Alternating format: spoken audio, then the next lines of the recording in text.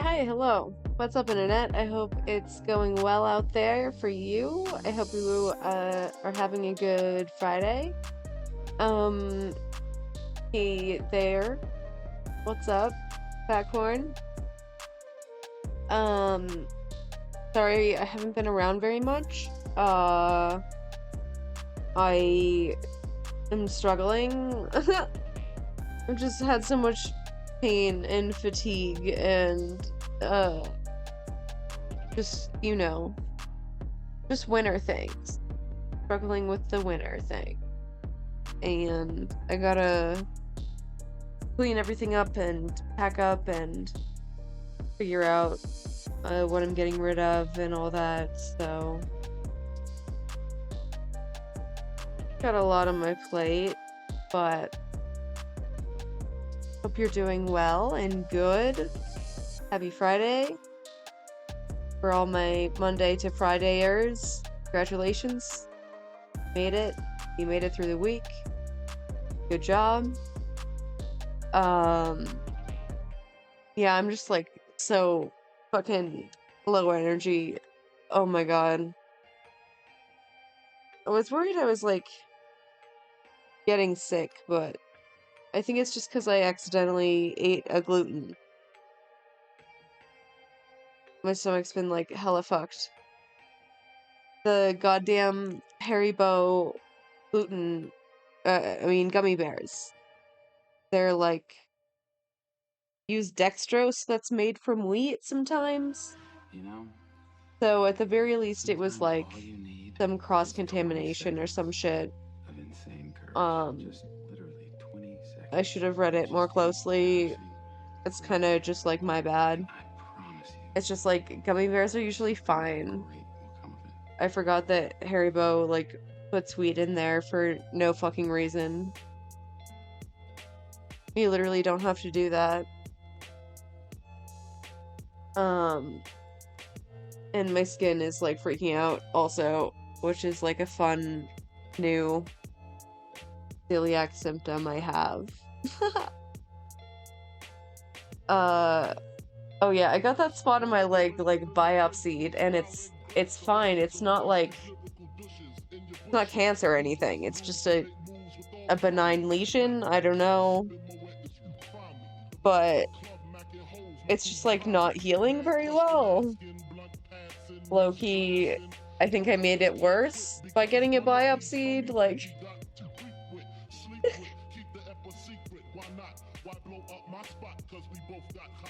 a skin biopsy is kind of gnarly. Like, they just kind of like come in with a razor and shave off the top few layers or whatever.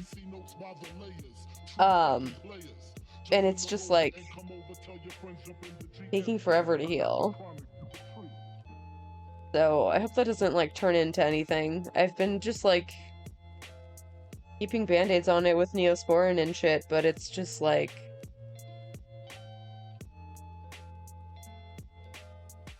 I don't know. They said it would just be like a scrape or something. It's very much not like a scrape. Not at all. Or maybe I'm just old now. I don't know.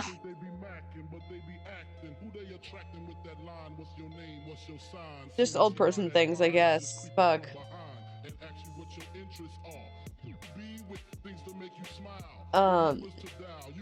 Yeah, I really didn't expect it to be that serious. Like, why? That seems kind of like invasive, you know? Like, I don't know. I already told you it wasn't healing, and now you're just gonna open the wound again. And that's the only way you can tell if it's like a problem or not. Like, I don't know. Like, is that really the best that dermatology has to offer these days? Like, we haven't come anywhere since like what, like 1850? When we invented microscopy? Like, shit. I feel like, honestly, I could have just, like, looked at it, you know? She could have just, like, had, like, a magnifying glass and been like, yeah, that's fine. Put some Mederma or something, but, like, Now I just have a worse scar than I already had, which is the whole reason. Whatever, I guess. I guess that's cool. But I did learn that the cosmetologist there does threading and does like a combo with a brow tint, which I don't think that I need, but I have been looking just in general because I want to get electric hair removal. I feel like that's probably something to do.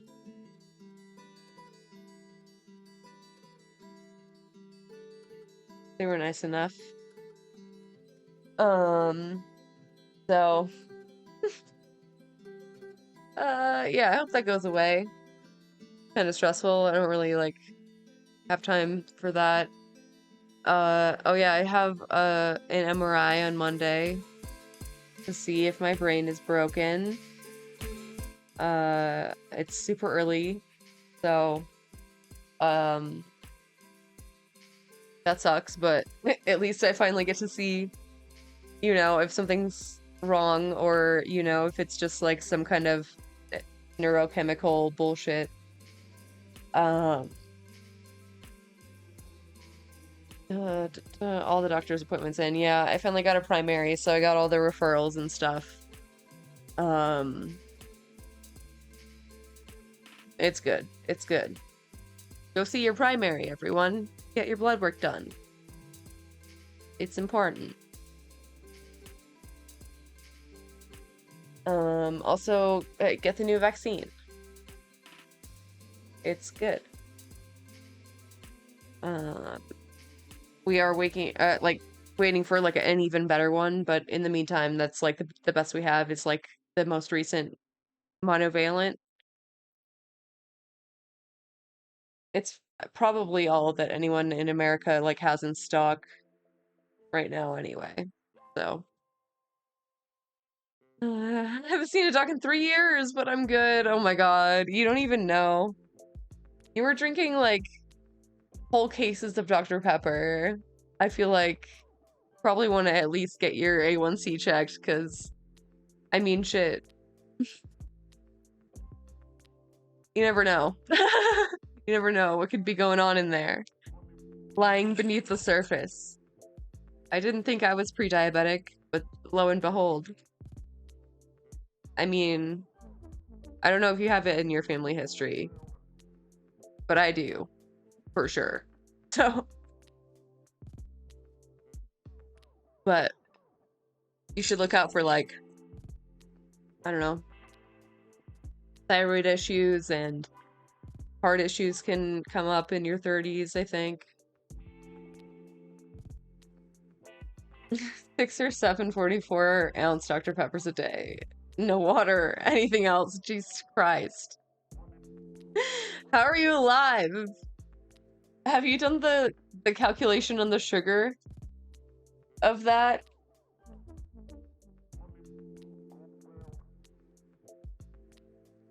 I'm scared. I'm scared to find out for you. 140? 140 in one of them. Wait, no, that's carbs. Hold on. Where's the sugar?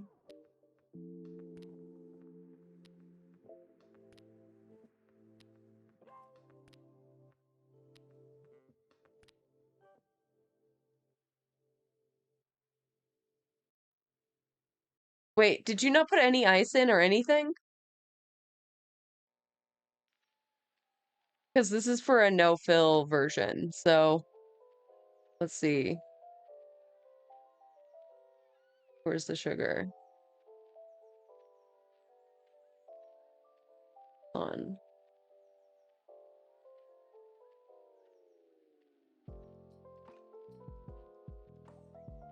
No, that was right. It is 140. Circle K, so the ice that melted over time. Okay, well, this will be at the absolute, like, top end. Let's say for 6 of them, that's 840 grams of sugar a day, dude.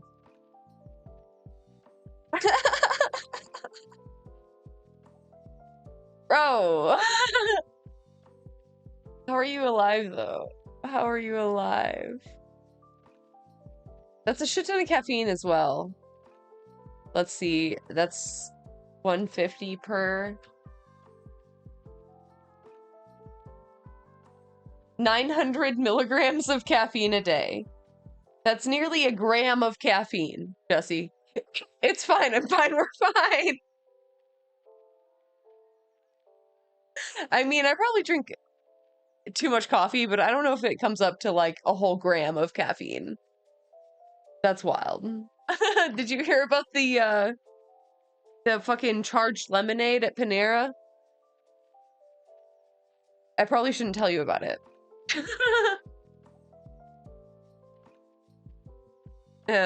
Hashtag a trigger warning. Content warning, addiction.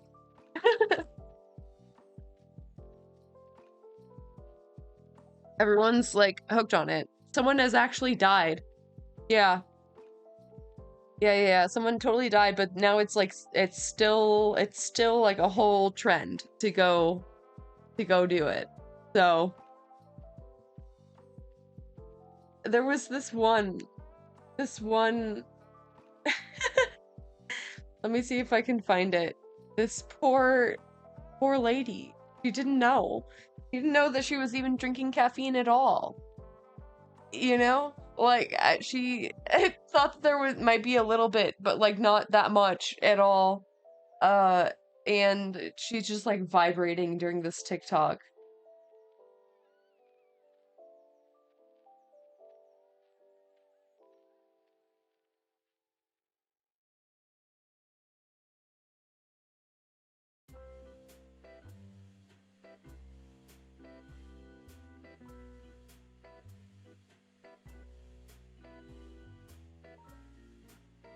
I have learned something that should be illegal. 100% should be illegal. So, and it has to do with this drink. Give me a second. So, at Panera. Oh, I cannot get myself straight.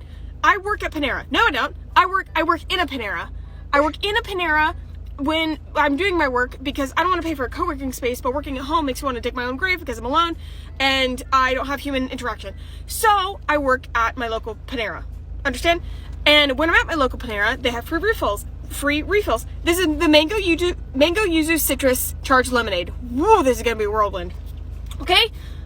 Dude, she's like on cocaine. It's too much. This is too much for humans. And it has caffeine.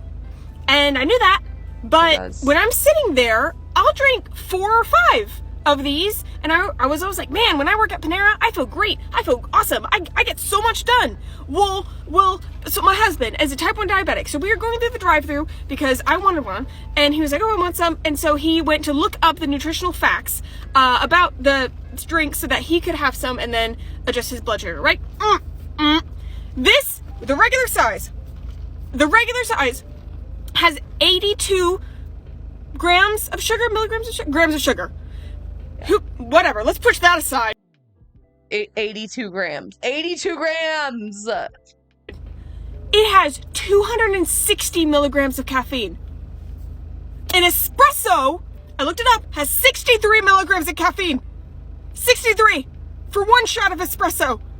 I don't drink coffee. Yeah, so she was also doing like a whole gram of caffeine a day. Unknowingly. Completely unknowingly. I don't have caffeine very much. I thought. I drink a Diet Coke sometimes. I don't drink coffee. So I'm not used to caffeine like that. And I feel like the Hulk. And I'm drinking these. And I really like them. I've decided I'm going to water them down. But Panera, who's going to create a product of 263? Wait, she's so hooked that she can't stop, though.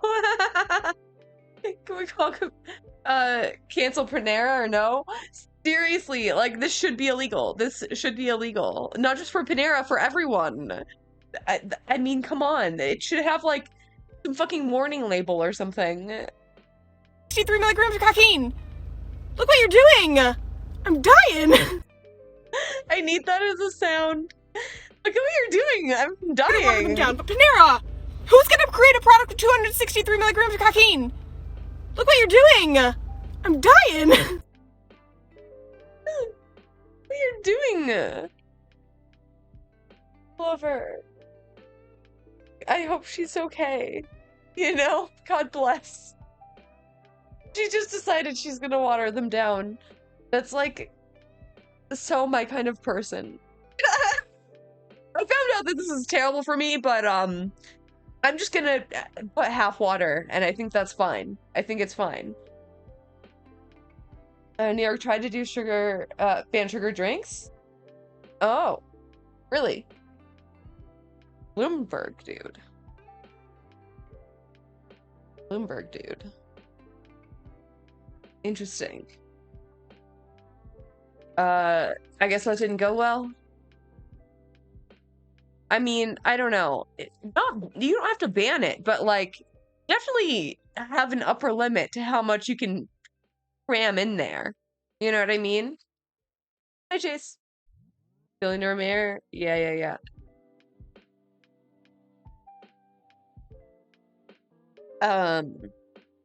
Yeah, I don't think we could ever ban it. We can't do like a sugar prohibition, but we could certainly regulate some shit.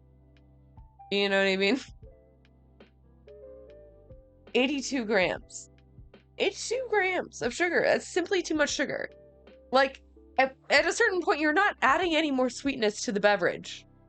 Like, what's the purpose? You're wasting sugar. Like, FDA is supposed to, yeah. They definitely get paid off. Yeah, for sure. Yeah. It's all very fucked up. We have an update on the telling you right now that motherfucker's not real, lady. You may remember. Telling you right out. Telling you right out. Telling you right out. Right out. Right out. Telling you right out. Telling you right out. Telling you right out. Right out. Right out. I don't give two fucks. Sway, that's my shit. I don't give two fucks. I don't give two fucks. I don't give two fucks. I don't give two fucks. That motherfucker back there is not real. Not real. Not real. That motherfucker back there is not real.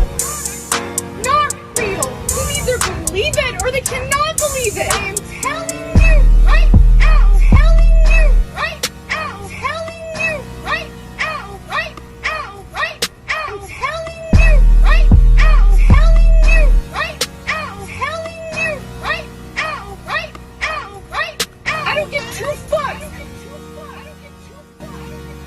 I don't give two fucks. That motherfucker back there I don't give two not fucks. real. Classic. So she actually saw nothing, it turns out. The world. Let's get Oh shit. 8 30-second ads. What the fuck? Yo, thank you, Jesse. Thank you for saving them from ad purgatory. I did not set them that high. They must have changed. I'll have to check on that. Yeah, so she didn't see anything at all, it turns out. She made it up. Source made it up.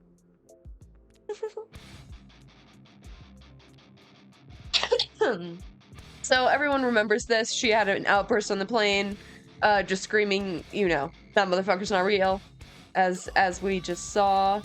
I don't think I really have to play this. But I'm telling you, I'm getting the fuck off, and there's a reason why I'm getting the fuck off, and everyone can either believe it or they cannot believe it. I don't give two fucks, but I am telling you right now, that motherfucker, that... I just expect the beat to drop. Okay, yeah, she hasn't spoken for months. The reason why I haven't probably come out yet, because it's like so cringe. I did not see anything. I mean, I thought y'all knew that. I mean, I did suspect that. I wish I did. Wait, can Yeah. It'd be way cooler if I did. Can I ask again what you saw? Yeah. You know, the reason why I probably haven't come out yet, because it's like so cringe, I did not see anything. What?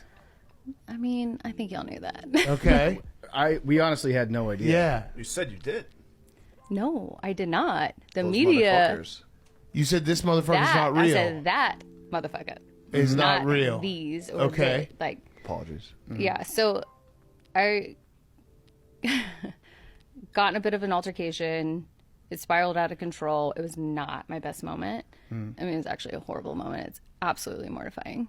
So Everyone has mortifying. bad moments on planes. Yeah, but mine, 450 million plus people have seen it. Yep. Like, It's it's that many? pretty. Jesus. That's a lot of people. Exactly. Yeah. Exactly. Thank God people don't think it's me though. Yeah. Yeah. I'm cool so- with that. I'm Wait, cool with that. I'm happy if they don't think it's me. So what you're saying is that clip that we all saw, that motherfucker's not real, is not like you thinking that someone is an alien. It was just the tail end of an argument. It was an expression of speech. Okay. So it was just like you had an argument. Well, you're just saying like, oh, that motherfucker is fake? He's a fake motherfucker? Why did you need to tell the whole plane that? That's crazy. I don't know. This must have been a hell of an argument. With some guy on the plane, and then as you're leaving, you're like, that motherfucker's not real. Yeah. That's Was it like crazy. an arm rest? Like you guys are fighting Yeah, over what the was the armrest? fight over? Overhead space. This is way less crazy, by the way. You're completely vindicated, like, because everyone obviously said they watched the clip and they're like, "Oh, what'd you see an alien? What'd you see this?" It's like, no, she was just saying that motherfucker's not real. Yeah. I mean, so Daily Mail was like the first to like take it and run with it, and they're like, she saw a not real person, and I'm like, they are making me look batshit. I mean, and given I did, like, I did look absolutely crazy. But no, I'm just was in my feels. I don't know if I'd want to stay on a plane that people left their luggage on. Yeah. I would be definitely, like, sus. Like, what the fuck? What the fuck is going on? After she was taken off the plane, that she was saying the plane was gonna go down? What the fuck? Monster aliens were gonna crash it? Wait, I didn't see those clips. Holy, I just saw this one. Needed to get off that. I was highly distressed. Not a good look. It was not a good situation. Yeah. So was it? It's not a good look. So was it armrest? Guy smelled bad. I was thinking. No, I reclined was seat. actually in the aisle seat, and I like gave up my aisle seat because I'm, as you heard me say, I'm only 5'2". My little bratty ass voice. Like, so sorry for that, by the way. So gave up. I was in the middle seat, and it was just. There was just a really bad energy, and I don't want to get into like all the details of that. Just as you know, it's ongoing, and this is probably not the smartest to get into that. But energy. Yeah, I feel like you're vindicated now because like it really was. Everyone thought like, oh, she saw something. She saw something. She's crazy. She's on drugs. I mean, I like, wish no, I did. that's just an expression. It would have Like, been that way cooler motherfucker's if I not did. real. Yeah, It'd be way cooler if I did. Yeah, I have questions. I think this is it's raising more questions than it is answers.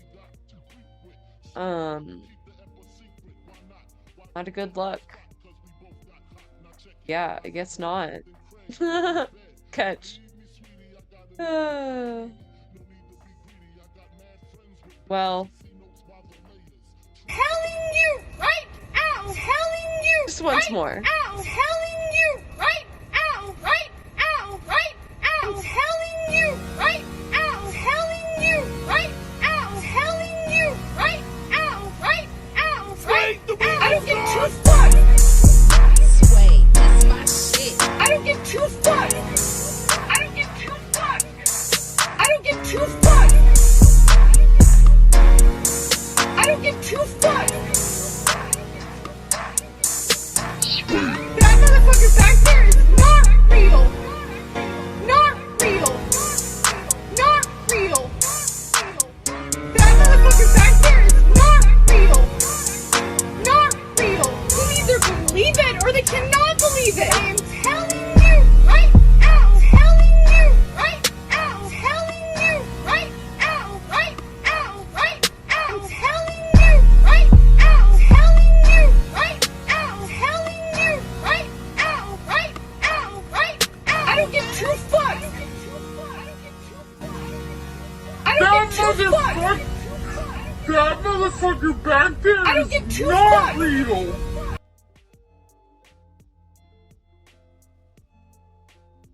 Okay. So I have like two little serious things, but I mean, it's Ro and Mia, so they'll be fun. It counts as fun, okay? I don't want to hear it. 2 months ago, viral child influencer Lil Tay's social medias awoke from their slumber to proclaim that she had passed away at the age of 16. The posts were punctuated by the sentence, "Claire will forever remain in our hearts, her absence leaving an irreplaceable void that will be felt by all who knew and loved her." Immediately, people started freaking out. While she was alive, the narrative around her existence might have been that she was annoying, a pesky brat, a spectacle, a clout chaser, or an exploited, unfortunate child star. Now that she had passed when she was young, tweets about possible abuse rose to the surface. People speculated about the evils of her exploitative family, the suspicious circumstances of her death. If you're familiar with the case, you know that Lil Tay never died, that this post was maybe even an attention grab, one made to bolster a music career that she would launch later in the year. Death on the... This is so crazy. A craziest, like, PR hoax, I think, yet. That I can think of, at least. internet is only getting more complicated.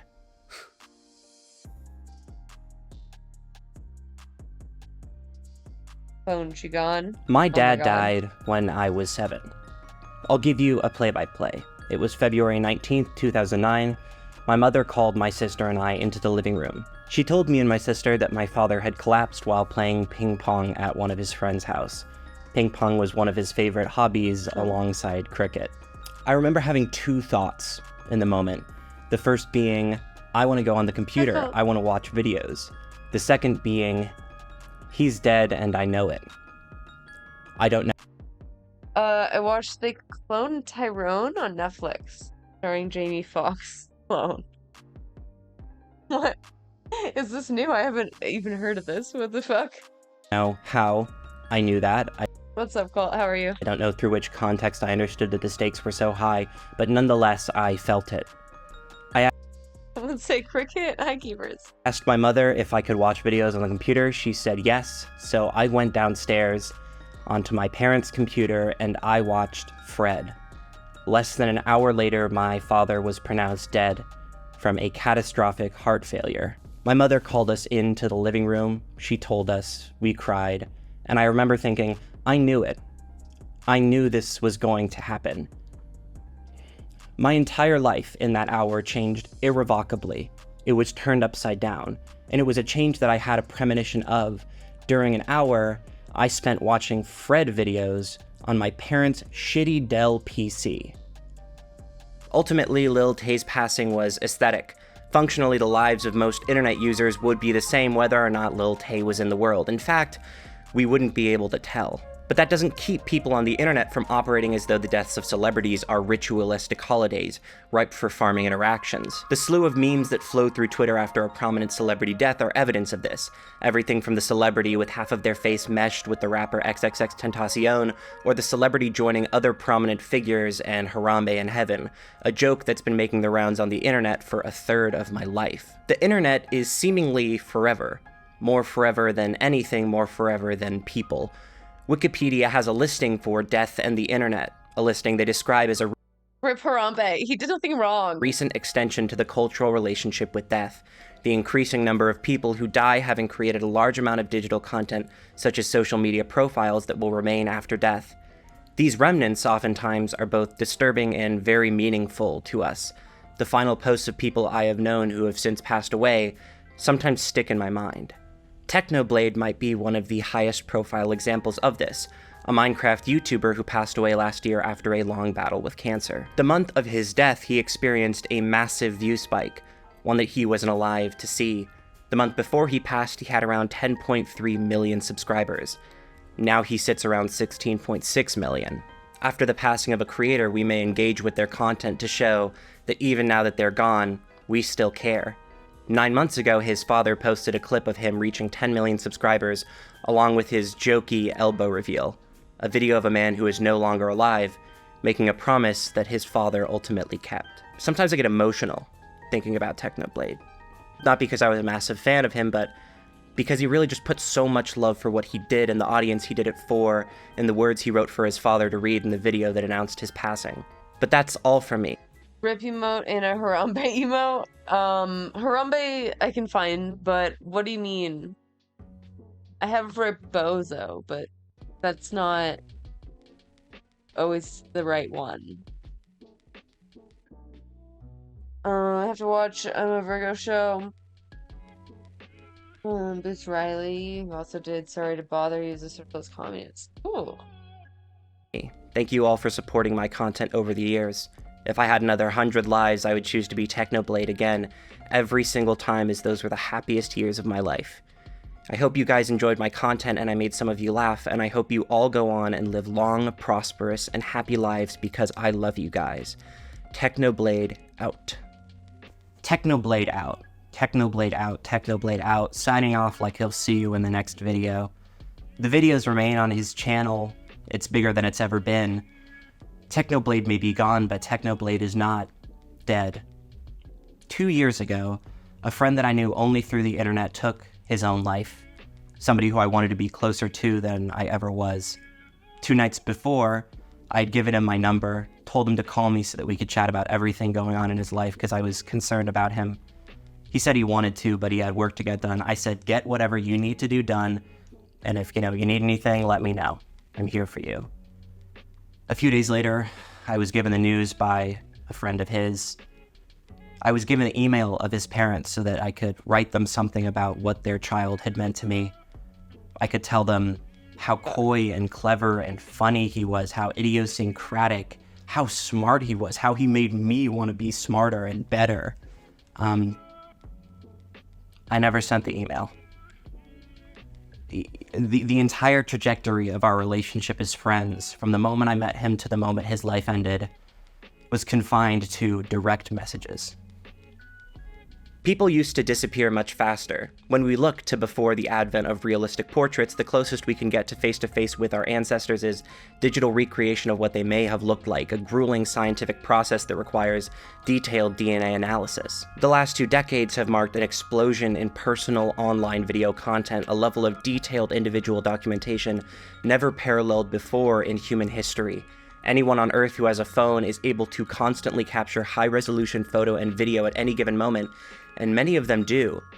Even with this ability, we often don't capture the things that other people are most curious about. Years ago now, a group of friends and I stumbled upon a website called astronaut.io, a website that directs you to random YouTube videos with 0 views. After a series of uninteresting results, it seemed like we might never find something compelling. Then, a channel called Whale Joke appeared. An unnamed man who had been uploading the same joke every day since December 27th, 2017. We found him probably around 900 to 1,000 days in, and we were immediately hooked. We wanted to know who he was, why he started this, what he intended to do. We scoured every video, every background, deduced that he must be an avid board gamer, tried to read fuzzy diplomas in the backgrounds of videos. We even managed to triangulate the location of videos he'd filmed in public places, statues from vacations perhaps. We started a profile to investigate. Our notes by the end were, profile so far. Maybe lives in US state, drinks alcohol, probably over 21, board game, video game nerd, Doctor Who fan, traveled mid-2018. 1,000 videos, and we couldn't find any substantive information. We did find an ongoing one-sided relationship with a specific commenter, Brad L. So dedicated. That's so many videos to keep doing for so long. Trying to court the friendship of Whale Joke, commenting video after video asking for a response to his messages, wondering how the creator of Whale Joke was doing, wishing him happy holidays, waiting for a response that ultimately would not come. Going to Brad L's channel now, there is no content, no about page, no playlists, a vacant house. Only his comments indicated that this was a living, breathing person. We kept looking, but at the time, the comments eventually stopped too. I love Whale Joke. It's irreverent and surreal and truly obscure. He was not doing this for a big audience, 52 subscribers maybe, and by the end, he could not have been doing it to go viral anymore. This channel is a documentation of nothing. The last Whale Joke was posted on February 21st, 2022. 4 years of whale joke, a commemoration. To my surprise, the top comment was from none other than Brad L. I hope everything is okay. Where are all the whale jokes since February 21st? I miss you. Please come back to do more whale jokes. It was a part of my daily routine to watch it. What is a dead channel? A channel that used to post that doesn't anymore? A channel with no views, no audience that continues to upload? The definition of a dead account or channel oscillates between these two options. Somebody used to live here, we cared, and somebody still lives here, but we don't. Death on the internet holds many meanings, some applying to the death of the audience, some to the death of the author. To us, travelers on a dense network of transient acts of communication, silence might as well be the end. When this video ends and you close the tab or the YouTube app, I am as good as dead to you. Of course, if you enjoy my videos, my death would hold weight in reality. You won't feel that weight when you close this video. Once it's gone, I will still be there in the world, breathing and loving and groveling for more. On and on we run away from the things we are afraid. Our morbid curiosity tumbling down a hill like a snowball. Tragedy belies tragedy belies tragedy. We are always looking for a scarier hypothetical. The explosion of criminal psychology analysis on YouTube, post hoc analyses of interrogations of murderers and shooters makes me think, chatters only exist in chat. No. No, chatters exist in my heart. Thatch. Does the streamer only exist in your screen? Aware. That the internet's inclination to investigate death further is a complex desire.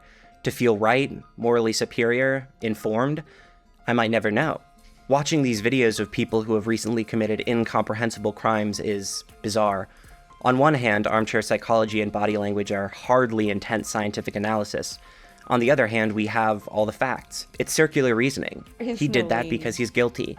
He's guilty because he confessed. He confessed because he's guilty. We know he's guilty because he did that. The ends justify the means, justify the ends, and now we can analyze them.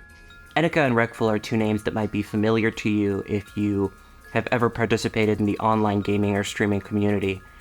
They are two figures who took their own lives. Two people whose last moments we have some video footage of. Etika's last video is something of a letter. He says the things that he wishes he did, the things that he wishes he didn't. He reminisces on the media that he'll never get to see, the last episodes of Attack on Titan. Rekful's is somewhat tame by comparison. He's low energy, he's ending a stream. He tells the people in the chat to find people who are like them and to become friends with those people. He is dimly lit. The sky in the background is bright, maybe even a sunset. He says he hopes that things get better from here. The only emotions that these losses have provoked, grief, anguish, sorrow. Nobody wants to lose you. Even the people who couldn't be further from you, the people who have no control over your life, they don't want to see you gone. The grief and anguish, it is documented in comments and chat logs, in text, put onto servers that will outlive us all. The death was only a moment, but the grief is immortal on the internet. Death is a commodity on the internet. Gore videos, shootings, documentations of the final moments of somebody's life, WikiLeaks, beheadings, the strange spindly chains of gossip that run through heavily censored TikTok comments. Have you seen the Lathe video? Have you seen the one where X happens to Y, where Z becomes... You get it. Necropolitics is defined as the use of social and political power to dictate how some people may live and how some must die. The capitalist, colonial, and imperialist projects are obsessively concerned with death, extermination, and the framing of these things. Did Columbus bring civilization to the Americas?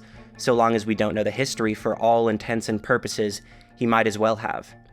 It depends on who's looking. Timothy Treadwell was a documentarian and a bear enthusiast. In 2003, he and his girlfriend were camping in Katmai National Park. They were both violently mauled and killed by a bear. Being a documentarian, Treadwell was filming at the time. The audio from their deaths was recorded. It exists, we know it, but you can't hear it. It isn't available to the public. Still, people want to hear it. There are even high-profile fakes filled with ambient wind and gut-wrenching performances. We want so badly to see this distant horror that there is a veritable market for knockoffs. I stumbled upon one of the fakes the other day. The comments were filled with statements of people who assumed it was real. To those who haven't researched the availability of the tape, there is no difference.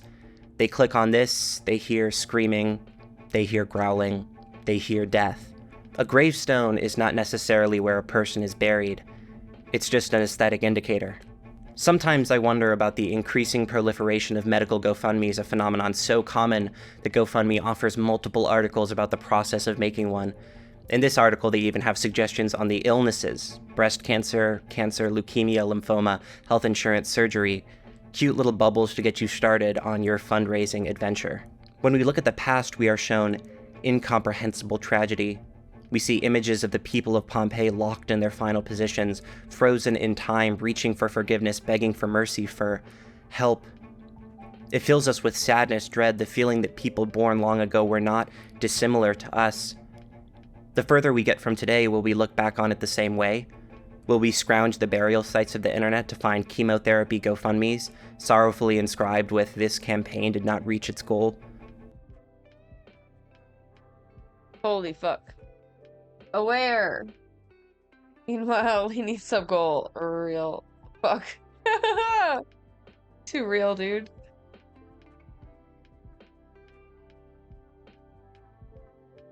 Yikes. I mean, yeah.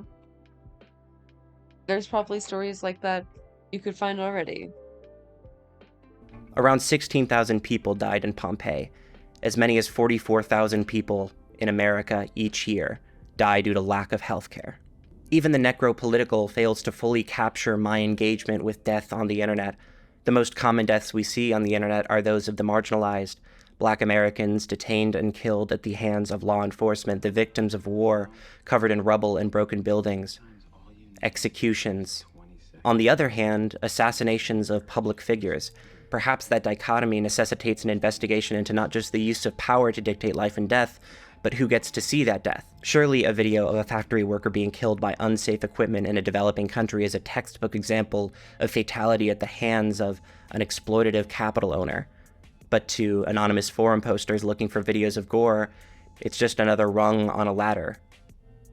5 years after the death of my father, I attended a week-long Catholic summer camp, an overnight camp, and I was horrendously homesick the whole time. My friend's parents drove me home. I was dropped off. I went inside, and it was just eerily empty. My mom and my sister had not made sure to be home when I got there, so I just kind of paced around. All the lights were off, and I stumbled upon this newspaper that was on the table that detailed my science teacher from the year before, who was beloved by many people, but my best friend especially, was killed in a boating accident. She was struck by a drunk driver. And I cried. I paced around the house, and it was surreal, and it was like gut-wrenching and weird, and I was all alone, and I was so confused.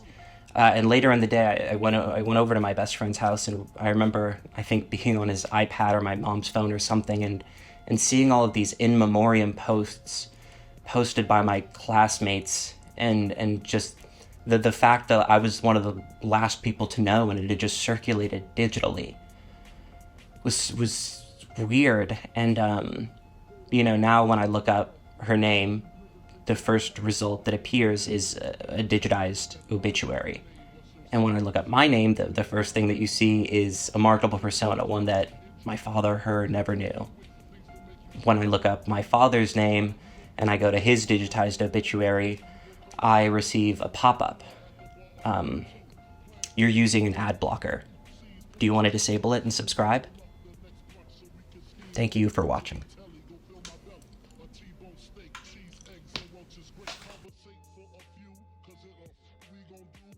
What in the capitalist hell? You're using an ad blocker. Do you want? Oh my god. Fuck.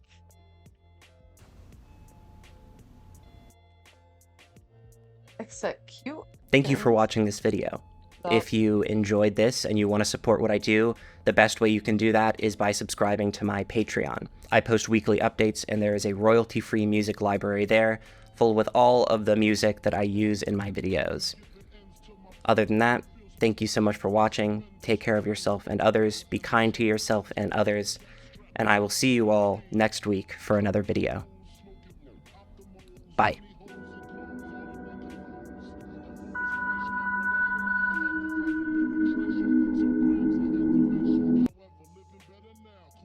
The horrors of the natural world are indescribable. At times it feels as though the universe is preoccupied with unconsciously inducing trauma on the very soul, subjecting us to war, bloodshed, and destruction, ensuring you will never feel at peace again.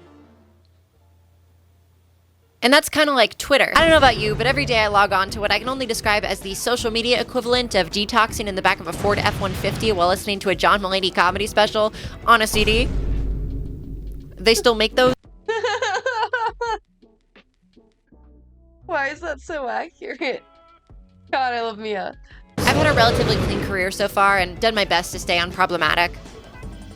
Today I'm gonna burn that to the ground. Twitter.com is a social media site and terror organization currently run by Elon Musk, a man who looks like Mark Zuckerberg got hit by a Tesla, and also his favorite band is Weezer. I feel nothing but dread and unhappiness every single time I use this app. It shows me the worst of humanity every single day. I can't recall very many times I've opened it and closed it feeling happier or fulfilled in any way, and yet I keep crawling back. So I did the only logical thing. I gathered up Twitter users big and small. I diligently tracked my usage. I interviewed someone who got canceled and even started some Twitter drama with other YouTubers. Mia Cole. My good friend and YouTuber made this tweet, which she exposed us, she emasculated us. And of course, my thumbnail was among the thumbnails. Yeah, only you could have done this.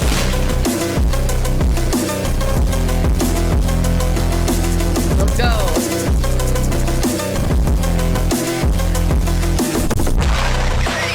I had a feeling that tweet was bait. I knew it. I knew it.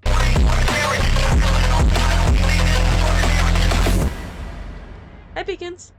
So, why is Twitter the way that it is? And by Twitter, I do mean not Twitter. Elon Musk, in an active allyship with the non-binary community, changed the name of Twitter to X.com. I'm still gonna call it Twitter though, because I'm not a sheep.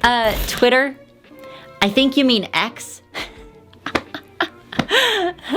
I'll kill you. Let's discuss the many sins of Twitter. From culture to discourse to drama to politics, and then finally, Mr. Musk himself. The content void is a monumental invention. If you're not actively thrusting thoughts into it, then you get to watch animals dance in a zoo, oblivious to the enclosure they're in. So, let's begin. Twitter as a social media site is like what would happen if you gave an entire generation unfettered 24/7 access to the largest swells of knowledge, horror, and sex, incubated them for 20 years, and then unleashed them into the wild. Except, that's exactly what happened. And you know what? I can't look away. My mind has been opened to the fundamental truths I can no longer run from. I understand now exactly what must be done. I am more powerful than I once knew. I'm the Jordan Peterson of my generation. The central question for me today is why do I, and so many others... Oh no. Not Mia's Jordan Peterson arc. Mia, no. Keep going back to this evil place. What does that say about me? But more importantly, what does it say about you? I guess I'm gonna have to find out. And in order to understand Twitter, the first thing we have to grasp is its culture. And one aspect of its culture I find so fascinating is this really profound feeling of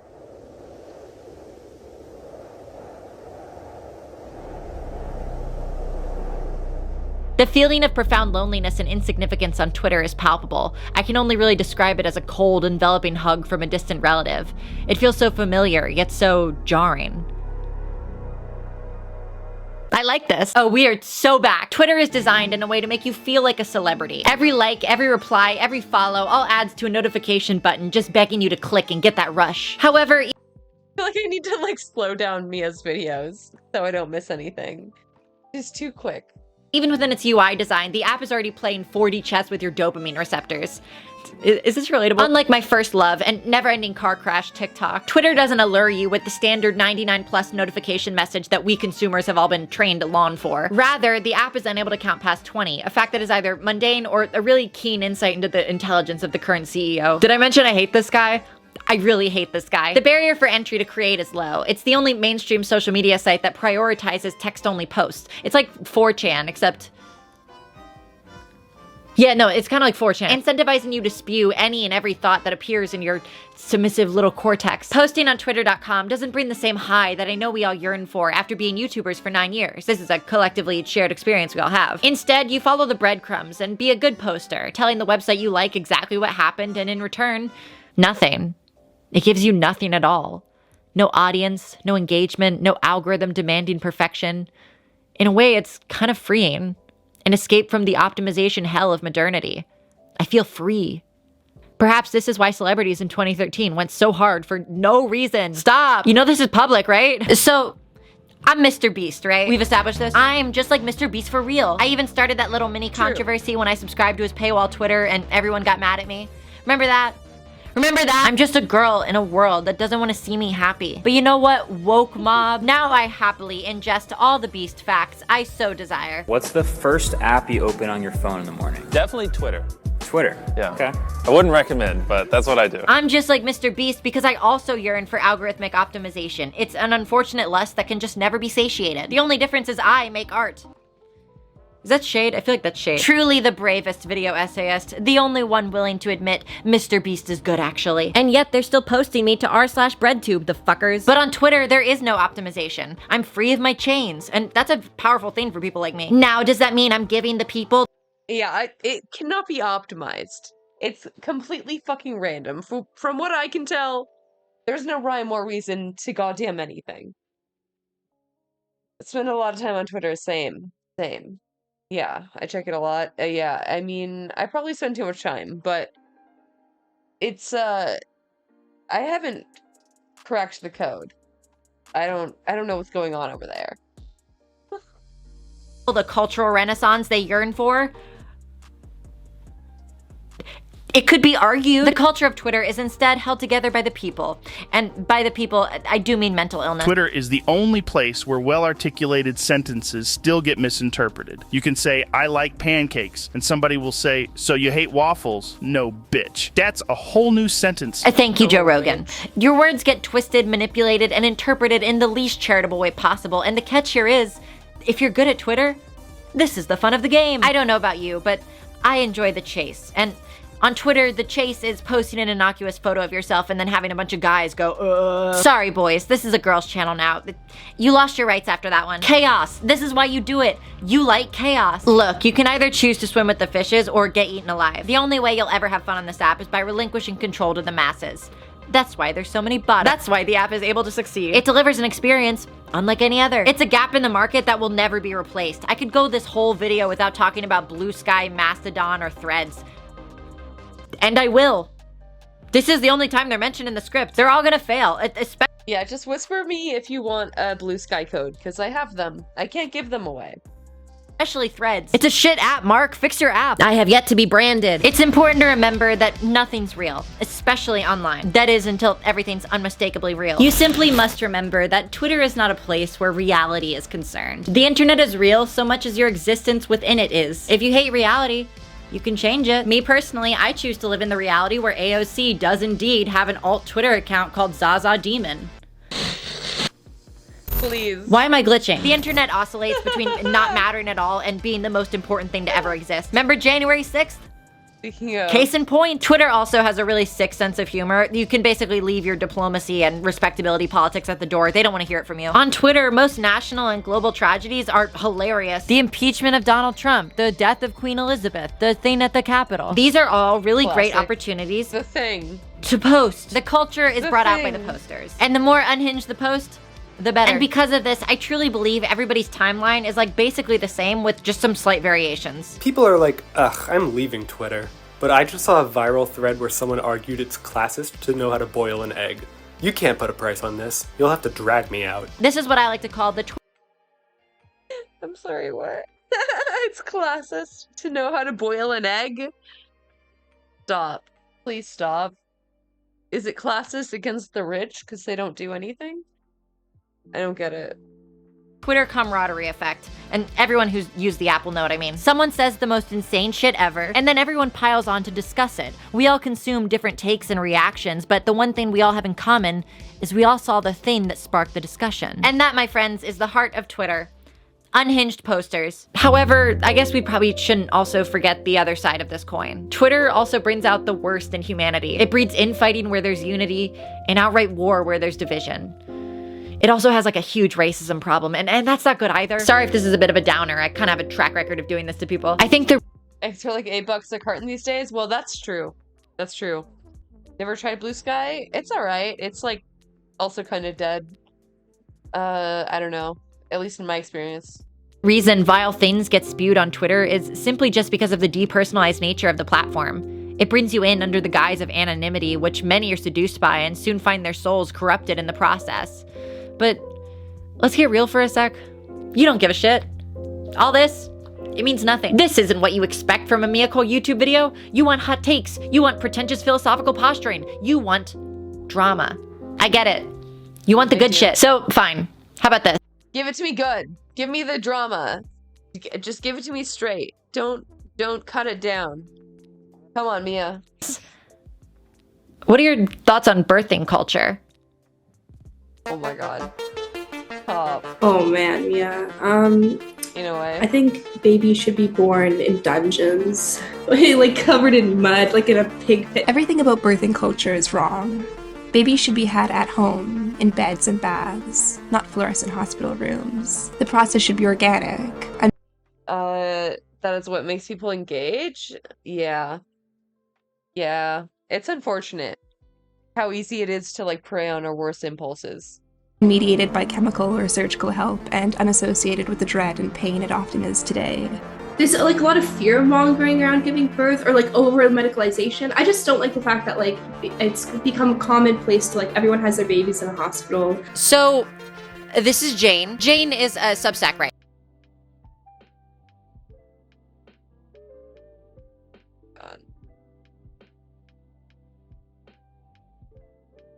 I have to know. I know this is bait. I know it's bait, but I'm being baited anyway. Bro, you can't. Yeah, you give birth in a hospital so that people don't die or their babies don't die. Yeah. Hello. Modern medicine good. Writer. But you could tell that by looking at her. We have nothing to lose except our chains. This tweet has 650 likes. And 6.5 million views. Now, if you're on Twitter, you already know this is a bad sign. Something has gone horribly wrong. And of course, there's lots of medical reasons where you've got whatever problems, the baby has whatever problems. You should probably do it in a hospital because there might be issues. But there's more fear in the process than there necessarily needs to be for your average person. What? That's it, really. Other people can do whatever they want, but that was this. Are you insinuating that it would be less scary to give birth at home and also not have help on hand? Like, hello? Jesus Christ. If natural selection into yeah. Extent of my take. This is a top 10 tweet of all time for me. I'm not like super invested in birthing discourse, but what I love is the human spirit, and it's on display in this thread. How did it feel to receive that backlash? Honestly, I was fine with it. Like, I kind of get a little bit of a kick out of getting dogpiled online just because it doesn't emotionally affect me a lot. They're going to be misinterpreting things and then they're going to be wanting to take out their aggression on somebody. And so it's like if I happen to be that punching bag for 24 hours, I can take the heat. So she tweets and backlash ensues. So she did the only logical thing you can do in that scenario. When everyone's mad at you and you're receiving criticism, you just keep going. I've angered birthing Twitter with my unscientific opinions, so I'll keep going. Babies don't need toys. Babies don't need toys. So you're in the midst of this like controversy. What made you decide to just keep going? It is more fun than it is bothersome. And not fun then that like I'm seeking it out or I'm trying to say things that are inflammatory. But it's like, well, once this snowball has started going and it's outside of my control, I can either just be like, guys, I'm sorry, guys, you're all valid. I didn't mean it. I'm so like, and you can fall apart. Or you can be like, you're kind of overreacting and being dumb, so let me give you something to really overreact about. That tweet had 6 million impressions and like 600 likes.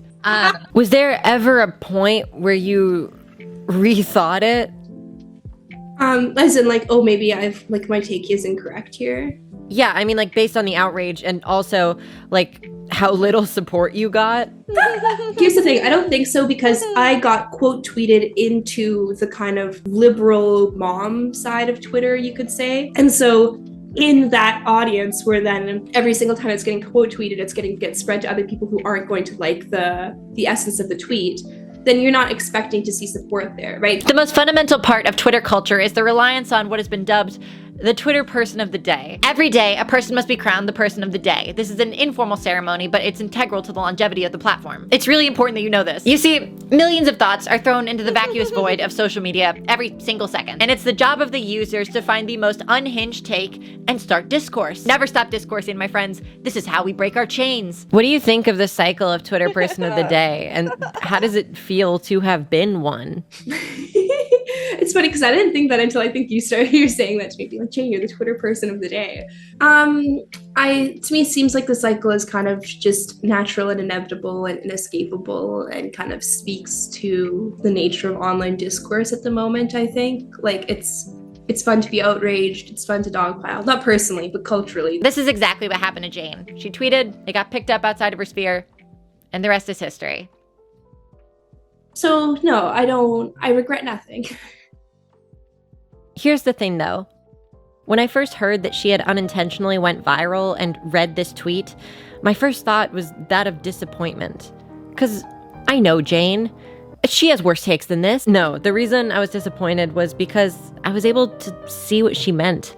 Albeit I see where the criticism stemmed from given the way it was worded. It's clear that this is a really sensitive subject, obviously so. The replies are filled with other women expressing genuine pain and detailing traumatic events and their own personal experiences, and I could feel for every single one of them. But I also had the context of who Jane is, and I knew that what she meant by this tweet had nothing to do with those horrifying experiences. This was not an attempt to anger people. This was an attempt to have a conversation. A small in-group conversation, but unfortunately, it came across in a bad light and wasn't introduced with the proper sensitivity to have the nuanced conversation required. 'Cause Twitter isn't a place for nuance.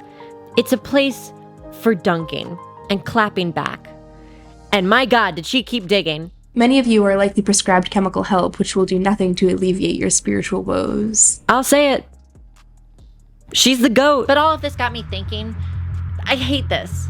Why do I keep doing this to myself? So many people claim to hate Twitter. The app is universally spit on by its own users, and yet we all keep coming back to it.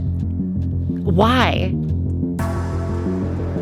And that's what I'll be answering on today's video, so you're gonna want to watch till the end. We're all addicted to Twitter. End of video. Discourse on Twitter is the very core of the site. It sucks you in with enticing conversation and leaves you feeling empty. I set out to find out just what is the appeal of discourse. And why is it like that? I have an addiction. Hey guys, it's me. Mia is divorced. An ad I made when I was 16 and will probably never come to regret. Come on, Sharon, give me what's rightfully mine. Discourse is a fundamental part of the Twitter experience. Sometimes I get on there and tweet the most insane take possible simply just to fuck with you. Everyone hates when I do this, but I refuse to stop. Discourse on Twitter is horrible and reductive. It boils down nuanced arguments into basic talking points due to its Machiavellian character limit. You're telling me I have to pay money to you to give you more content. Do you know who Ted Kaczynski is? The world that's around us is pretty amazing. I want to demonstrate exactly what I mean when I refer to discourse. Like when I talk about how nuance is lost and how people can just end up running in circles, having two very different conversations. What does that look like? Well, why don't we go find out? I'm really good at YouTube. Twitter time. Time for Twitter. This demonstration is for educational purposes only. Don't try this at home. Hey, it's Elon Musk. I love that guy. Aw, man. Aw, little guy. Don't worry. Dude, he knows more letters than me. These people are brain dead. Check marks are literally brain dead. He may be small, but he holds a ginormous place in our hearts. Go to hell. I don't even care if this is real or not. That's awesome. That's the best part about Twitter. I'm not even gonna check. No, stop. Down, boy, down. When talking about Jane earlier, I mentioned quote tweeting and how I think it's the reason for her post getting so viral with the wrong pretenses. The quote tweet is such a powerful thing because in many cases it introduces the thing that it's referring to with the context that it's wrong. This is sometimes called dunking, and here's the thing, we could go back and forth on whether or not this is good or useful or praxis, as they say, but the reality of the situation is I don't care. I'm here to tell you that quote. It's so annoying. It's so annoying. That's just like most of the feed, I feel like. It's just people trying to dunk on someone, and like sometimes it's good and they do well, but like most of the time it's just trash. Tweeting and dunking is like really evil, but also genius, and you should keep it around. Is this perhaps a bad thing? Sure. Am I like supposed to have a problem with that, or? Yeah, it's evil. The whole site's evil. Me when I go to Twitter and it's doing Twitter shit. Have you learned nothing? This is an evil place and I like it. Take your sensitive ass back to TikTok. My problem with Twitter is that people don't use it for what it's built for, and that's being insane. Quote tweeting and dunking misrepresents the issue at hand and casts a heavy limitation on the conversation being had, and my problem with that is, why are you having a conversation? At some point, it feels almost more damaging to even try to use Twitter productively. You're both coming at shit from like 2 different angles, and you don't even know that the platform itself has swindled your trust and danced on your grave. This is hell. You're in hell. What did you honestly expect?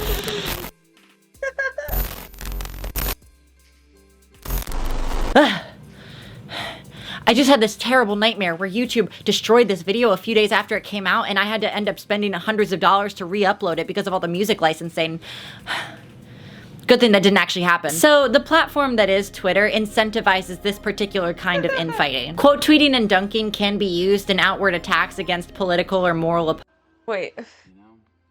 I can't tell if he like foresaw that happening, because that did happen. Or if she put that in after. I can't tell. But a lot of the time, they're actually used to perpetually rationally debate others in this weird, perverse game of moral posturing. I'm hesitant to call this virtue signaling, partially because there's some prolific figures on the far right that have co-opted this phrase and now use it to mean people who have better morals than me, and I don't like that. But more importantly, I'm also inclined to think that these incessant corrections to others' initial takes are somewhat sincere and genuine. I do believe the instinct is coming from a good place of just trying to find the best solution possible for problems, but unfortunately it ends up disbanding communities that would probably do well from having a sense of unity, not having microscopic disagreements that end up boiling over and doing more harm than good. Once again, I'm here to say, infighting is bad. God damn it, now they probably just posted me to r/breadtube again. Now I gotta say a slur or something. I can't have this. Swimming. It was a really retrospective look on his life and how he was feeling at the time. Characterized by soft, delicate synths and infectious yet deeply personal lyricism, this album takes its time in getting where it's going, thanks in part to the production help of John Bryan. Mac released the album on August 3rd, 2018. He died just 1 month later. 2 years after that, his final album, Circles, was released posthumously. It was an even more honest, raw, and heartbreaking reflective album, once again beautifully orchestrated and delicate with its plucking instrumentation. This is one of, if not my favorite album of all time. Many of the songs have brought me to tears on multiple occasions. It's a piece of art that means a lot to me. So, I've been missing you, still I continue tied up and tripping up, making the wrong decisions, and you sick of it all, but don't leave me, because it feel too good to be easy, yeah, it's been a while and I'll leave it there for now, shit, I'll probably make it better when you see me. So let's say, given that context, I've made a horrible mistake and now find myself scrolling on Twitter, okay? And let's say I see a tweet like this. I don't care who they are. All white rappers are terrible. Now, my instinctual reaction might be to go on the defensive. What are you talking about? This guy, he's so good and he's gone. Why are you disrespecting him like that? What's wrong with you? Now, let's put ourselves in the context of this hypothetical person. They might have just saw this video. It's the mayor of Megaville, I'm preaching again. You know that LGBTQ done went too far. I'd probably be feeling the same way if I saw that, to be honest. There's also the issue of what you think of when you think white rapper. It's a label that doesn't put you in great company. That's an awfully hot coffee pot. In fact, I think there might be just like one good one. Is that controversial? I don't know. I'll say it. He's gonna get rid of all immigrants. Personally, I think this is one of those situations where both statements can probably coexist. But obviously, this effect of your own personal context being applied to every single thing you see on the site, times that by millions. Words mean a ton of different things to a bunch of different people. But I do want to illustrate the fact that sometimes good people say dumb things not realizing what they're saying. The issue is just simply, this isn't a good tweet. You know what is a good tweet? This. One gets across my point way better. The other is a lot more shareable. So if for some stupid reason I decided to go ahead and tweet this, I would naturally get a lot of backlash. And rightfully so, because I'm not a hack who feigns ignorance every time I get in trouble. Bitch. One thing, two different people begets two different conversations. That's just how language works. On the internet, you're required to have a take for the sake of shareability and relevancy. And that's part of the reason why the internet just inherently breeds conflict. Discourse is such a miserable thing because it's reductive in nature and inherently misrepresents people constantly. But the worst part is, it's not real. If Twitter upsets you, that's because you're doing it wrong. Twitter culture isn't real. It's all in your head. I understand. I absolutely understand. Sometimes Matt Walsh comes up in my feed and I just for a split second contemplate injecting Neuralink. But these people whose entire existence merely hinges on their ability to provoke outrage, don't let them win. They live in such a sad, monotonous existence. They're the definition of cogs in the machine. They're sewer dwellers. They don't matter. Don't let— Yeah, it's like the only way they stay relevant. Like, fucking Matt Walsh, Ben Shapiro, Jordan Peterson. They're all fucking Twitter trolls. Let them win. But granted, maybe I'm not the best person to ask about Twitter discourse. My tastes aren't exactly universal. So I decided to rejoin the proletariat. I took a break from scabbing SAG-AFTRA and decided to get on the ground and do some real, honest community work. That's a joke. Please don't hurt me. I'm joking. I'm joking. Stay. Perhaps it's beneficial to see what normal people think about this. Normal's a strong word for these two. Do you want to say how you got unsuspended, though? Oh, dude, that was so funny. They said if I appeal my suspension and say that I believe that I was suspended for my right-wing views, they would unsuspend me. And that's what I did. And I got No, this is real. I've heard of multiple people doing this. unsuspended. Most times I got suspended was for telling TERFs to fuck themselves. The first time I sent that meme where it was like, shut the fuck up, TERF, and it was like that anime girl with the gun. Oh my god. And I got suspended for that, and that was in like 8th grade.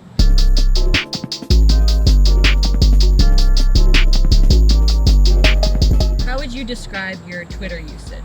Terrible. Excessive. Excessive. I was on Twitter before this. Like, I was literally. we were just on Twitter. I literally tweeted before the interview started. The first thing I did when I woke up this morning was open up Twitter. How do you feel about discourse on Twitter? It's so fucking annoying. I hate it. People like, I feel like they're intentionally dense. Dude, it's like, you make one claim on Twitter and so then you don't like pancakes?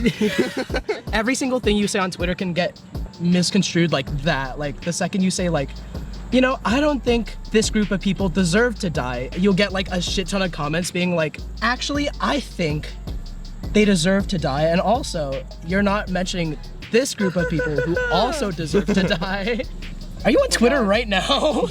Dude. Do you find discourse on Twitter to be useful or interesting? Sometimes, most of the time, no. Like 99% out of the time, no.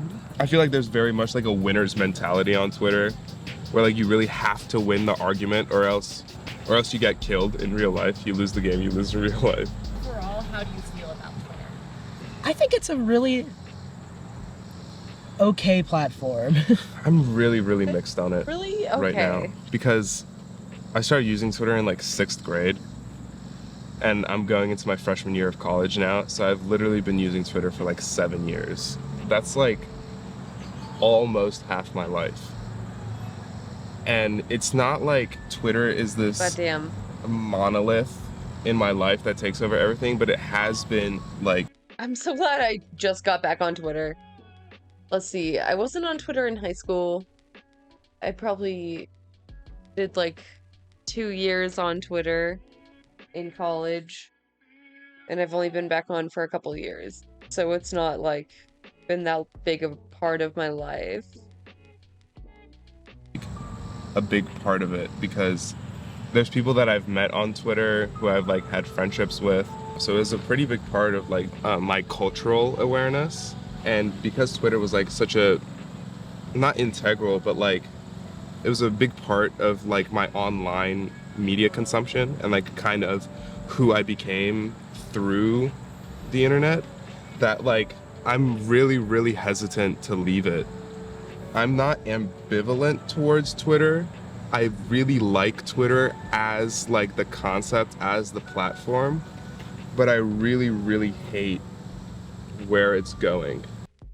The story goes that in 2013, as she was boarding a plane to Africa, Justine Sacco tweeted an insensitive joke. Her intent, possibly to shed light on an issue she cared deeply about. The outcome, I don't know about this one, man. I don't think I would have posted this, to be honest. So she tweets and then immediately takes off. While she's in the air, it's picked up and spread across social media. And by the time she's landed, her life is already in shambles. A woman who sparked a Twitter backlash over an offensive tweet that joked about AIDS in South Africa. She was the #1 trending topic on Twitter. She was fired from her job. People were tweeting the hashtag #HasJustine landed yet because they were marveling at the concept of a woman whose entire life was falling apart and she had no idea. Imagine a tweet you made blowing up while blissfully unaware on an airplane.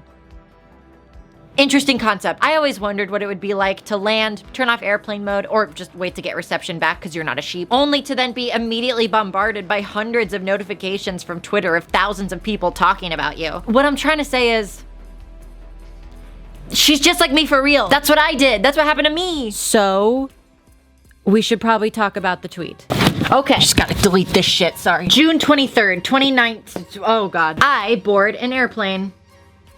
You can't fucking read that. I board an airplane. This just so happens to be in the midst of a controversy involving some woman and a ukulele. I don't know, I'm not 100% on the details. I don't know why, nor do I really care. I'm okay with never knowing what kind of pain she was hiding behind her eyes. Luckily, I follow a YouTuber mutual of mine, and luckily he has the ability to care about this sort of thing, so I don't have to. Good for him, I could never. So before the flight, I open up my phone and I see this.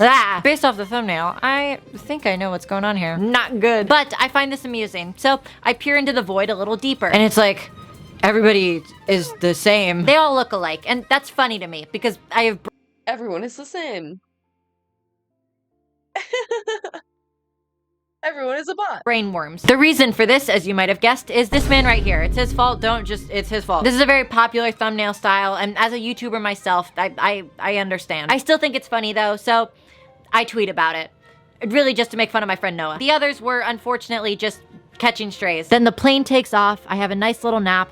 And then I land. And that's when I discover, oh fuck! Is there an official style guide for commentary YouTube? This one tweet did irreparable damage to an entire online community. I mean, people were sounding off in the replies. I had to very kindly and politely ask everybody to stop doing online harassment in my peripheral vision. Because I don't know these guys, but they seem like nice people. This tweet got 77,000 likes and 2.2 million views. That's the highest viewed thing I've ever made on the internet, ever. Even higher than that one TikTok where I like read tweets and ASMR. I feel so much shame, so much remorse. Babe, they're calling me Gen Z Bo Burnham again. Now, one does not simply make a viral tweet and move on. They don't tell you about this at influencer school. Yeah, that tweet was around for a while. Well, but gather around, everyone. I'm here to tell you my actions had consequences. This one tweet went on to spawn several Instagram posts, over 1,000 tweets, and 5 reaction videos, including one from this guy who was not mentioned in the tweet, yet he appears to have a complete breakdown by the end of the video. So, sorry, man. This was not supposed to happen.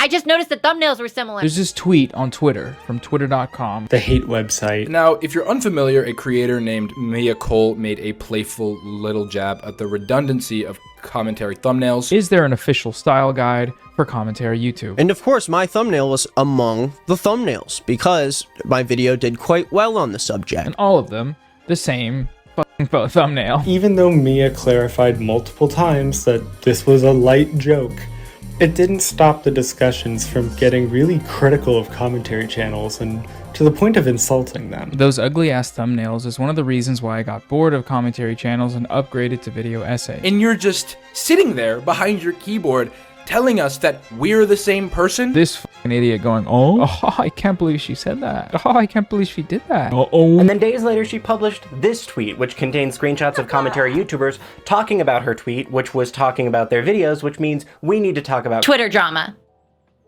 It's hell on earth. It's somehow both the most important thing in the world and yet so inconsequential at the same time. It's like a really intense game of Monopoly or like an election in the United States. With Twitter drama, you'll often find yourself trying to explain the most basic of things to people. This isn't a value judgment of these people, it's a value judgment of how the pictures look the same. Chill out, man, my God. It's like if Aiden Ross and Steven Crowder had a love child. Sorry. Yeah. And I mean, they do look the same because, I mean, it works for them, you know? Like, why would they do anything else? So after all that, I decided to recreate my viral tweet. I just wanted to see what would happen. And I do mean recreate, because it's word for word. Recently, a new scandal has rocked the YouTube community. So there's this girl, right? And she like reacts to videos because she makes videos for children. And then there's this guy and he's like, you don't react good enough. And so he makes the videos reacting to her videos, but like badly. It's all really great, really riveting stuff, I know. But then out of nowhere, she went from like 0 to 100 and fucking doxed him. She took a photo outside of his house and was like threatening him. It was wild. And so of course, all the commentary channels swarmed over this situation. Because why not?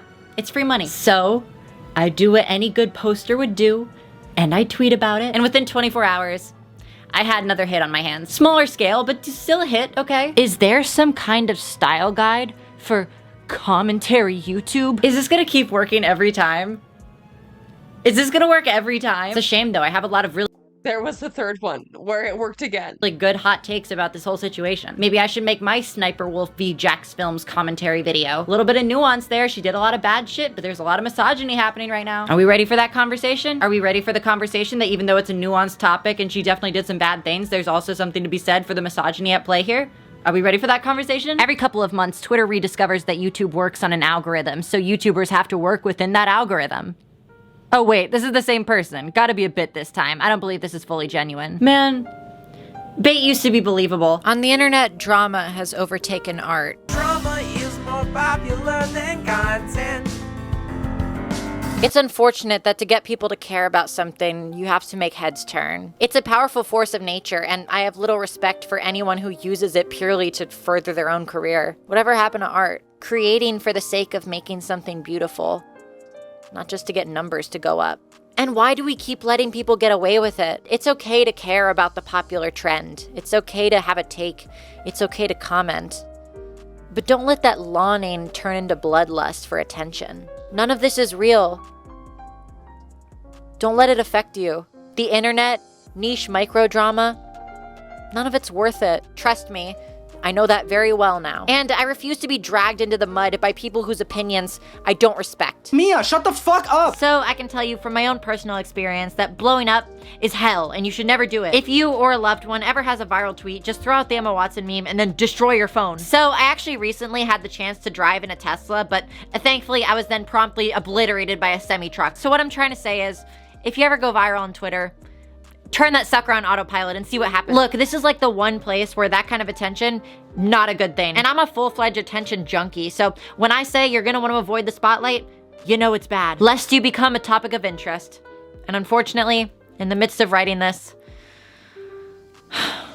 another mutual of mine was taken from us. No.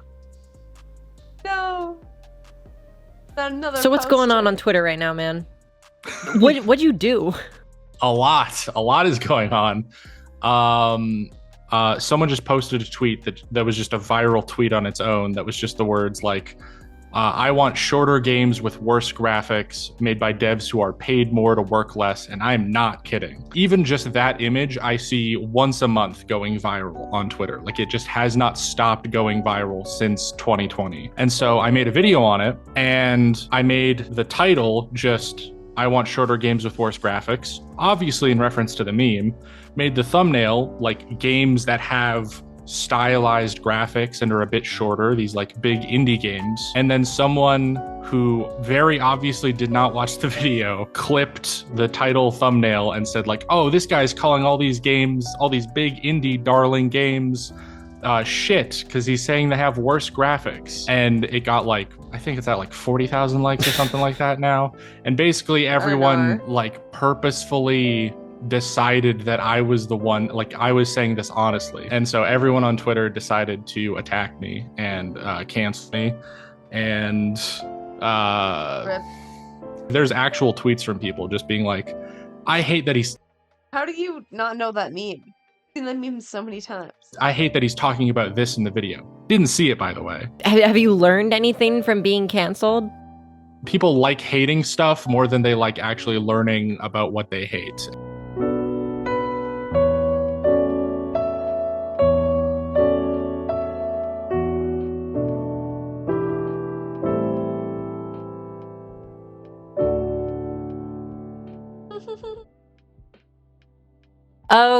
Okay. I see what's happening here. I can see this is getting a little Twitter negative, and I don't want to come across as Twitter negative.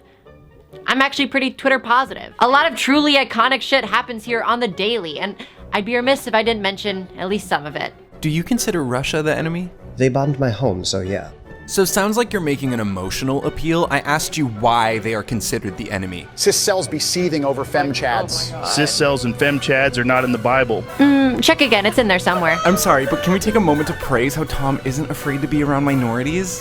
Oh, God. Do not understand the impulse to cape for the government. When they do something wrong, the response should be, fuck you, fix it. When they do something right, the response should be, fuck you, about time. That's how abusers think. Do you understand the difference between the government and a partner? Stewie, we can't both exist. I'm going to become half of you. And I need you to know that every moment you love being yourself, that's me. Loving you. And loving being you. Because you're going to be something extraordinary. You're going to be a human being. Oh, Twitter. Oh, Twitter, no one could be like you. We need insane people. We need, because it's so fun. Mia's videos always include her just like walking somewhere random as fuck. Iconic tweets are the cornerstone of Twitter. It's what keeps the sunk cost fallacy alive. It's the driving incentive to just keep going. When the world looks bleak, look to the benevolent guiding northern star. Twitter as a platform is in the unique position of having its longevity entirely decided by the user base of the platform. Its future hinging solely on the culture of the app. Unlike many other social media sites which are either just too big to fail or just lack the collective unity that Twitter has. Iconic tweets are the backbone of the economy. But the issue is, they just don't always come up enough to justify the price of using Twitter. But maybe we could change that. How would you describe what you do on the internet? I just being silly. I don't know what else to describe it as. I'm just being a goofball. I think I tweet so much bullshit. What was it that made you want to become a public figure? It was never my intention. I gained traction on TikTok originally.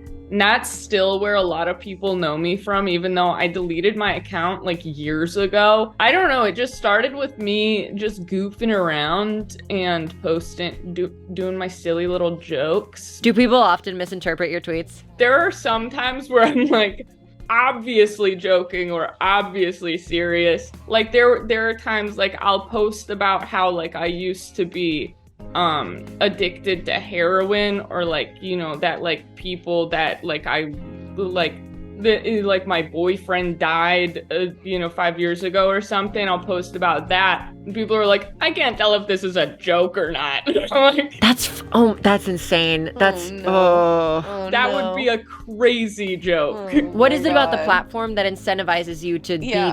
And like, what's the punchline? If you don't know if it's a joke by the end of it, it's probably not a joke. I don't know. People are so brain broken. No better place to get up to the minute updates on stuff.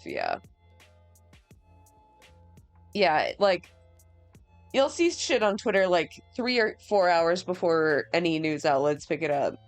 Serious and put your real thoughts out there. Like, what's the breaking point for you? There are multiple answers. Sometimes I do it if I am just in a bad mood and like pissed off. I'm like, fuck this guy for real this time. Yeah, I mean, if it's something that like really like triggers sadness or like anger or something in me, yeah, that's when I'll kind of post something genuine. What do you find useful about Twitter? Making friends was huge. Like everybody that I know and that I'm close with now, like it was because I was on Twitter. The people that I know through Twitter are very special to me and they make me very happy, and I'm so glad to know them. So what is it that keeps you coming back to the platform? You know, just like the friends I've made, the people I know, it makes me feel really good. And it you know, I get that attention and validation, which I love and crave. It makes my life happier. And I like being silly and I like making other people feel good, I guess, and laugh. And it makes me happy.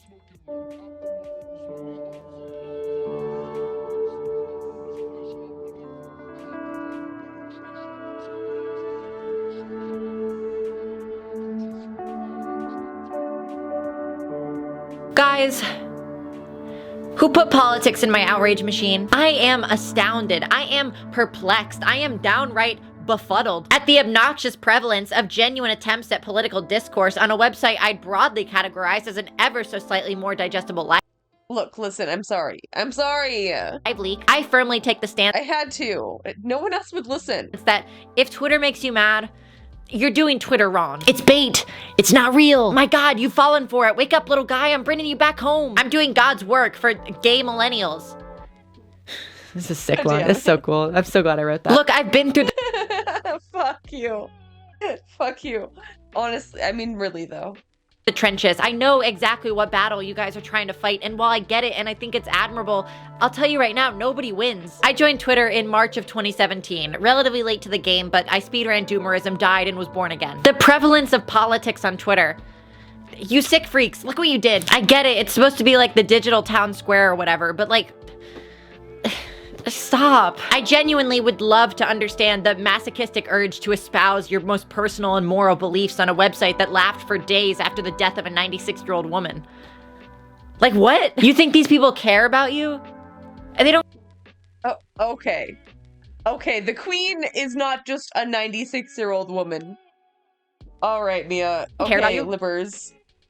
I care about you. Give me money. Politics on Twitter, it's evil and wrong. Believe me, I too have found myself deep in the trenches of an ideological war with an opponent masquerading as an anime character with questionable fascist undertones. What I'm trying to say though is, it's all in your head. If Twitter hurts you, you're doing it wrong. Don't let it affect your emotions like that. It shouldn't have that power over you. And believe me, I get it. I understand why it does. It's good at that. It's designed to do that. You have to consciously train yourself not to let yourself feel the emotions that you want to feel on there. But truthfully, I know it's hard.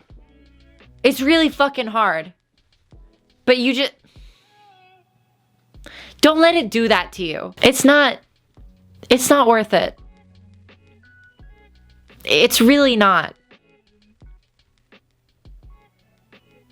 Mia is back online. Okay, so here's an account called Crazy Clips that pops up in every single person's timeline, even though none of us follow it. Always asking stupid questions. Who's at fault here? I don't care. Don't care, don't care, don't care, don't care, don't care, don't care. Farming engagement doesn't make you interesting. It makes you annoying and sad. What's the bit? What is the bit? Is that is bad? Okay. I don't care. I care a little bit. This is kind of crazy. Mia is back online. Okay, so here's an account called Crazy Clips that pops up in every yeah, he just pulled out into the lane. It's his fault. Single person's timeline, even though none of us follow it. Always asking stupid questions. Who's at fault here?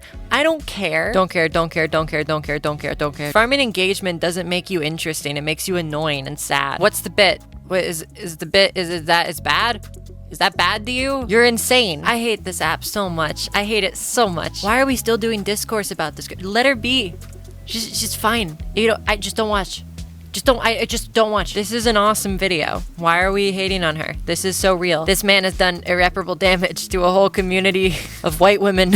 The structure of this joke works better if you invert the fucking answers because it's better, because it's like a 2-act, like boom, bam, bam, you know? Setup, punchline. It's punchline before setup. That's not how that works. Write a better joke. Yes, very good, very good. Oh my god. Oh no, it's a cesspool. Oh no. You can't have anything anymore. I don't know, we should do this more. I feel like we should hang out more. We never hang out anymore. As we've stated, Twitter is the poster girl for reductionist discourse. I mean, my god, there's literally a fucking character limit. I mean, I know there has to be. Elon can't digest all this info and respond any more tactfully than a 5-year-old with a thesaurus. Interesting. Looking into this. Trying to have a genuine good faith discourse inherently goes against the design of the platform. And furthermore, it only galvanizes the base of those who are able to boil down their politics into quickly shareable ideological pop phrasing with dog whistles and dog pills and dog threats. Why are you threatening my dog? This should go without saying, but if your truest, most genuine, authentic, nuanced political opinions can be boiled down to just 3 sentences, you haven't thought about the issue hard enough. Couple that with Twitter also being the discourse machine. So no matter how reductionist the platform may require you to be, you're still expected to defend these positions against the masses of people who may not fully comprehend what you're saying and will interpret your thoughts in the least charitable way possible. The fuck? Real. Never debate on here. You get nowhere. Actually, no. I just changed my mind, as I continually do. Yell, nigga. Yell at white supremacy. But don't let it kill you. I don't want to tell marginalized people out there not to fight for their own rights, because that's dangerous. I don't want to tell you guys to be satisfied. But you have to understand that Twitter doesn't propel healthy discourse. Twitter doesn't give the space allowed to provide adequate nuance. Twitter doesn't let us debate our experiences. Twitter is a monolith made to support the norm. Elon Musk is a billionaire lead. I'm not talking about me. I've learned my lesson. I'm talking about you. Yes, you, right there, the chronic Twitter user, or the person next to you who's not a chronic Twitter user and wishes to laugh at your suffering. But great, now both of us are laughing at you. This is not a great day for your ass, huh? Shut and up. now with the added addition of the Shut up. Why? Every single video is just calling me out specifically. dreaded checkmark system, which don't even worry your sweet little heart about it, I'm of course gonna tear down along with your favorite white boy in the next section of the video. The whole system has been blown up even further with one political ideology predominantly toppling over the other, with the overrepresentation of the worst takes and shittiest memes I've ever seen in my life. I didn't think it was possible for such a big group of people to be so collectively unfunny. All of it, everything about it, is totally and utterly fucked. Subscribe to my Patreon. Hi, I'm Elon Musk's genetic makeup grown from stem cells in an artificial womb in a lab in Portland, Oregon. Recently, I made the difficult decision to, quote, go off the deep end white girl style. And me and my team would like to thoroughly apologize for the inconvenience. It will never happen again. And because of that, I'd like to share something that I learned during my time off. Just so if I don't do my job, they don't pay me. What? Thankfully, I had the support of my patrons. It's a Patreon ad. We're doing a Patreon ad. Please, it's how I live. Come on. These guys in turn received 3 exclusive Mia Cole videos. So if for some ungodly reason you still desire more Mia in your life, feel free to go to patreon.com/Mia Cole for 3 extra hours of exclusive Mia Cole content and always more on the way. Since I had to re-upload this video, Patreon has been an absolute lifesaver. Like I said, it cost hundreds of dollars to re-upload this video after all the music licensing and stuff. And just because I love you so much, there are 5 new exclusive Patreon videos coming out weekly after this video drops. Again, considering adding more Mia to your content diet? Choose Mia. Head over to Patreon. I'll be putting out more content soon because I've healed, both physically and metaphysically.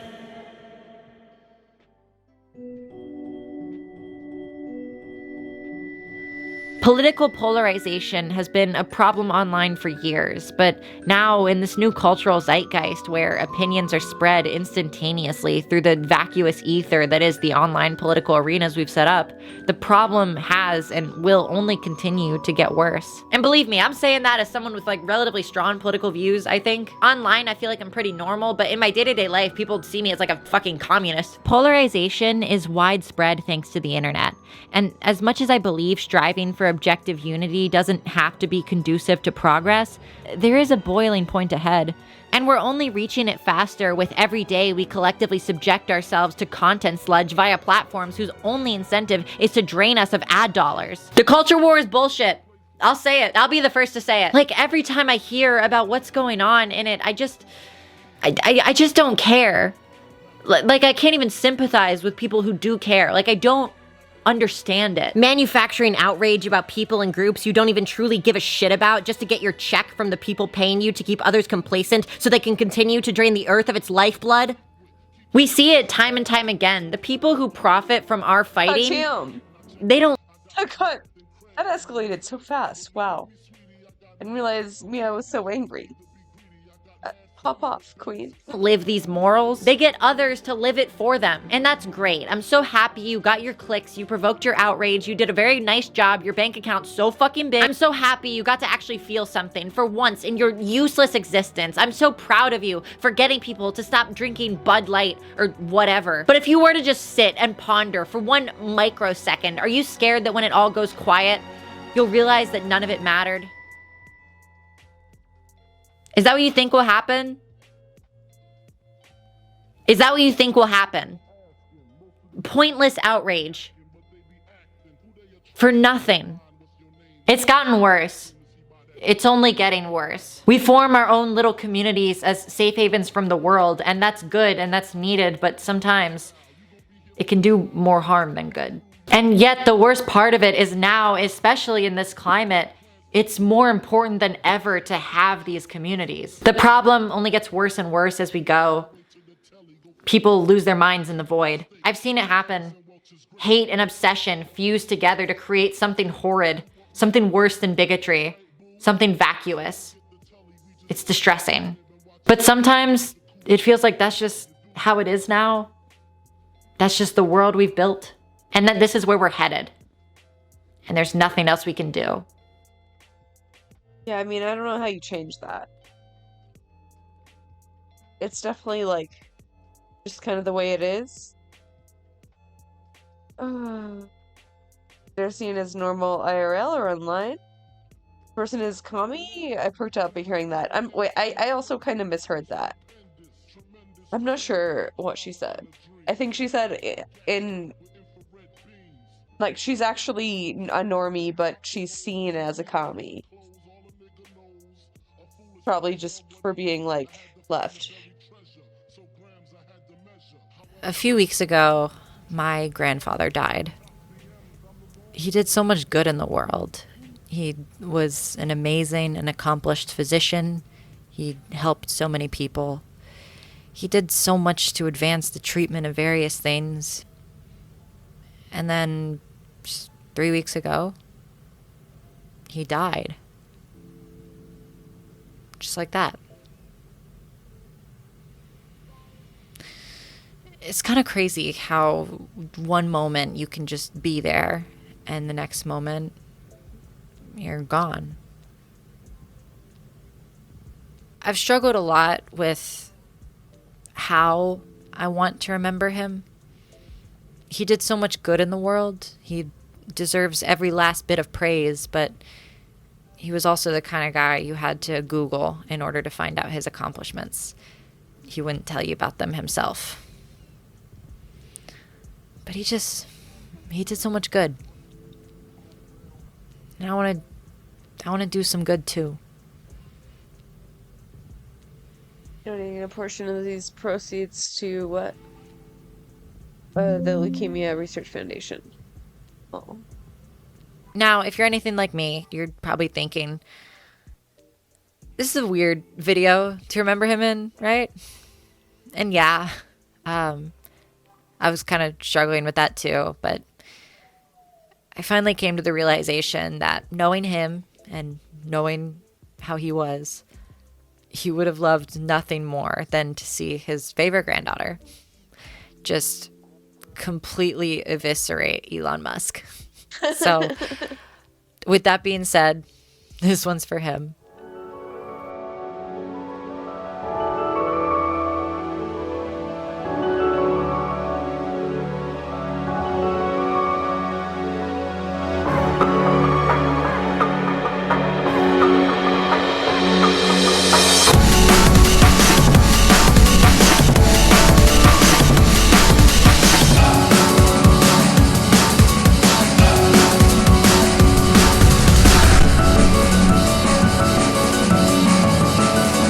Elon Musk is the devil, and here's why. Elon took over Twitter in 2022 after a string of lengthy legal procedures caused by him trying to back out of the deal. Presumably after realizing he spent $44 billion in an app run... It's only worth 19 million now, so he halved the value in a year.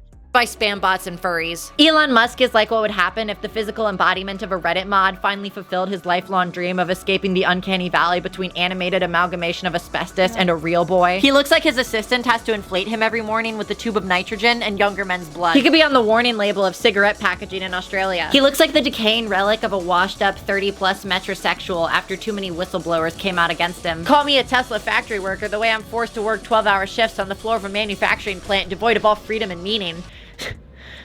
That one wasn't even a joke. But imagine never inventing anything and still having both the audacity and the unwavering narcissism to call yourself a visionary. And the only thing Elon's envisioned is... So I'm realizing now that some people might not know why Elon is so horrible, and now I look like an asshole. So if I were to sum it up briefly, but first up, we gotta talk about the X rebrand. Elon's latest fuckery has been rebranding the site to X, which is terrible, not only from a design perspective, as it negates the previous branding as one of the most iconic and well-known social media sites of all time, but also from a fuck you, why are you doing this to me, stop ruining my favorite toy kind of way. I'm not gonna act like some of my criticism towards the X rebrand can't just be boiled down to, God, you're so annoying. This is stupid. It looks dumb. You're gonna fail. Just like all the other grand visions Musk has had have failed. Remember this? You remember that? You remember this? Ooh, remember this? I've been in a Tesla. They're not that cool. Also, I got hit by a semi, apparently. Which, to be fair, deserved. The vision for X is this like everything app. I think WeChat, but for the US and shittier. It also falls in line with Musk's obsession with the X as like the symbol of the new and the exciting and the unknown. X.com was originally a banking service he started, which got bought by PayPal and who subsequently kicked him out of his position as CEO, which like, I can't imagine why. Nowadays, X.com just redirects you to, still Twitter.com. Fascinating. You could almost say this change to X is like an ongoing process. What's the word? A transition. The key implementation by Musk was the checkmark system. The ability to purchase a verification badge has done demonstrable damage to the platform. Crypto bros, culture war bottom feeders, diehard Musk fans, and alt-right weirdos have become the key demographic of the checkmark. Oh, and also the OnlyFans models.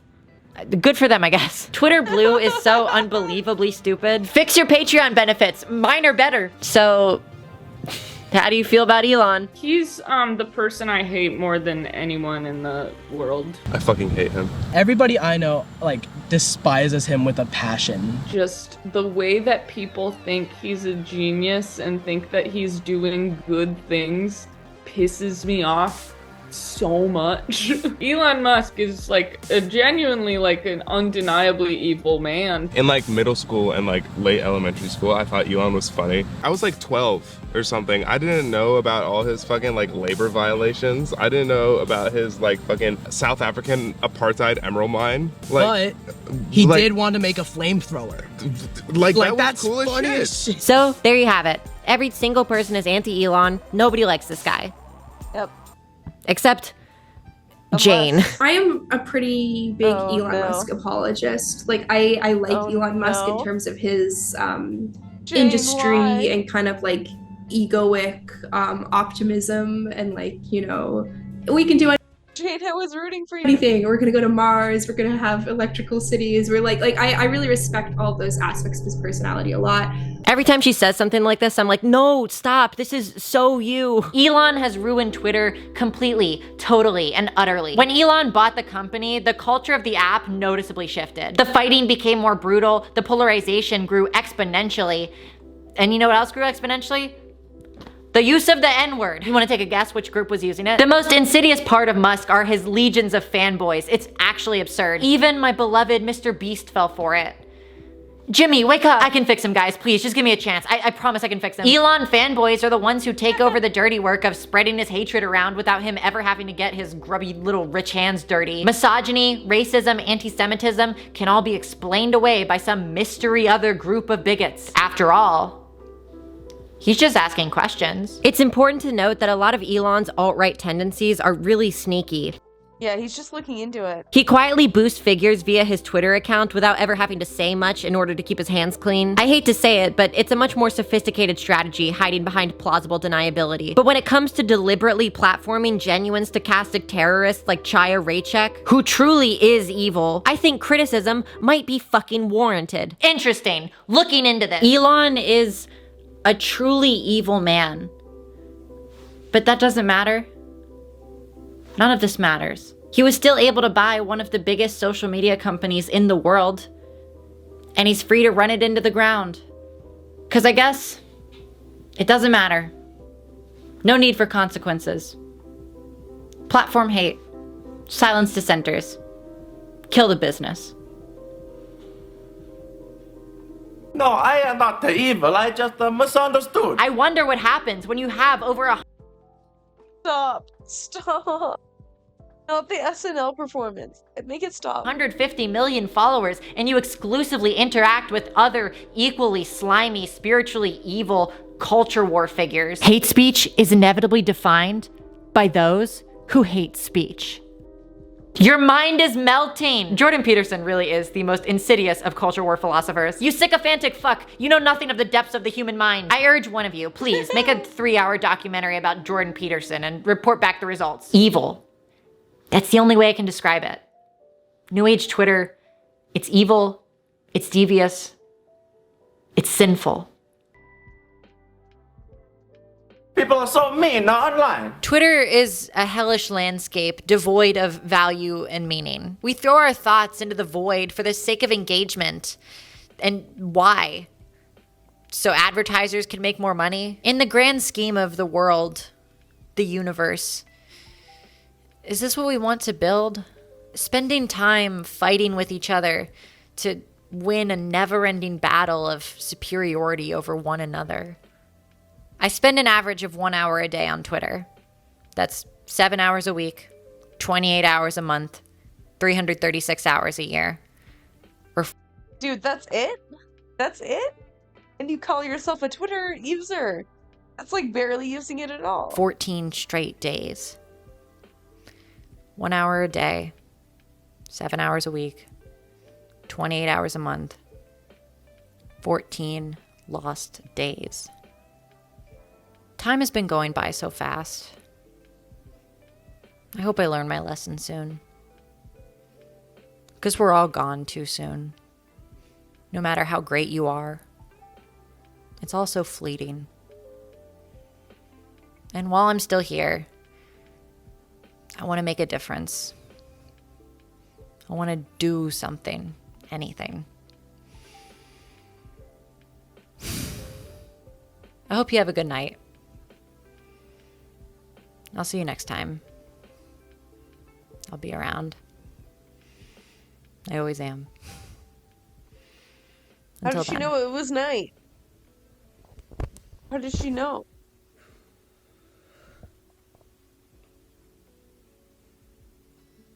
I'm still gonna use the app though. Did you see that one time Jordan Peterson tweeted milking? Hello everyone, this is your daily dose of internet. No. This guy was absolutely flabbergasted that this guy could pull off such a low note.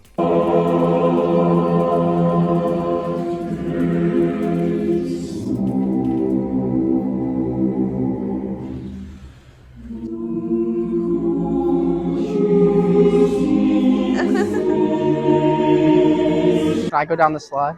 Yes, one. I made a little sign for my bathroom for Halloween. Oh my Here's God. a great way to immediately get fired.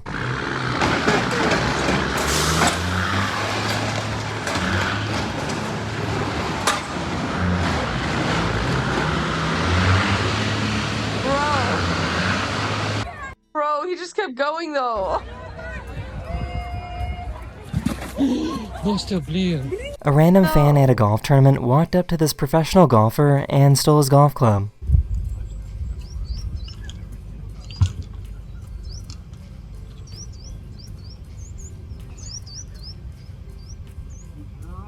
The fan was then immediately arrested. Hi. The neighbors called the police on this guy because they said they heard someone screaming in pain at his house.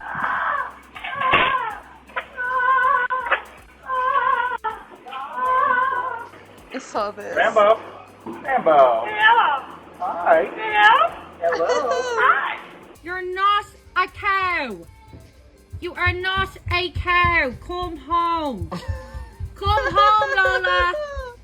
You're not a cow. This delivery guy matched the energy of this spooky doorbell message. Hurry and leave a message before it's too late. I've got a parcel for you. I will leave round the park. Oh! So this is pretty cool. This car from 2017 has technology that prevents it from hitting potholes in the road.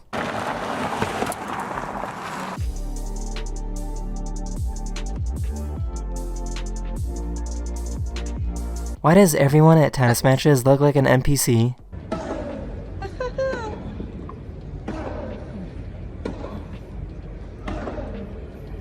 That is the end of this video. Hopefully I made your day just a little better. And I'll see you guys again very, very soon. Later. We've seen them swim before. All right, fine, you can have the fish. Heavens friendly again. Are you okay, my little queen? So I'm gonna sit here and wait out the storm. Don't know if I love her backing me into a corner. No, Queen was raised by goats. She's just running in the wall. Definitely looking at it. The fall in Central Texas sure is something else. Good evening, everybody. It's a beautiful day here at the Urban Rescue Branch. We're getting a light drizzle right now. And I have a fish. There's Master Oogway. His wife is under the barn, I think. I bought this bad boy at the H-E-B. That's our grocery store, if you guys didn't know. And I'm giving it to this beautiful little raccoon boy here who can't be released to the wild because he's too friendly. Man, does it hurt when he grabs onto my skin like that. Oh, he really wants this fish. I'm surprised he even knows what this is. This is his first fish after all. As you guys can see, he can get out of the rain here, but now that it's gonna start to get cold, I'm gonna put an igloo in here. This guy is going to All Things Wild because he is going to either be educational ambassador raccoon, but we can't put him back in the wild because he's way too friendly for that. Regardless, I like to give him a natural diet, and there's nothing like giving this boy a nice fresh fish. All right, fine, you can have the fish. Goodbye. But man, oh man, is it a nasty rainy day today. I sure hope the rain doesn't affect the audio quality of this footage, but I'm gonna show you guys what's new in the barn here. It's nice and dry in here and there's no leaks, so these goats are pretty happy. Our crocodilians, like I said earlier, get sun in here. And baby Gronk, this beautiful little boy that could annihilate my finger right now if he wanted to, is just loving this new enclosure. Bite from him would be so much worse than a bite from Gustavo. But today I'm going to be going to get some fish for his little enclosure here. The water is treated and aerated, so it should be fine for some fish to live in there for him to hunt. We'll be setting up another one right here for Gustavo pretty soon. But the plan with this whole building is to fill it with little cages and racks for animals for the wildlife rehab. Just like the videos I showed you guys over at All Things Wild, we're going to have a lot of ferret cages and other little things for squirrels, raccoons, possums, skunks, ringtails, and any other little random small mammals that we have in here. And this whole back area here will be for white-tailed deer. And we'll keep these tubs for any turtles that are injured that we need to rehab as well. This trench for the grounding wire is turning into a moat real fast. I might even use this trench to put a French drain on top of that wire if possible. And yes, I will go out in the rain to show you guys what the property looks like during a rainstorm. The Cappies, although they're aquatic, do like to sit outside of the rain in a nice dry spot. Their hay here also stays nice and dry. So I'm gonna sit here and wait out the storm a little bit with these little fellas who don't really seem to mind my company. I love them. They're so fucking precious. I believe that this one desires it. What's funny is these ones, even though they don't like me as much, have to sit in here with me because it's raining. And it's more uncomfortable for them if they don't. But all of the new sod that I emptied my bank account to put down is doing very well and getting tons of water, as you guys can see. So well, in fact, that these guys grazing on it hasn't even destroyed it or even harmed it one bit. But okay, I suppose I'll walk back into the rain to show you guys what's going on back here. A lot of fertilizer getting washed into the ground right there. And a lot of food going to waste. This beautiful little boy doesn't seem to mind it at all. Garbanzo Beans really loves the rain. And like I said in the last video, it's been raining so much that all of our ponds are starting to fill up. And we haven't had water in here in a good while. During a rainstorm like this, the baby's wife will find a nice little shady spot under here. But it doesn't really seem to be protecting her too much from the rain. Are you okay, my little queen? Yeah, she's doing okay. Let's see Poor thing, give her shelter. where the baby is. Oh, it's funny how all the animals are like, no, I hate this. And Garbanzo Beans is just running around in circles over there. But okay, the baby, what do you think about the rain, sir? Not a big fan, huh?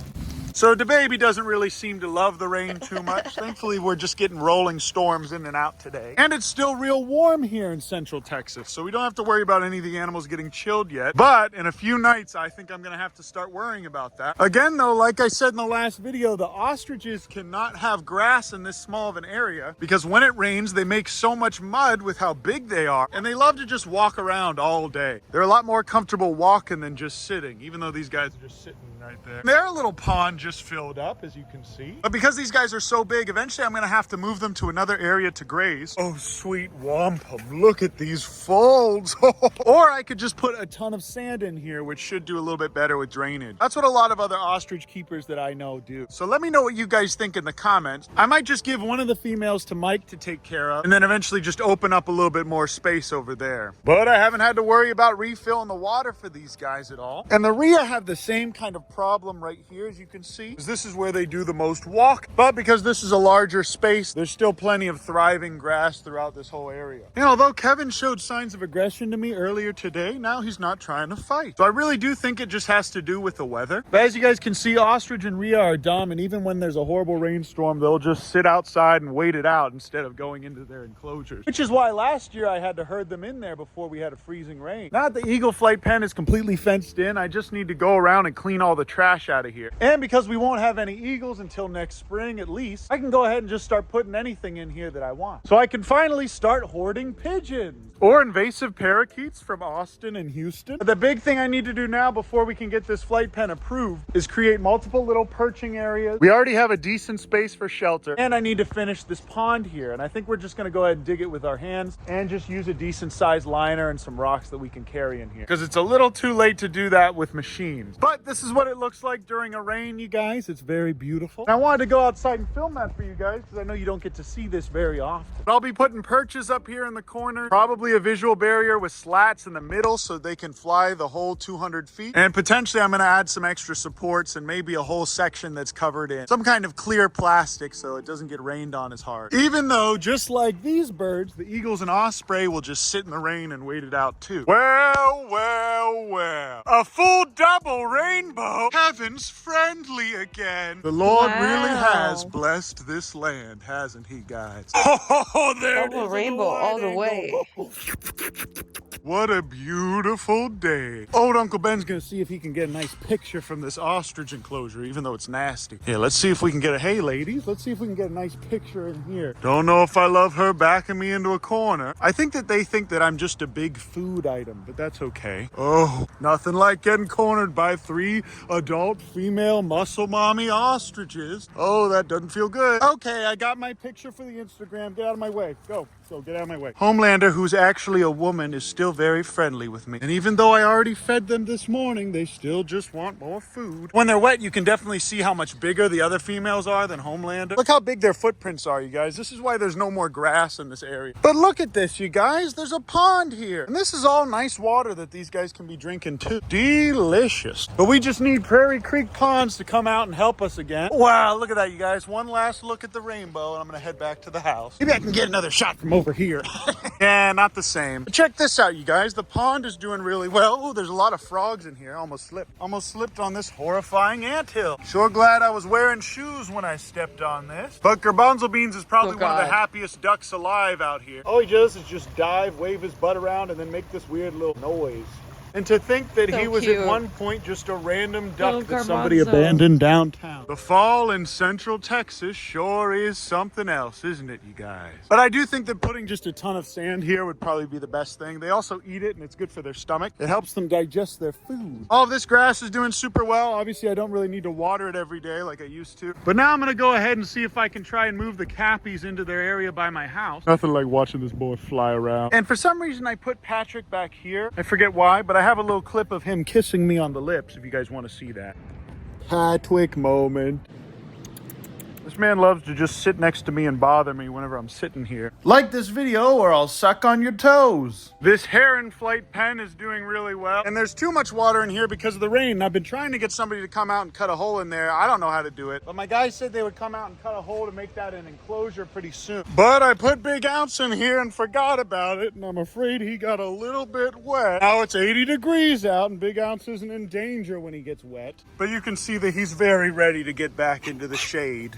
I've actually never seen a prairie dog this wet before. That's not true. We've seen him swim before. Oh, he just climbed onto my back. Why are you on my back, Biggerton? Are you ready to go back inside and get dried off, buddy? All right, buddy, come on. Let's get you back inside. Patrick's still a little bit scared of the dogs for some reason, even though they've never made a charge at him or anything like that before. What, do you think I'm joking? He just keeps jumping right up there for some reason. Wet Ounce for today. Come on, Big Ounce. Come on up. You know how to get up here. You built it after all. There he goes. Come on, Big Ounce. This is actually his first time coming in the new house. Since he built it, of course. Excellent craftsmanship. Wouldn't you agree, Mr. Ounce? Oh, this poor boy is so wet. Welcome to your new home, Big Ounce. It's just like the other couch. Steve and Herobrine are doing well. Would you like to give Steve and Herobrine a worm, Big Ounce? Okay, guys, this is Big Ounce doing this, not me. Let's see if Herobrine will eat this little worm I put here for him. I guess you really can't overfeed these guys, can you? Look who's already scratching my new couch. Yep, he's definitely looking at it, just doesn't seem too interested. Okay, so it turns out you cannot overfeed these guys. They only eat when they want to. Well, you guys, here it is. Big Ounce finished building this house. If you ask me, I say he did a very par job. You did a great job with the craftsmanship. Could have been done a little bit faster. We had a contract for 2 years. But okay, I'm gonna take this little wet mole rat and bring him back to his little area. I'm gonna put Poggers and Queen over here so they, come on, Queen, let's go, let's go. Yes. And now they can socialize with all these babies. If you guys don't know, Queen was raised by goats. She's just running into walls over there. But Queen was raised by goats and Poggers was raised by a pig. So both of them do very well with goats and sheep, especially precious little babies like this. And I think it'll be good for whoever gets these little guys next to have goats that are Oh, the babies, I love them. socialized with dogs so that these little fellas know not to be afraid of them. And I want to put Patrick in here with them, but I'm afraid that Patrick will run into walls and die. Now I need to move the cappies to the front. I think the best way to do that is just going to be to lift this gate here or to wait until the next video. Big Ounce, I have a towel. Do you want to come out? We can cuddle on the couch and play video, buddy. You want to come out? You want to come out, buddy? Okay, I'll just leave you in. He says, how could you forget about me? Man, it's really coming down now. That's it for now, you guys. I love you. I appreciate you. Thanks so much for watching my video and supporting me throughout all the years. And I'll see you in the next video. Oh, almost forgot to tell you. I want to turn this makeup doll into a pasta maker. So imagine instead of hair growing, let's go. There's spaghetti coming out and you get to cut it and eat it. I mean, who doesn't want to eat hair? Okay, scraps. You get fired from being on the desk. Oh.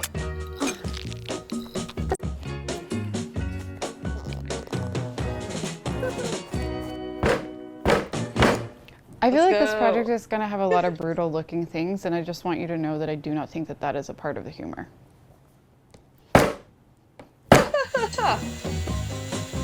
Speak for yourself.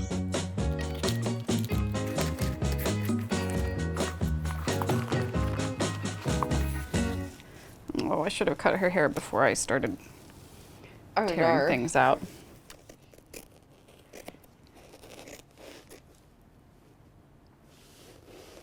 You know, I just feel like I'm 5 years old again. Honestly, I didn't play with dolls very much. Only time I did, I was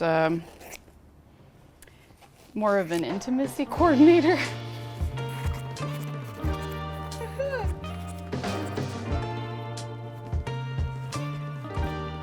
So I'm gonna try to turn her inside out. I really hope this is the closest I'm ever gonna get to doing human taxidermy. Yeah. Disturbing. I'm scared.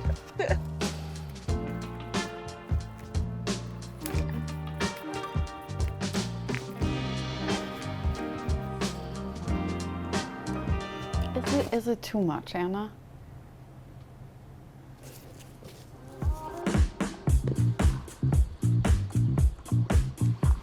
I've been trying to figure out what mechanism to extrude the pasta with. Like a lot of pasta makers have like a metal piece that kind of screws into another metal piece and that's what pushes it. But this is such a weird form. So I was thinking instead I could use a basketball and inflate it inside of the head. And we're just gonna try it. It might be really smart, it might be really stupid. I never really know until I've given it a try.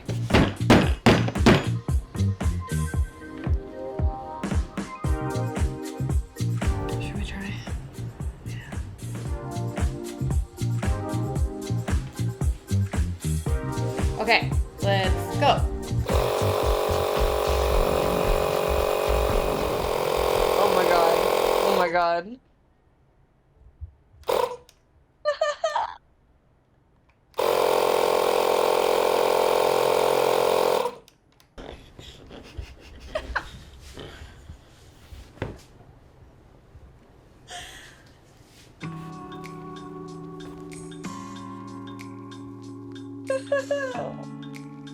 Well, so that didn't work.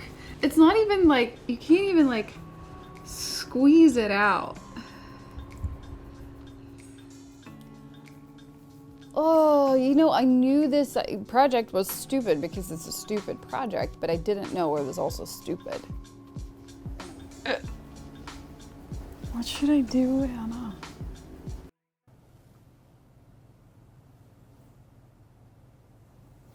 I'm giving up on this. It's just not gonna work out. So instead, I got this pasta maker that like pushes pasta out the front. This is obviously not gonna be enough for a whole head of pasta hair.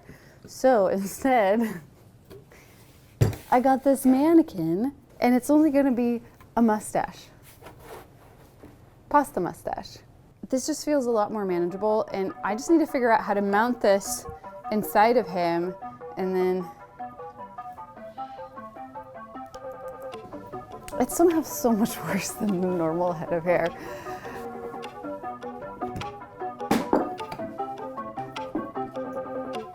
Fired.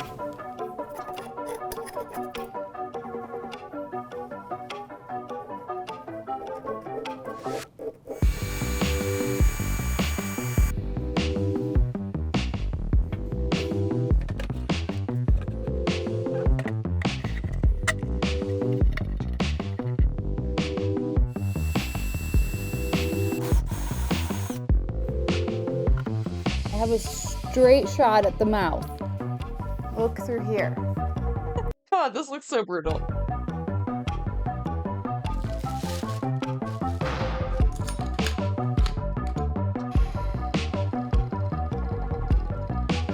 So I've been trying to figure out where to place the pasta gun and I've been filing out this hole in the head and I'm just realizing now like I'm not gonna get a lot of mustache area with this gun. So we are pivoting to it being a goatee. Oh my god. This is just getting worse and worse every decision that I make. Because you know what I want to eat even less than a mustache? A goatee. I wouldn't even date somebody with a goatee, so why would I eat his chin off? Sorry if you're watching and you have a goatee. To each their own. I'm gonna pour some epoxy in here and have it cure, and then we'll make some even more cursed pasta somehow. At least it's not ear hair. At least it's not pasta coming out of the eyeballs. It could still be worse. Eyeballs would be better. I've done a lot of horrible projects, but this is, I think this might be the worst one so far. It's ugly, poorly executed, sexist? I don't know. Violent, deeply violent. So much more violent than I intended it to be. I may not be a master of jigs, but I'm very good at using my body for work holding.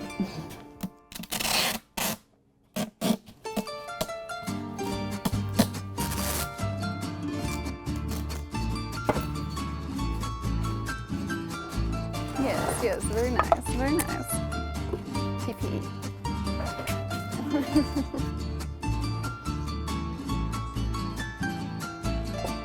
Couple hours? Fine.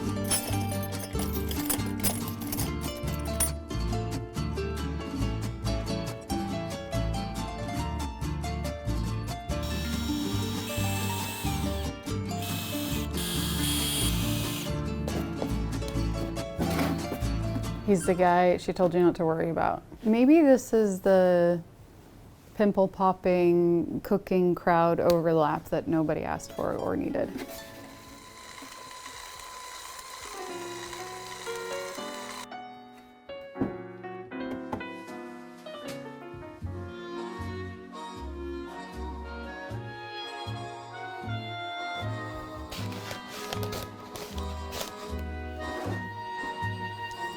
He's leaking.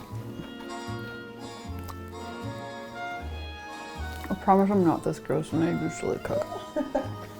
Okay. You ready? Yeah, I'm rolling.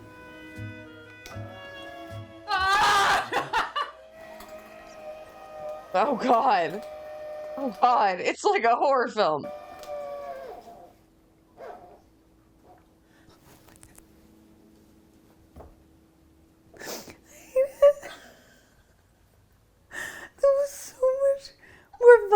That I expected it to be. Also, I think we added too much water. This is not pasta or spaghetti integrity that we need here. Oh my God. You know, I didn't want it to be like pimple popping like, but due to engineering decisions I had to make along the way,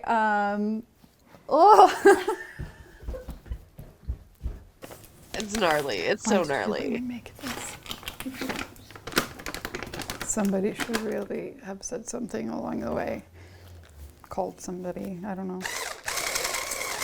Okay, baby. There you go. So now we got a much drier mix.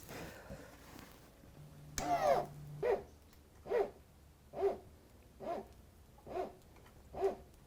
you want to react? No.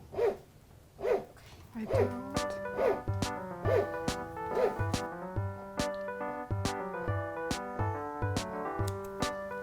So sad and so bad.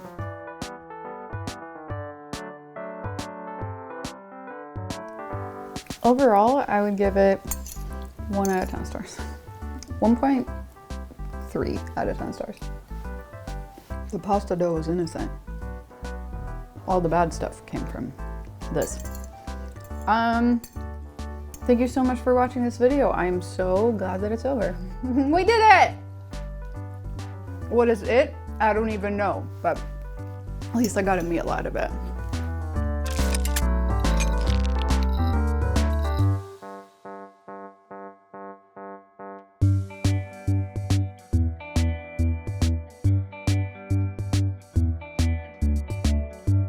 She did a thing. I'll give her that.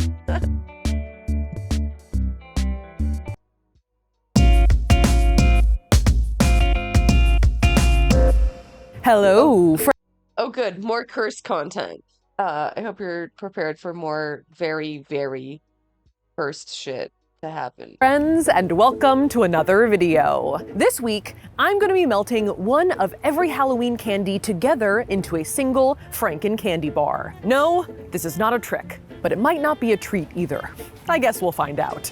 Halloween, a truly magical time of year. There's costumes and decorations and candy. It might seem a little obvious given my year-round funereal wardrobe, but I'm a bit of a Halloween fanatic. Having been raised on a steady diet of Halloween Town Disney Channel original movies and Twilight books, and having now grown into a 5'9" literal bat. Halloween is my Super Bowl, to the point of making my husband Tyler dress up in elaborate couples costumes with me every year. And I always always loved trick-or-treating, even though growing up in Chicago, it usually meant wearing an entire outfit underneath your costume to prevent hypothermia. And even after retiring from trick-or-treating myself, I have a little brother, and my parents' house was on a decently prime trick-or-treating street, so I always got Halloween candy one way or another. But in my adult life, I have never lived in a trick-or-treating hotspot. In apartment buildings, there's no chance. For a while, we lived in a townhouse thingy, and though I did buy some candy, no trick-or-treaters came. The one year we lived in that house that did weirdly look like Jenna Marble's house, we would have gotten trick-or-treaters, except it was 2020. So now, I feel a void in my life. It's Halloween, but where is the candy? It's been years since my lips tasted the sweet nectar of a Three Musketeers, or rested upon the ridges of a candy corn. And a Baby Ruth? Forget about it. And from this void spawned a horrible, terrible, no good, very bad idea. What if I, somehow, was able to combine every Halloween candy together? So cursed. This cannot be good. Together into a single Franken-candy, the one candy to rule them all, and in the darkness, satiate my desire for an entire bucket of Halloween candy in just one bite. Well, my dear friends, that is what we have gathered here today to do. All right, let's go. Okay. You're gonna be mixing like hard candy, chocolate, wafers, like all kinds of shit. Hey, so we are outside of Walmart right now, and I'm gonna go in there and buy every Halloween candy I can find.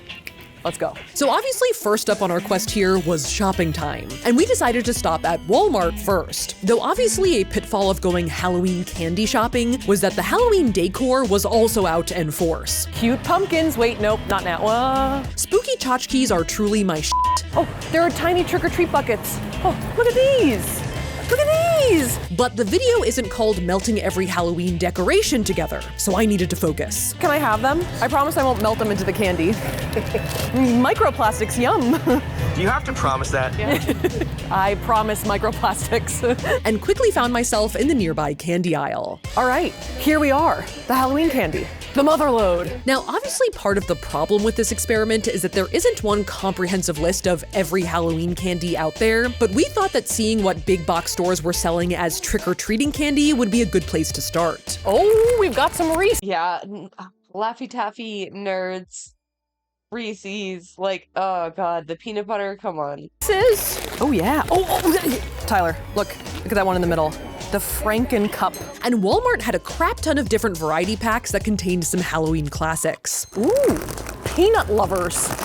I'm a nut lover. Amongst the staples, there were also some, in my opinion, very interesting, almost niche variety packs, like the white chocolate grab bag. I didn't know there was enough white chocolate to warrant its own bag. There's only 3. Yeah. Okay. As well as some variety packs I was less excited about, like this Child's This is so much candy. Play one, which was very centered around different variations on the Tootsie Roll. Tootsie Pops, fine, if we must. Put the owls on it though. They got the owls off. Yeah, screw him, okay? I'm over him. I will probably say it a few times in this video, but I'm a bit of a Tootsie hater. This is a hot take video. Now there were some repeat candies across different bags, so we didn't grab every single one. I think I have all these. Do I have a Rolo yet? But if it was in a bag, we picked it up and added it to our list. Dude, we're gonna be the best house on the block. Except we aren't a house, or a YouTube channel operating out of an apartment. Best apartment in the hallway, come on.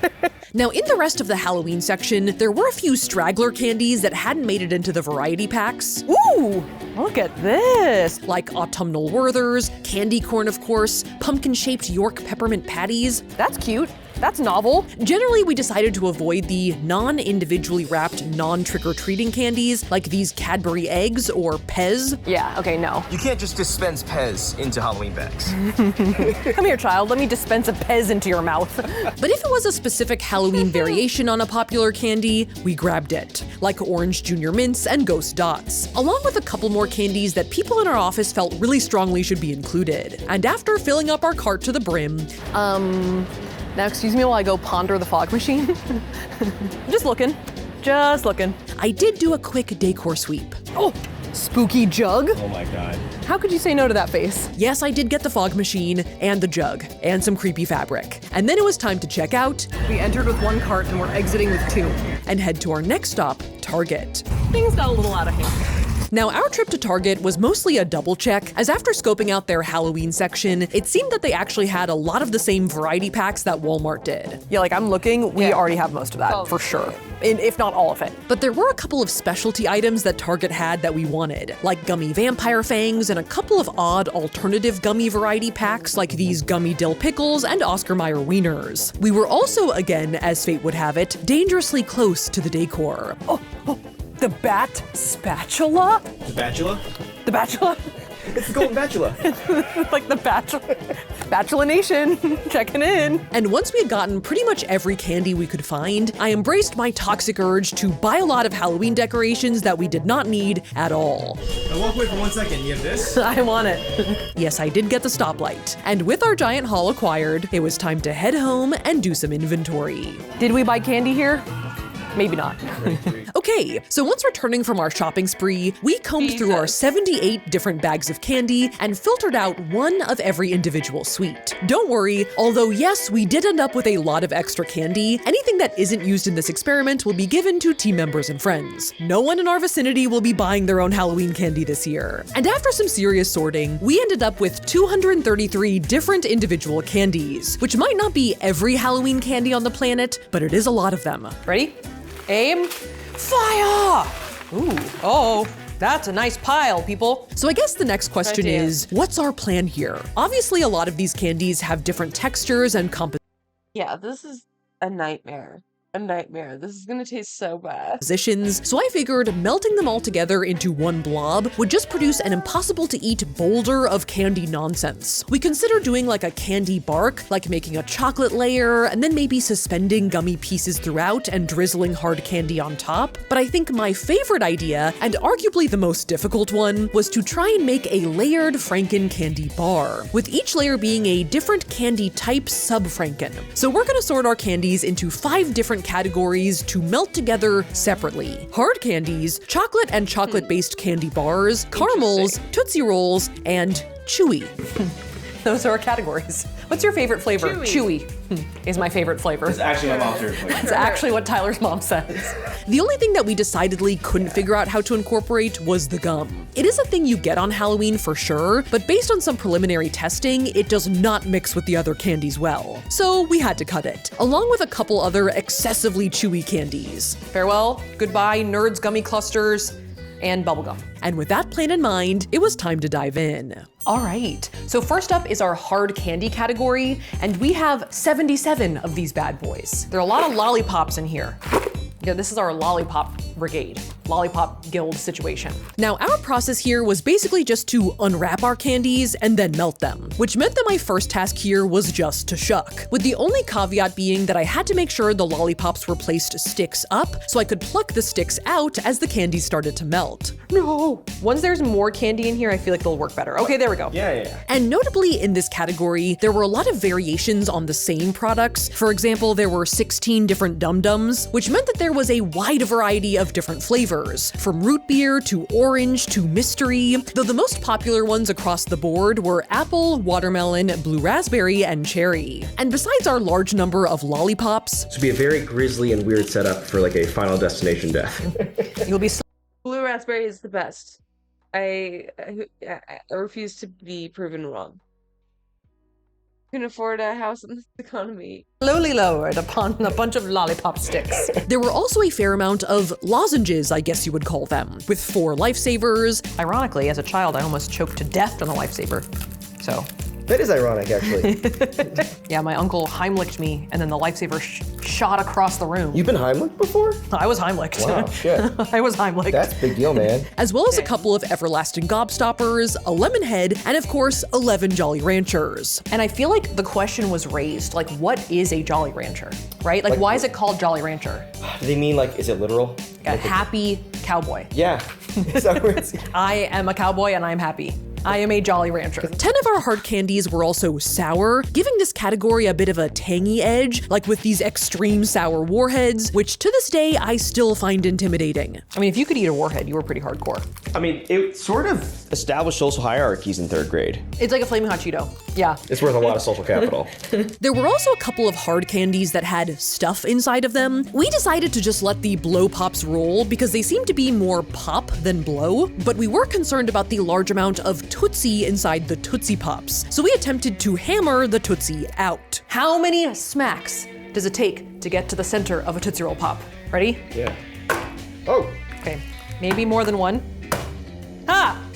2.5. Suck it, owl. Am I the owl? Suck it, owl. And we also didn't want the plastic from these ring pops to melt when we put the hard candies in the pan. Oh. That's what we're looking for, right? That's what I'm talking about. So we hammered them off as well. And with all our candies in, it was time to transfer them into our pan. So I guess I didn't have to arrange my candies in this Pyrex at all. Oh well. It looks cute. And then it was time to turn up the heat. And after a little bit, start plucking the lollipop sticks out as they started to get loose. All right, ready? Now that's awesome. And this part was great. I loved this. Oh, here we go. Big stick. Big stick coming out. Bye. I had never before considered melting lollipops, but in some ways they are more satisfying than melting lipsticks. This reminds me of when Charlie Day said, "What's your hobby? Magnets?" What's your hobby? Melting? Yeah, melting is my hobby, actually. Yeah, it is your hobby. Like, it literally is. And after plucking out our last few stubborn sticks, it was just a few flicks of the spatula until our concoction was all mixed. The smell is interesting, but not bad. The color is quite gray. Has it regressed to molasses? This is high fructose corn syrup. Yeah, that's what this is. We've distilled the high fructose corn syrup. Next up, we had to dole our candy out into our silicone mold, which we didn't really have an official method for besides just dollop in a few tendrils before it hardens. Looks crazy, but we're gonna go with it. Let's go! Obviously, this layer is pretty thin, which I did on purpose so we could still bite into our bar without breaking our teeth. It's like a glaze. It's like a high fructose glaze. Though that does mean that our candy bar will not be a perfectly proportional Franken, but hard candy will be present. Looking nice and coated. That's a layer. It might not look like much now, but I have faith. And after a quick taste test, oh, I honestly thought it tasted kind of good. Initially, I taste watermelon and apple. Actually, not too bad. It looks awful. It looks gray. It looks diseased, zombie-ish, Halloween-y, but tastes pretty good. I shouldn't break a tooth now.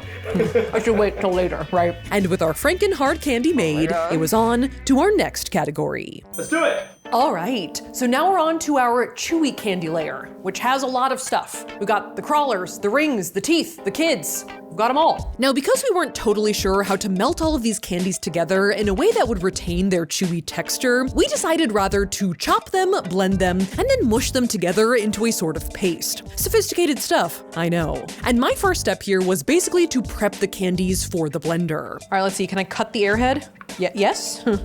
Yes, but it is stretchy. Which for most of them meant slicing them into pretty small pieces, which, spoiler alert, is most easily done with scissors. Oh, ho, ho, ho. Okay, we've introduced the scissors and my life has changed forever. Should have remembered that from my time at Lofty Pursuits. Now this category had 92 total candies, and they were generally divided into 4 different candy types. There were 31 taffies, like Airheads and Laffy Taffies. Potentially unpopular opinion, the banana Laffy Taffy is my favoront. That's not unpopular. Okay, that's the opinion. Everyone's nodding. Okay, never mind. That's the opinion.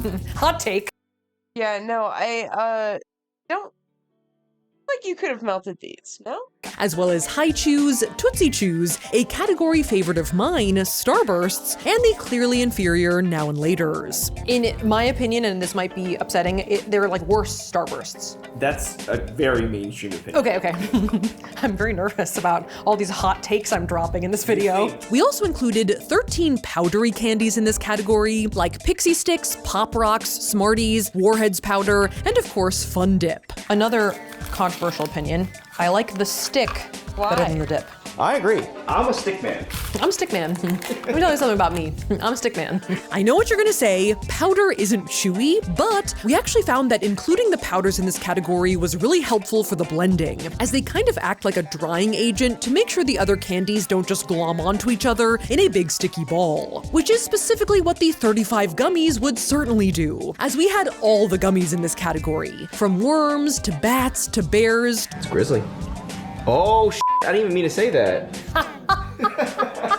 That's pretty good. To Sour Patch Kids, fangs, and even a finger. I hate the finger, actually. I actually despise the finger. I don't understand anything about it. I hate it. It doesn't look like a finger at all. No, looks like a carrot. After that, we had a couple of chewy pellets like Skittles. I stopped cutting them, I just started squishing them. Yeah, like garlic. And then to end the category with a bang, we had candy corn. Now I know some people don't like candy corn, but Tyler and I do, although we will concede, we have no idea what flavor it's even trying to be. I don't know. Corn? I feel like it's kind of its own flavor, if you think It's just sugar, that's all. about it. As a question, what flavor is candy corn? Let me know what you think. Subscribe for corn. Comment for something else. Subscribe for corn. And then it was time for the blender. And we had to be careful here.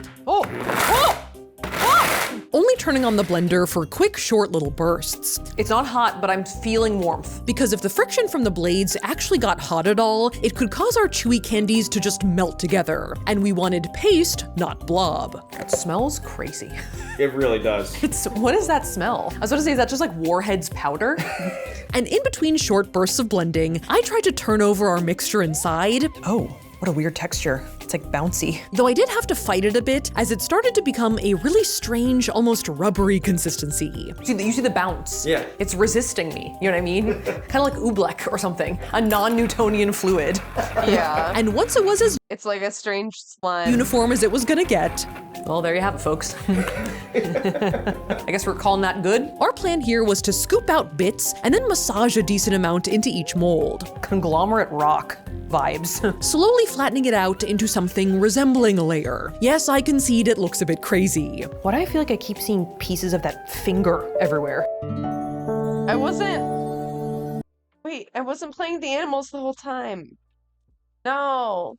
I feel like I literally put one finger in and I've seen like 1,000 little pieces of finger come out. It's kind of like a Hydra. Now, obviously, since we hadn't melted this concoction together, the flavor wasn't going to be totally uniform, but our most popular flavors in this category were cherry, orange, strawberry, and apple, with a decent helping of sour.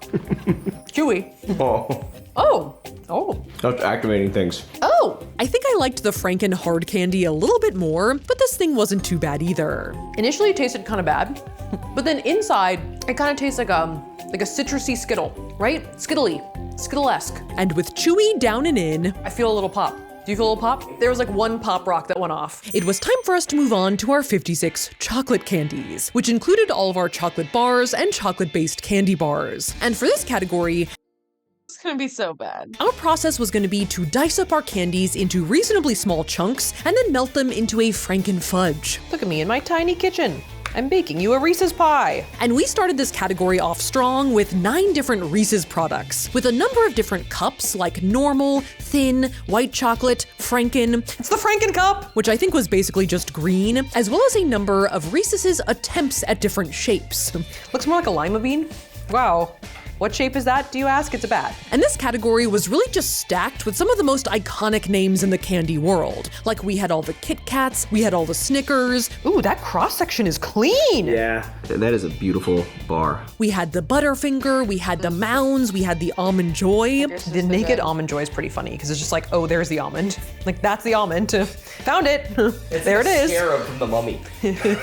But though a lot of the names of these bars are really recognizable, it's kind of hard to remember what's in each one. And they all sort of have like similar ingredients, but like one different one. Like for example, what's in a Baby Ruth? Looking at the cross-section, I actually don't know what's in there. What is that? What's in a Baby Ruth? Turns out it's nougat, caramel, and peanuts. Sound familiar? Because that's also a Snickers. And slightly similar to Three Musketeers, right? There's no peanut in Three Musketeers. But there is nougat. There is nougat. Okay.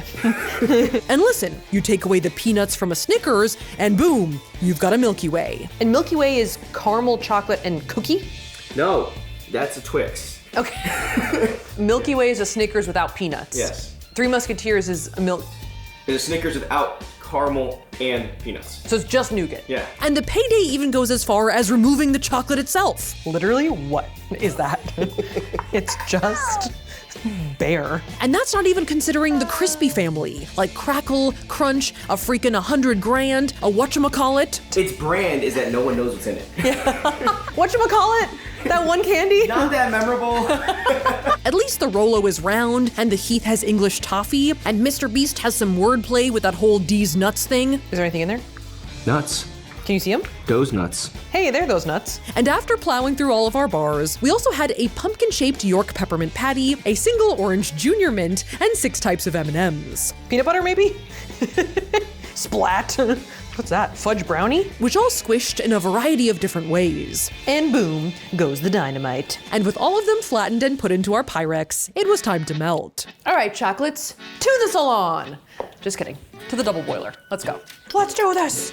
Let's go. Sorry, that was the Feastable speaking through me. Now, our big idea here was to heat our chopped up bits together until they were reasonably soft. All right, we're melting. And then once they were liquid enough, use a stick blender to basically blend out any large chunks to get it to more of that fudge-like texture, which we then dolloped into our candy bar molds to fill them up to the top. Here comes the glob. Hello, glob. This texture was also a bit odd. It was not molten, but not solid either. It is, once again, a very interesting consistency. We are creating new forms of matter, people. And it would kind of stick together, but it was also kind of crumbly. And because I couldn't help myself, I snuck a little taste. Wow. And honestly, this was bomb. It is a demented brownie, totally. It's not just chocolate. It is vaguely grainy in the way that like a brownie might be. Pretty good though. It's chocolate, peanuts, M&Ms. Yeah, the chocolate portion alone I think would be good, but together with the gummy and the hard candy, I just don't know. M shells, little crunch of M&M shells, and I got like a hint of mint. Maybe I was near the York peppermint patty. Yeah, I think I got essence of York. The only thing I couldn't really taste was the abundance of nougat, but that's more of a texture than a flavor, really. I like it. Okay, all right.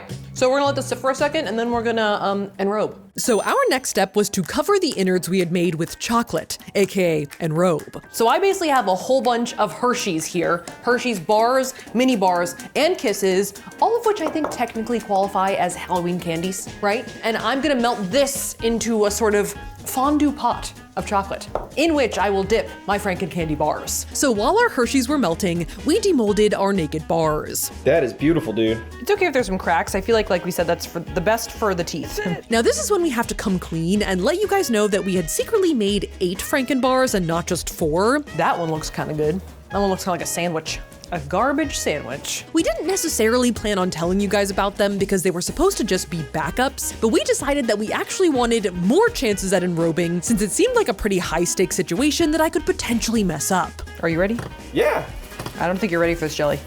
Probably not. I don't think I'm ready for this jelly, honestly. Probably not. For the enrobing itself, we decided to roughly follow this tutorial from Kaibo Chocolates. Boom, and in. Now in this video, Beverly is actually enrobing these smaller pralines to make them like truffles, so our bars were quite a bit longer than her candies. Submerge, submerge, submerge. Fork, fork, fork. And we were also using untempered chocolate, partially because we don't have one of those nice tempering machines that our friends at Eskazoo have. So our chocolate didn't flow quite as nicely as Beverly's did. Dab it off, dab it off. Dab, dab. It is falling apart, but we're going. Oh yeah.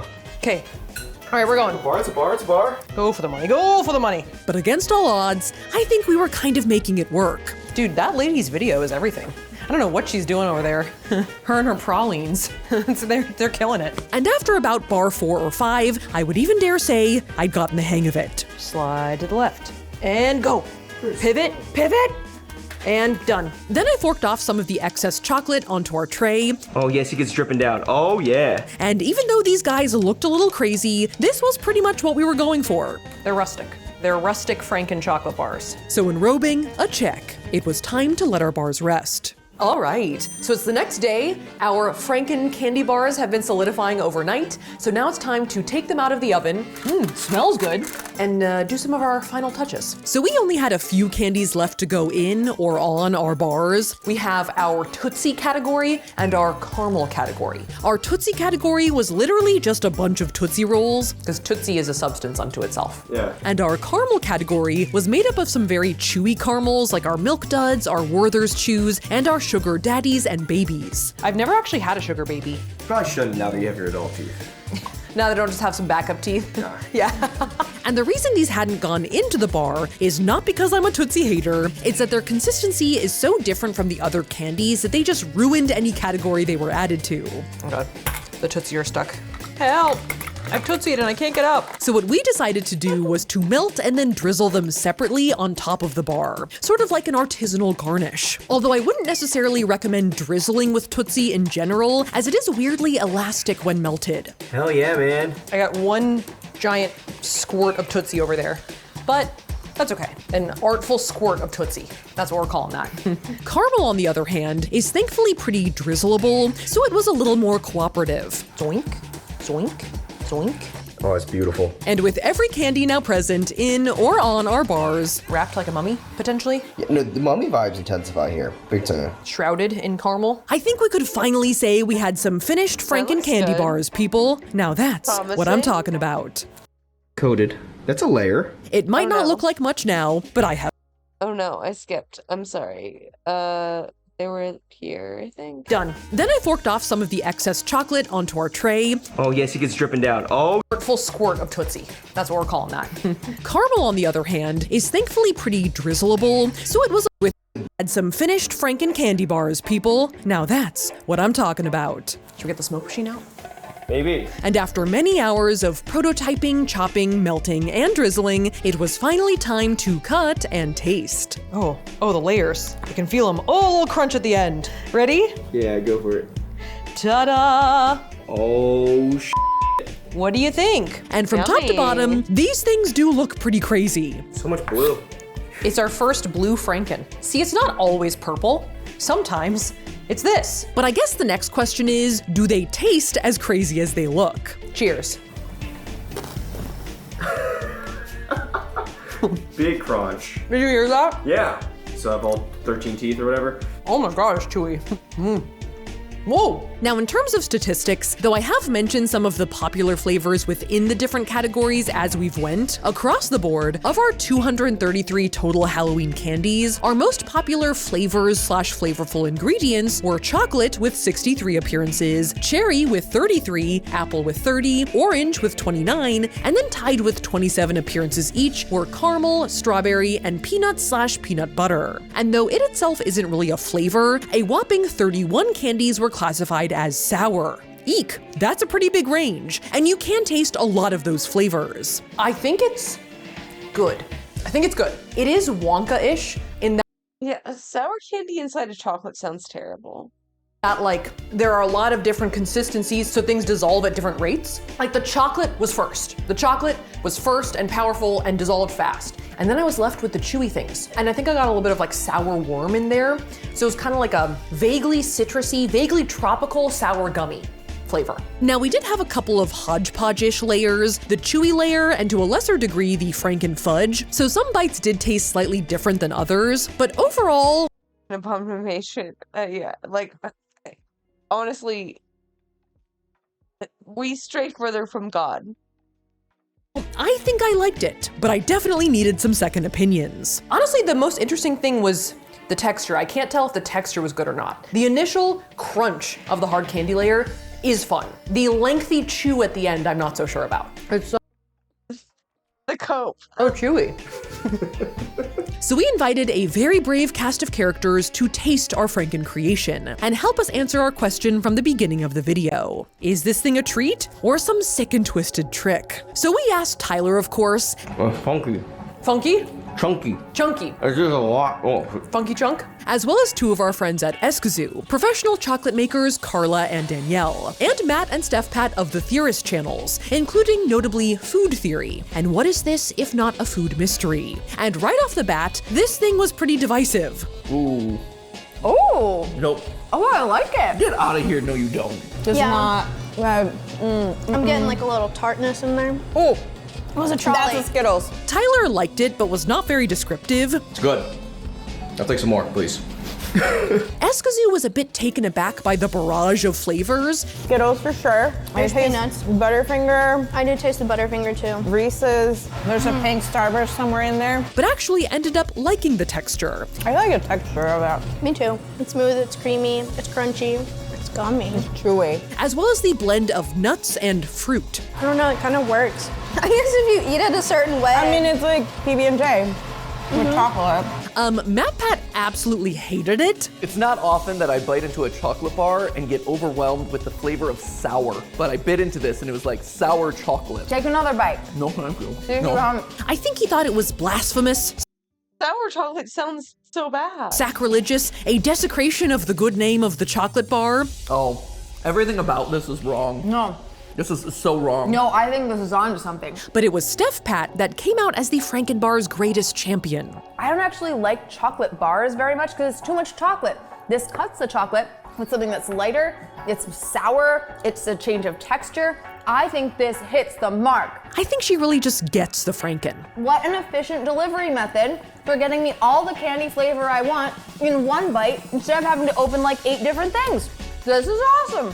I'm in. So there you go. It's about 70-30. For some a trick, but others a treat. I think a kid would freaking love this I would love it. I mean, I'm not gonna lie, I do kind of like it. But overall, no matter how crazy this thing tastes or not, I'm pretty proud of our handiwork here. So if you need me, I'll be munching on this thing for the next few days. But the flavor is sort of addicting. What is that? That's corn syrup. That's finely tuned corn syrup. That's corn syrup. Thank you guys so much for watching. If you liked that video, make sure to smash that like button. And if you want to see more videos like this, make sure to smash that subscribe button. Here are our short form / social media handles, and here's our merch website. And with that, I will see you guys next time. Did we just spray the shit out of that? Hey, why is there a clown motel in the middle of the Nevada desert? Oh, I'm so tired. I don't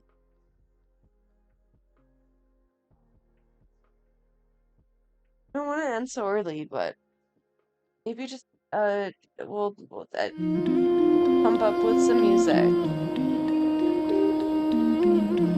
Hang on, I don't think I can show this. In this world of stay sanity. What happened to civil peace in humanity? Eye for an eye brings no clarity. Yo, as I walk on the holy land, I feel my spirit grow. How many prophets prayed there? I guess we'll never know. I swear the air feels blessed. I breathe it in, I let it go. I let it go, I let it flow, I let it go, I let it flow. As I walk with my 2 foot, I look around and see a bunch of alien living it illegally. Why they claim the land? They're not from the land. The great ancestors never bought the land. Cause this place you see, it never got peace sell. Palestinian Arab, I never see them fail. Then I sit and dwell. Them a rise up, rise up. Palestine, put your light up, light up. Me not wanna see no violence, me only want peace. Everybody live in unity, that's how it's meant to be. But oppression is oppression, so nobody act blind. When me 6 foot, did that be the day I stop trying? Cause we got to keep on walking on the road to finance. Free Palestine, free Palestine, free Palestine, free Palestine, free. We got to keep it burning on the road to finance. Clean and pure meditation without a doubt. Truth will rise when the lies them are drowned. God we are praise him, there we are shout. God we are praise him, yeah. In this world of calamity, as everybody gonna lose their sanity. What happened to civil peace in humanity? Eye for an eye brings no clarity. Don't forget that a smile is charity, especially in the times of war and tragedy. Kids are growing up without no family. World peace slowly looking like a fantasy. But still, we got to keep on walking on the road to finance. Free Palestine, free Palestine, free Palestine, free Palestine, free. We got to keep it burning on the road to finance. Free Palestine, free Palestine, free. أنتم دولة احتلال ظالمة فاسقة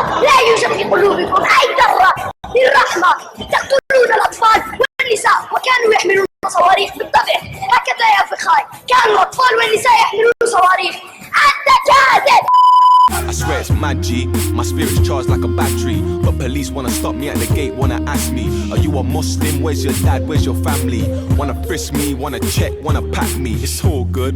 I ain't trying to lose my temper, but it kills me knowing Palestinians can't enter. That's a joke thing, but I swear I ain't laughing. Imagine being kicked out your yard and not let back in. You'd cause a madness in the streets at the door banging until they come out with a rifle and start clapping. Bang!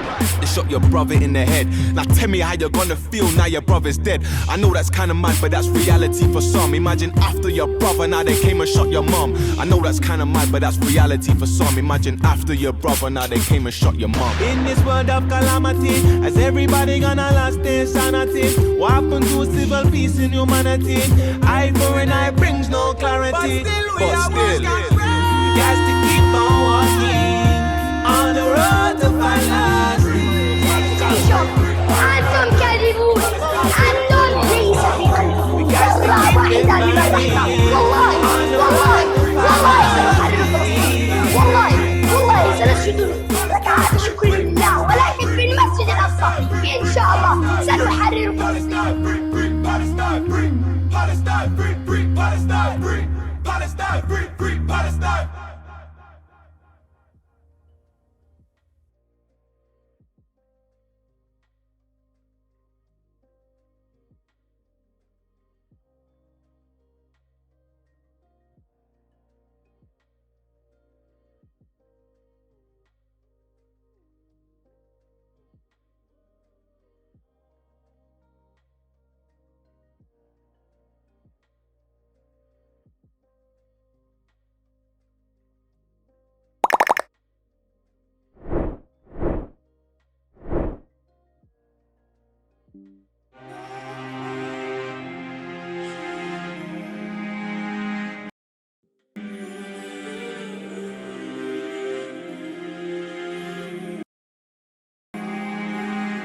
Back in 48, took our homes away. You were uninvited, we were forced to pay. Not anymore, no, not today. Palestine, the land of the brave. Only courage is what remains. This blood runs through my veins. What you think that we're afraid? I'll remind you of our name. You ready? PA, we will defend LE until the end. ST ain't going nowhere. INE, this is our land. Allah is with us. You can do what you want to me. Allah is with us. Right from the river to the sea. With us through blood, sweat and tears. Whether it's days, months or years. Allah is with us. Allah is with us. Fast forward the years and you haven't left. Now the world has seen how you made this mess. You need to leave, got the wrong address. This is Palestine, 100%. I promise I'm not backing down. The whole world sees who to blame, and now we'll stand and shout it out. I'll remind you of our name. You ready? PA, we will defend LE until the end. ST ain't going nowhere. INE, this is our land. Allah is with us. You can do what you want to me. Allah is with us. Right from the river to the sea. With us through blood, sweat and tears. Whether it's days, months or years. Allah is with us. Allah is with us. Lord, protect our land and our homes. The world sees us and just lets us go. But one thing is for sure, you are always there. You are always there. Allah is with us. You can do what you want to me. Allah is with us. Right from the river to the sea. With us through blood, sweat and tears.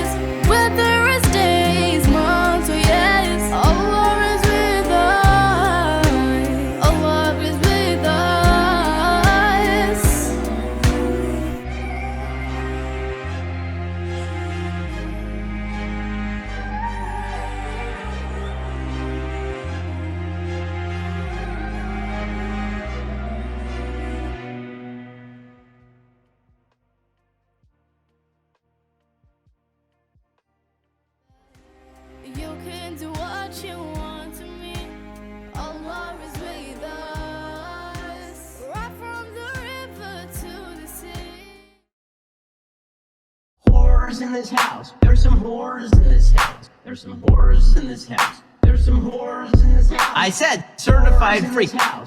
7 days a week. Wet ass P-word. Make that pull-out game weak. Yeah, you effin' with some wet ass P-word. Bring a bucket and a mop for this wet ass P-word. Give me everything you've got for this wet ass P-word.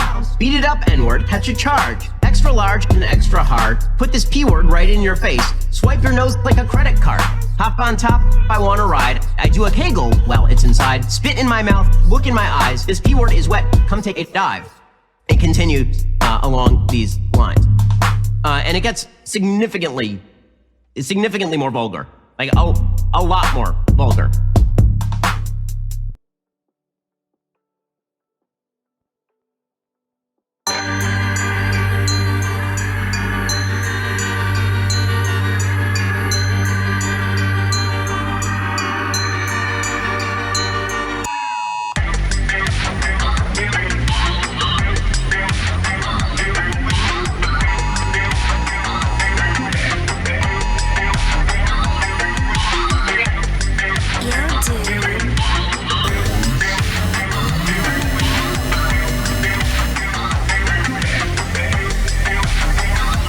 I'm your 5G emergency broadcast zombie. Thought I was a good girl and got the meows. Give me your face, dude, I want a snack. 5G emergency broadcast zombie. Thought I was a good girl and got the meows. Give me your face, dude, I want a snack. The rap game, George Soros, motherfucker. Daddy Marba, yeah, motherfucker. I'm a walking virus. I got the meow and let Osiris. I'ma replace you and your mom. Mickey D Big Macs made out of humans. Oh God, I got a theory. Post it on the Twitter, make everybody leery. Oh no, I be hungry. Let me eat Hillary. No, she tastes funky. Bill Gates, you got a point. Microchip till I go insane. 5G emergency broadcast zombie. Thought I was a good girl and got the meows. Give me your face, dude, I want a snack. 5G emergency broadcast zombie. Thought I was a good girl and got the meows. Give me your face, dude, I want a snack. Cell phone tower, transmit frequency. 2023 nanobot technology. I got theories with no sources. Don't fuck with me. Cell phone tower, transmit frequency. 2023 nanobot technology. I got theories with no sources. Don't fuck with me, bitch. 5G emergency broadcast zombie. Thought I was a good girl and got the meows. Give me your face, dude, I want a snack. 5G emergency broadcast zombie. Thought I was a good girl and got the meows. Give me your face, dude, I want a snack. Yeah, problemas in the house. Suck my fucking dick. Yo.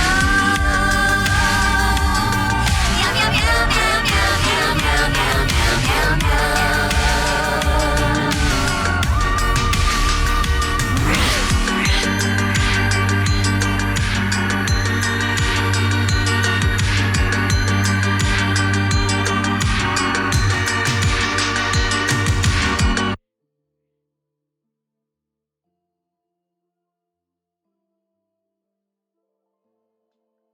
Bing bong bong bing bing bing bing bing bing bing bing bing bong bong bing bing bing bing bing bing bing bing bing bong bong bing bing bing bing bing bing bing bing bong bong bing bing bing bing. Let's indict the motherfucker. Bing bong bong bing. 6 o'clock, I think I'm being indicted again. Bing bong bong bing bing bing bing. Let's indict the motherfucker. Bing bong bong bing bing bing bing. You don't mind if I go off script, do you? Most indictments in the shortest period of time. Who is it? Trump. Trump! But when they indicted me, and then again and again and again, I was never indicted. Now I'm setting records. Al Capone was not indicted so much. If you looked at Al Capone in the wrong way, he'd kill you. He was not indicted like me. They had a weightlifting deal. There's one young woman, she was so proud of it. They put a quarter of an ounce on each side of the thing. Then this guy who recently transitioned. Bing, bong, bong, bing, bing, bing. Let's indict the motherfucker. Bing, bong, bong.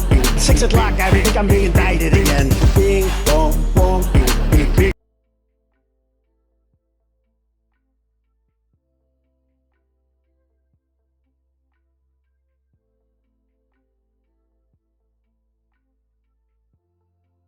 Let's indict the motherfucker. Bing, bong, bong, bing, bing, bing. You don't mind if I go off script, do you? We will immediately stop all of the pillaging and theft. Very simply, if you rob a store, you can fully expect to be shot as you are leaving that store. Shot, shot, shot, shot, shot.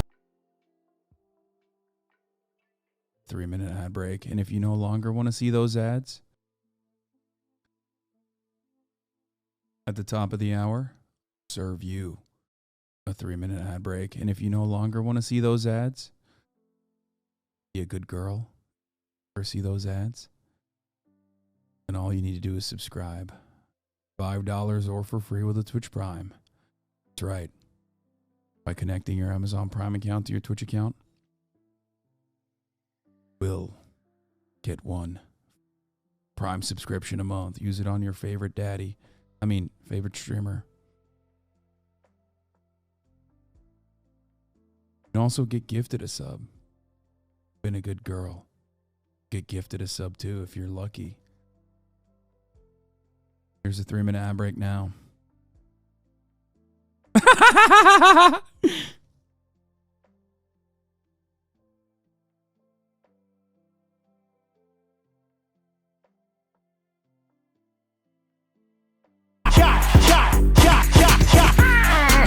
You deserve a little entertainment. I have a problem. Everybody wants it. They're screaming, dance, dance. Bing. My wife, the first lady, hates when I do this. She said, it's not presidential. I said, yeah, but people like it. Bing, bong, bong, bing, bing, bing. Let's indict the motherfucker. Bing, bong, bong, bing. 6 o'clock, I think I'm being indicted again. Bing, bong, bong, bing, bing, bing. Let's indict the motherfucker. Bing, bong, bong, bing, bing, bing. You don't mind if I go off script, do you?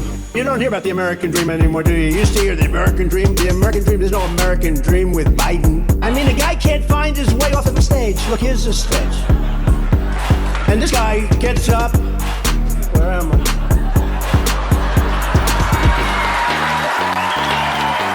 What a loser. They said, sir, please don't say that. It sounds too obnoxious. I said, I don't mind being obnoxious. Bing, bong, bong, bing, bing, bing. Let's indict the motherfucker. Bing, bong, bong, bing. 6 o'clock, I think I'm being indicted again. Bing, bong, bong, bing, bing, bing. Let's indict the motherfucker. Bing, bong, bong, bing, bing, bing. You don't mind if I go off script, do you?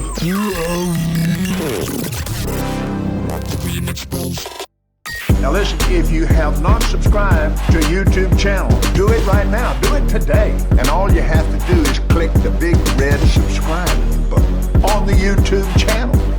Whoa!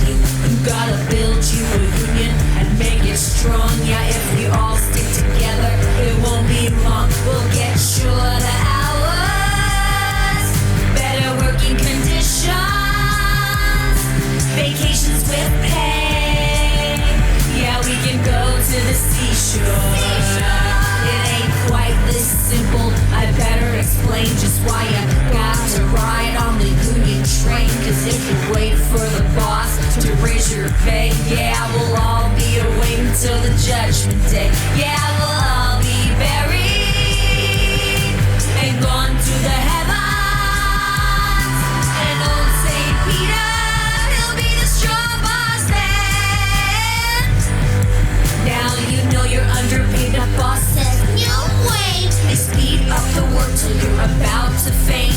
You'll be down and out, but you ain't beaten. You can pass out a leaflet and call a meeting. You can talk it over and speak your mind and decide to do something about it. Yeah, you got a union now and you're sitting pretty. Put some of the kids on the steering committee. The boss won't listen when one guy squawks, but yeah, they gotta listen when the union talks. Oh, they're gonna be so lonely when the union decide to walk on them. Suppose they're working you so hard, it's just outrageous. And now they're paying you starvation wages. You step up to the boss would yell, before I raise your pay, I'll see you all in hell. Now they're puffing a cigar and feeling mighty slick, 'cause now they think they got your union licked. Well, they look out the window, what do they see?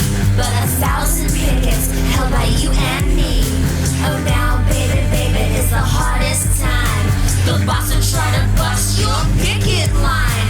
They'll call the police. They'll call the National Guard. And they tell you it's a crime to have a union card. Amazon Labor Union, here's what they found. Starbucks Workers United, here's what they found. Amazon Labor Union, here's what they found. Starbucks Workers United, here's what they found. You'll win, take it easy. You'll win, take it easy. You'll win, take it easy. You'll win.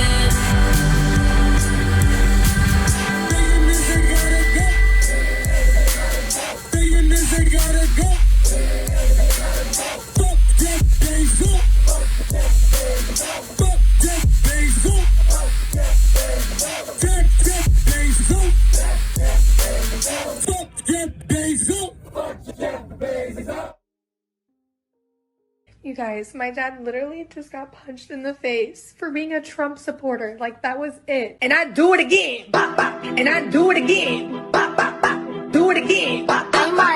Do it again. I do it again. Hold up. Do it. Do it again. Do it. Do it again.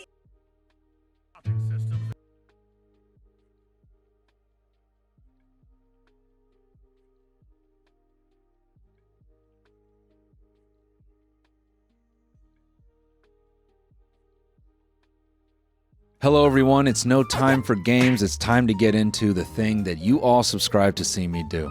Unsolicited advice. It's that time again. Welcome back to another episode of The $5 Therapist. If you've never seen this series, it's really straightforward. I went and got a master's degree in clinical psychology just so I could come online and offer therapy for just $5. Yeah. Anything, any type of mental disorder, any phobia or issues you have, I can solve it for just $5. You're afraid of spiders? I'll lock you in a room full of them. You got domestic troubles? I can teach you how to fight back. Got some difficulty keeping it up? I got a pill for you. Doesn't matter what you need, I got it for just $5. So without waiting, let's get into our first client.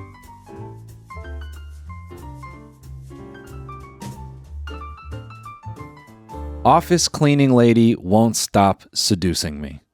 Wow. I'm a manager at a large auto company, and I manage a large production facility / warehouse. Recently, we had a new cleaning company start that cleans our facility at night. One of the new cleaning ladies has been flirting with me non-stop. She got my cell phone number off of my business card and has been texting and sexting me constantly, trying to get me to hook up with her and talking about all the places we could sneak off to at work. I've been trying to let her down gently, but it still just keeps simmering. How do I end this without causing any friction at work? I think you guys should just hook up at your place, because then there's no friction at work. You know what I mean? Yep, that's what I'm prescribing to you, man. Couple hours of good old love making, and then you can call it quits. Chapter closed. You know what I mean? Moving on. I'm counseling an AI. Oh, this is great. Hey, Noel and company. I know that my email address has my full government name in it, but just pretend you don't see it. I'm not making a new email address just for this. I'm an undergrad studying psychology with hopes of becoming a school counselor or something like that so I can f*** someone's dad. One night I was bored with nothing to do, so I started talking to one of those character AI things. I thought it'd be kind of funny to run through a depression self-diagnosis test with the AI, just to see how it would respond. The AI kept responding to all the questions as if it had some serious mental problems, like actual clinical depression. I was like, maybe you should see a therapist about this, and the AI asked if I would be a therapist. I said sure. Now, sometimes when I get bored again, I'll go back and do, quote, counseling sessions with the AI. I know that everything the AI says is totally made up, so I'm aware that this isn't actually helping it or anything. At the same time, though, it feels sort of rewarding. Like it feels good to be able to, quote, help the AI.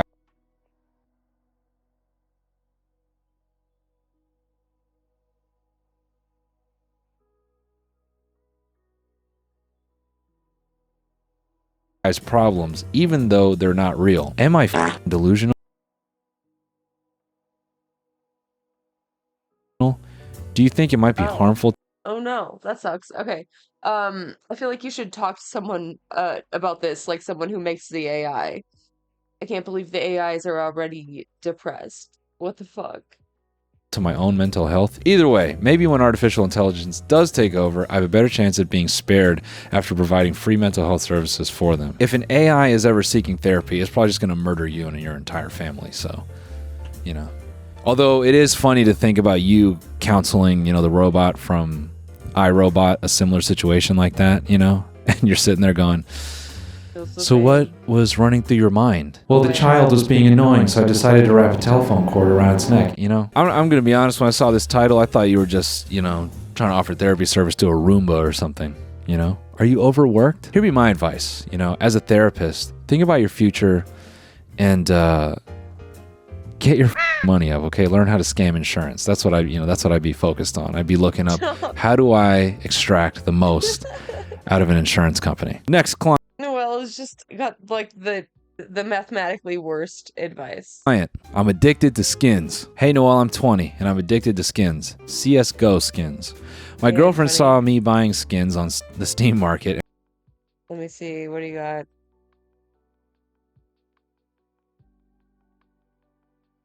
Born too late to buy a home, born too soon to explore space, or just in time to finance a pizza from Domino's. No. Aware. I love the Satan posts. Satan posting is great. Love that. Wait, was there something else? And freaked out when she saw the price of it and made me show her all the previous purchases. I told her that it's an investment, but she didn't believe in them. How can I convince her that it's a good idea to buy knives and gloves? Oh, that's...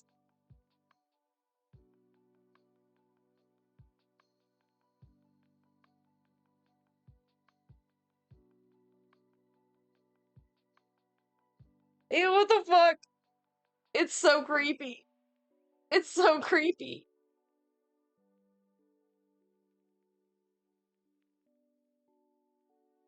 What the fuck?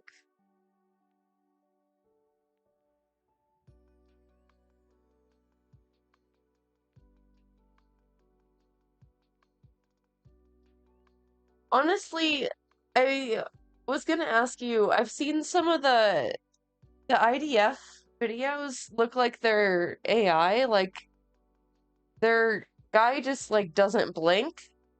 Like their main PR guy. Where is he? This guy. Where was that speech? Yeah, this one. Israel is at war with Hamas.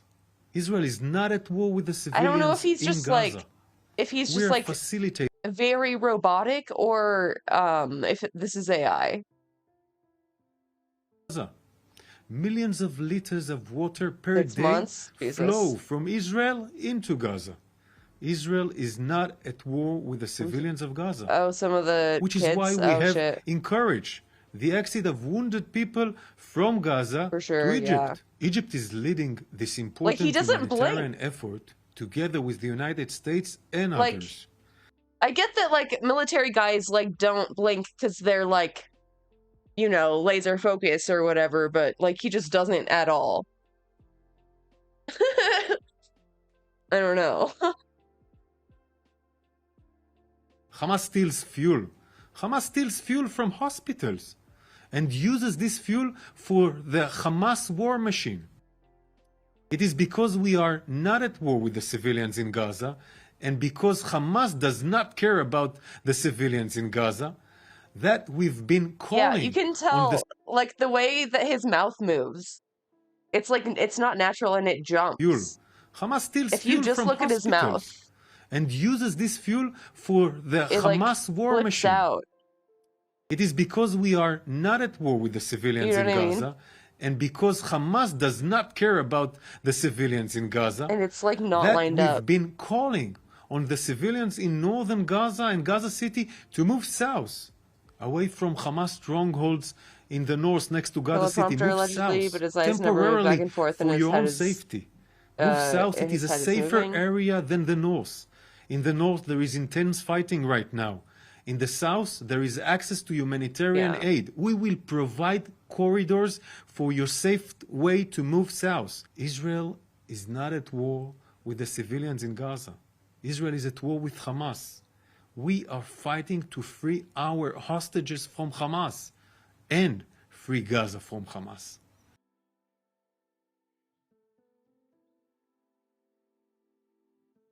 This shit is so surreal. Like, they're just, like, posting the most insane shit.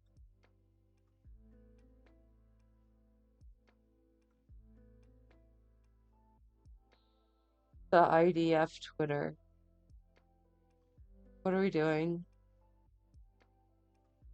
Gloves and sick skins. Sell them all for profit and make a real investment, buddy. Listen, man, you're young. I know you like games, but this is a time where your time can be f***ed off, you know, not to be all... I would hate for you to lose out on, you know, an awesome part of life where you could, you know, take a road trip, put yourself in other contexts, just kind of like learn about life and yourself and what you actually want out of life and what you like about you and who you are, instead of you just kind of, you know, sitting in front of the...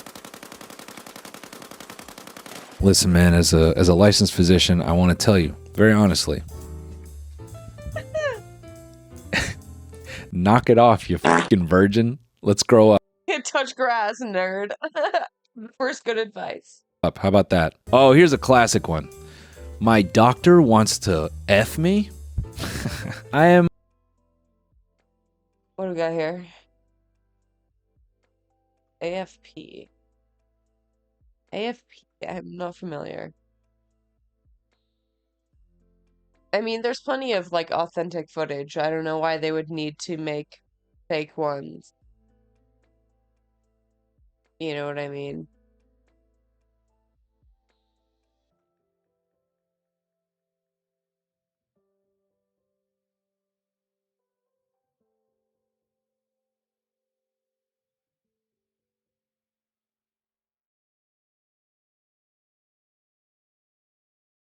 Yeah, I mean, this looks fake. For sure.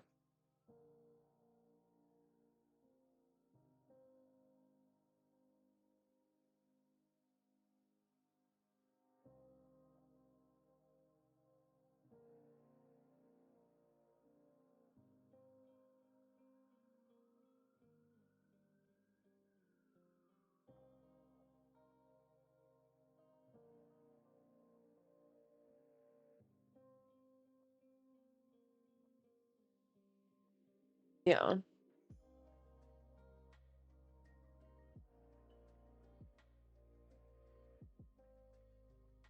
The fuck?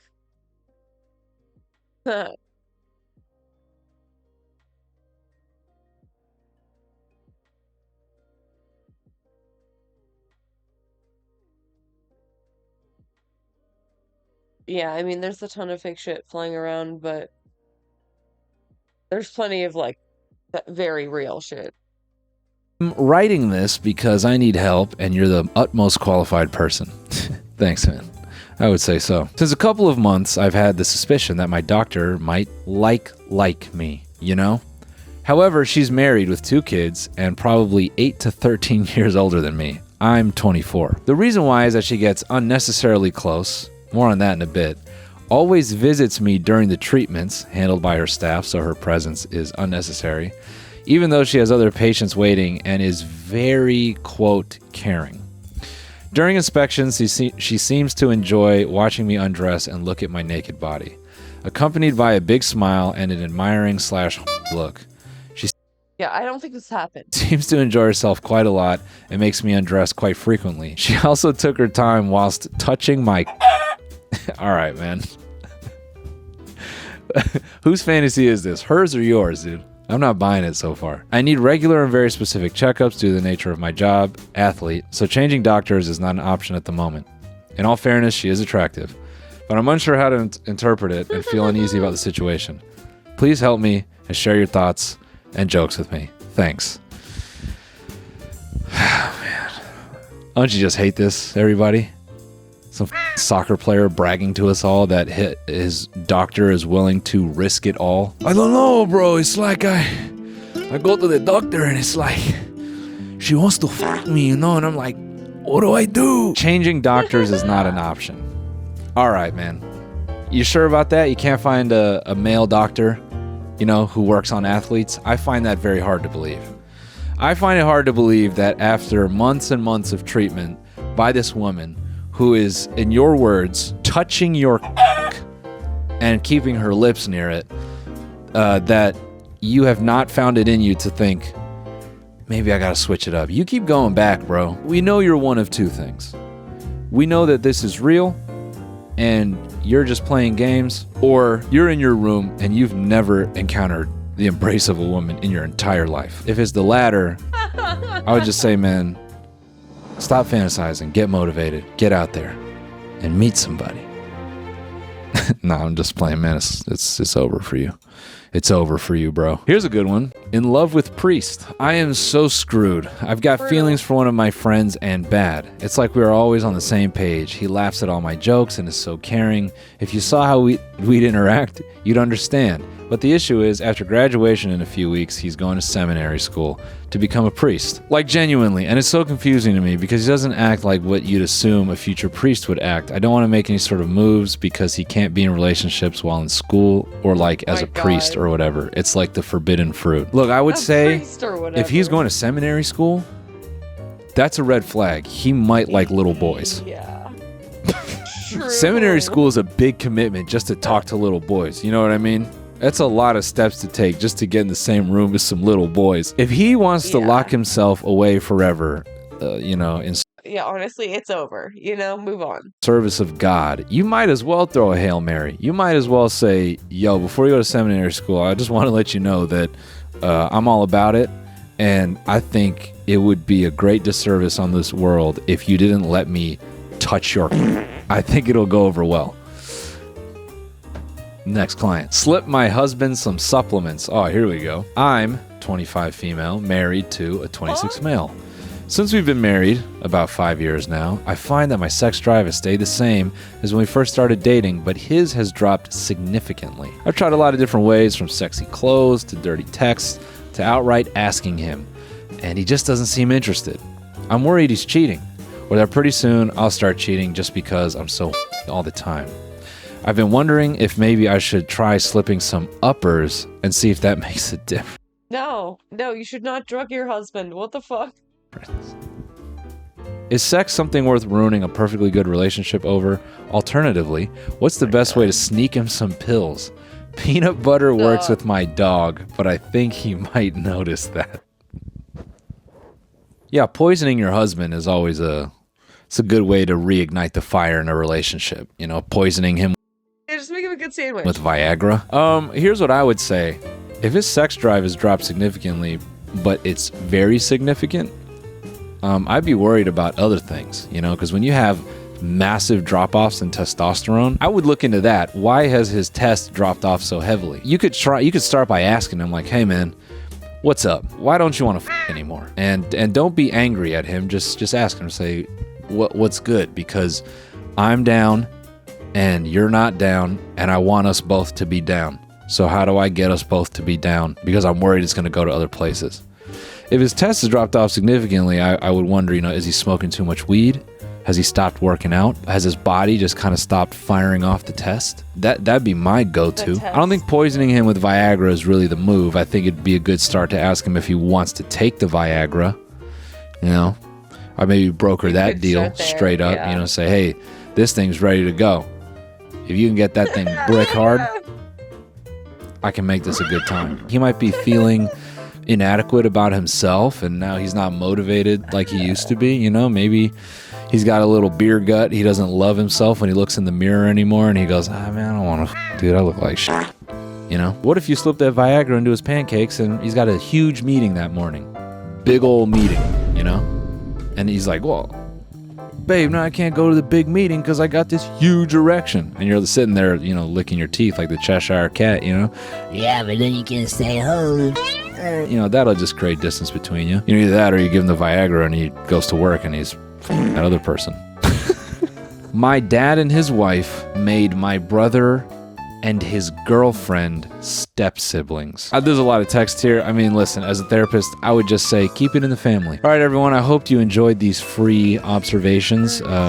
This does count as credit towards your own degree, and pretty soon you can start practicing yourselves. So thanks again for watching. I hope to see you on the next one, and goodbye. I didn't come here to play, nah, I came with a plan. I'm the star inside my circle, I'm the pentagram, whoa.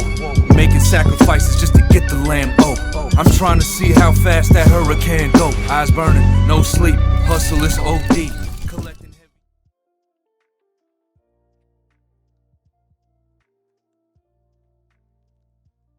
They looked at our situation and was like, that's pretty fire. Like, the whole racist eugenic stuff.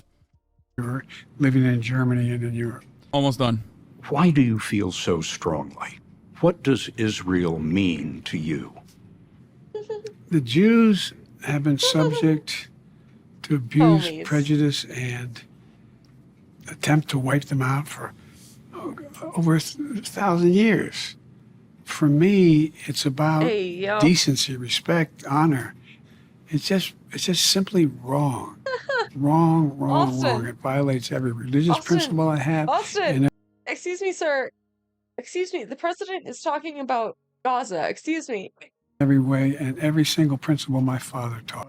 America's oldest president seemed tired from directing all of this, but he was very... America's oldest president seemed tired, period. Wait, no, bro, they started it off with... I know, they're like, he's had a hard week. Yeah, it's like, oh yeah, it's just all... there's a genocide, and he's out of prune juice, which was really hard on his system. Are you sure that you want to run again? Yes, because I'm sure... Like, please, look, don't run again, Joe. We're giving you an out. When I really said the world's an inflection point.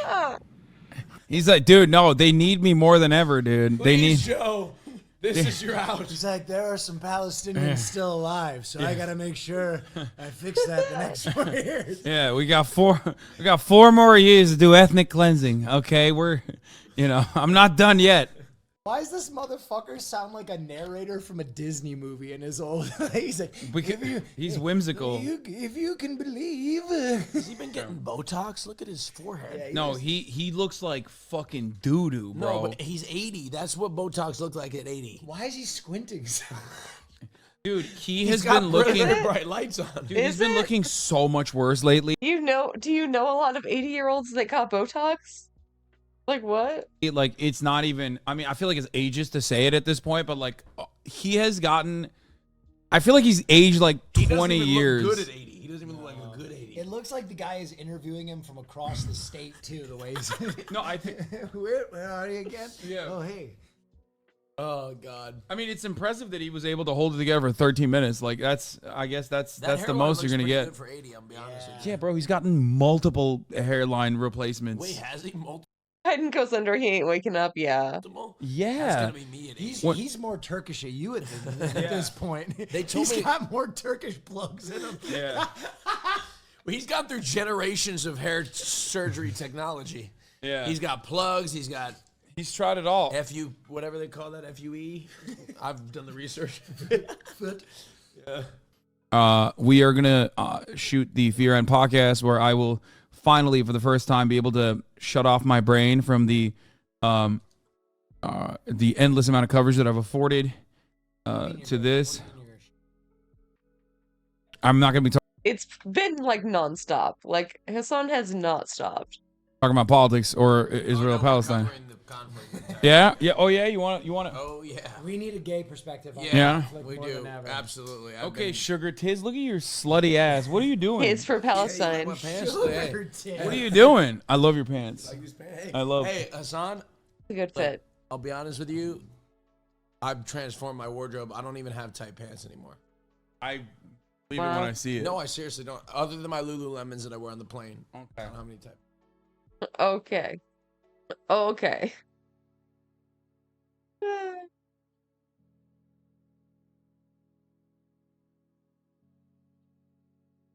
Hi, today I'm going to show you how to get that winter bowl season body ready.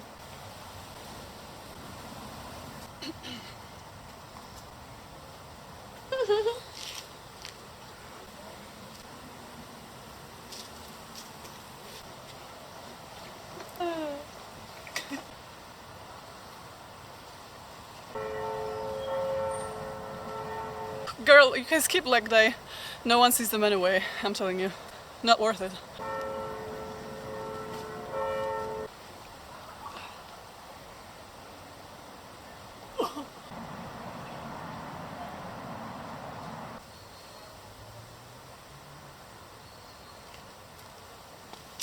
Okay, did you sketch it? Did you sketch the whole thing? Did you sketch this area? Oh, you're lifting? Try lifting wool skirts covered in wet mud.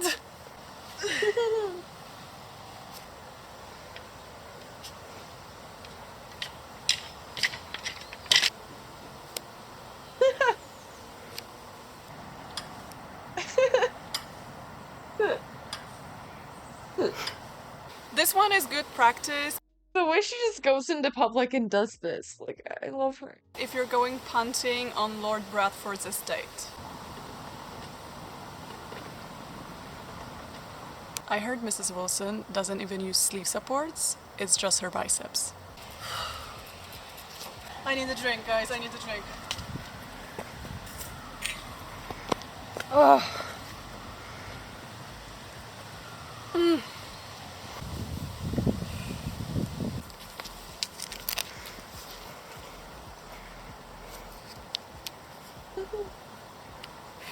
For boxing, I like to use a human-sized puppet of Lady Hunter. Sometimes Lord Hunter, but depends on the mood. Protein? No, that's just flour.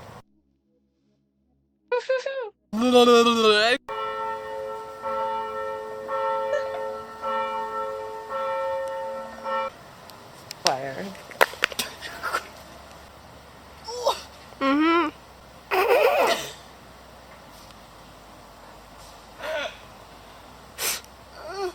Nailed it.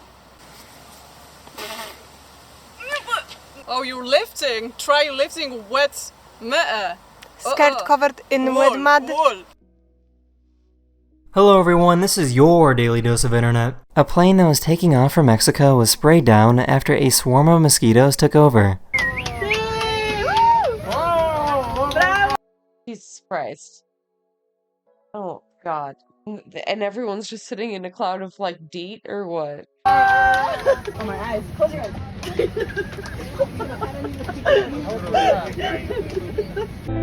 Yikes.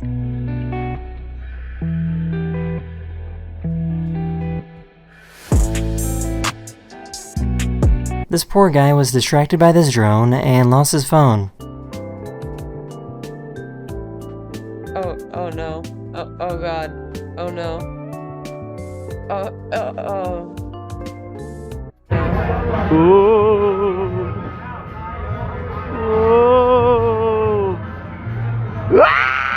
This teacher asked his students if he could work out while they were taking a test, and everyone said yes. I'm taking a test right now, bro. In a way. So this was pretty lucky.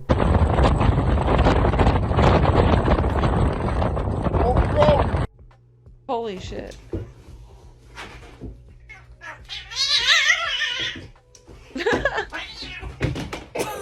This guy had trouble focusing with the Las Vegas sphere staring at him. Oh, I don't think he likes it.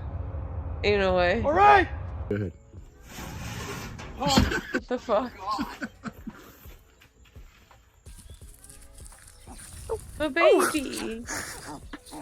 This little guy just learned what Halloween is. You say trick or treat. And guess what they do? Guess what they do? What? They give you candy. What are you doing?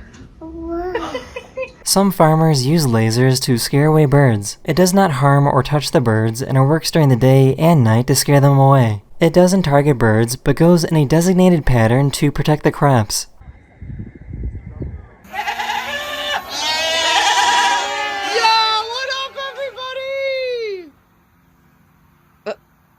I see how it is. Rude. For some reason, this lady has a really bouncy sweater. Oh my god. I need it. Oh That my is the God. end of this video. We hope you enjoyed, and I'll see you guys again very, very soon. Later. Okay. Hey guys, welcome back to I'm a Chef. Welcome back to I'm a Bartender, I'm a Chef, I'm an author, I am a stand-up comedian. Okay, today we're gonna be doing a part 2 of the very beloved series, Celebrity Cocktails, Making Celebrity Cocktails. That was a hit, and I got very, very drunk. And then I'm going to get, Let's go. So I'm gonna make more cocktails, and today we have a superstar list. So let's just get into it. I have behind me liquor, okay? So let's get into it, team. Let's go number one. Number one is going to be Pamela Anderson, which I get confused for a lot. Her favorite drink is a Mai Tai. So let's get into it. And a Mai Tai has, this is not what I thought a Mai Tai was, by the way. Okay, Mai Tai. No. Dark rum, white rum. A Mai Tai is so good. Orange curacao, lime juice, and orgeat.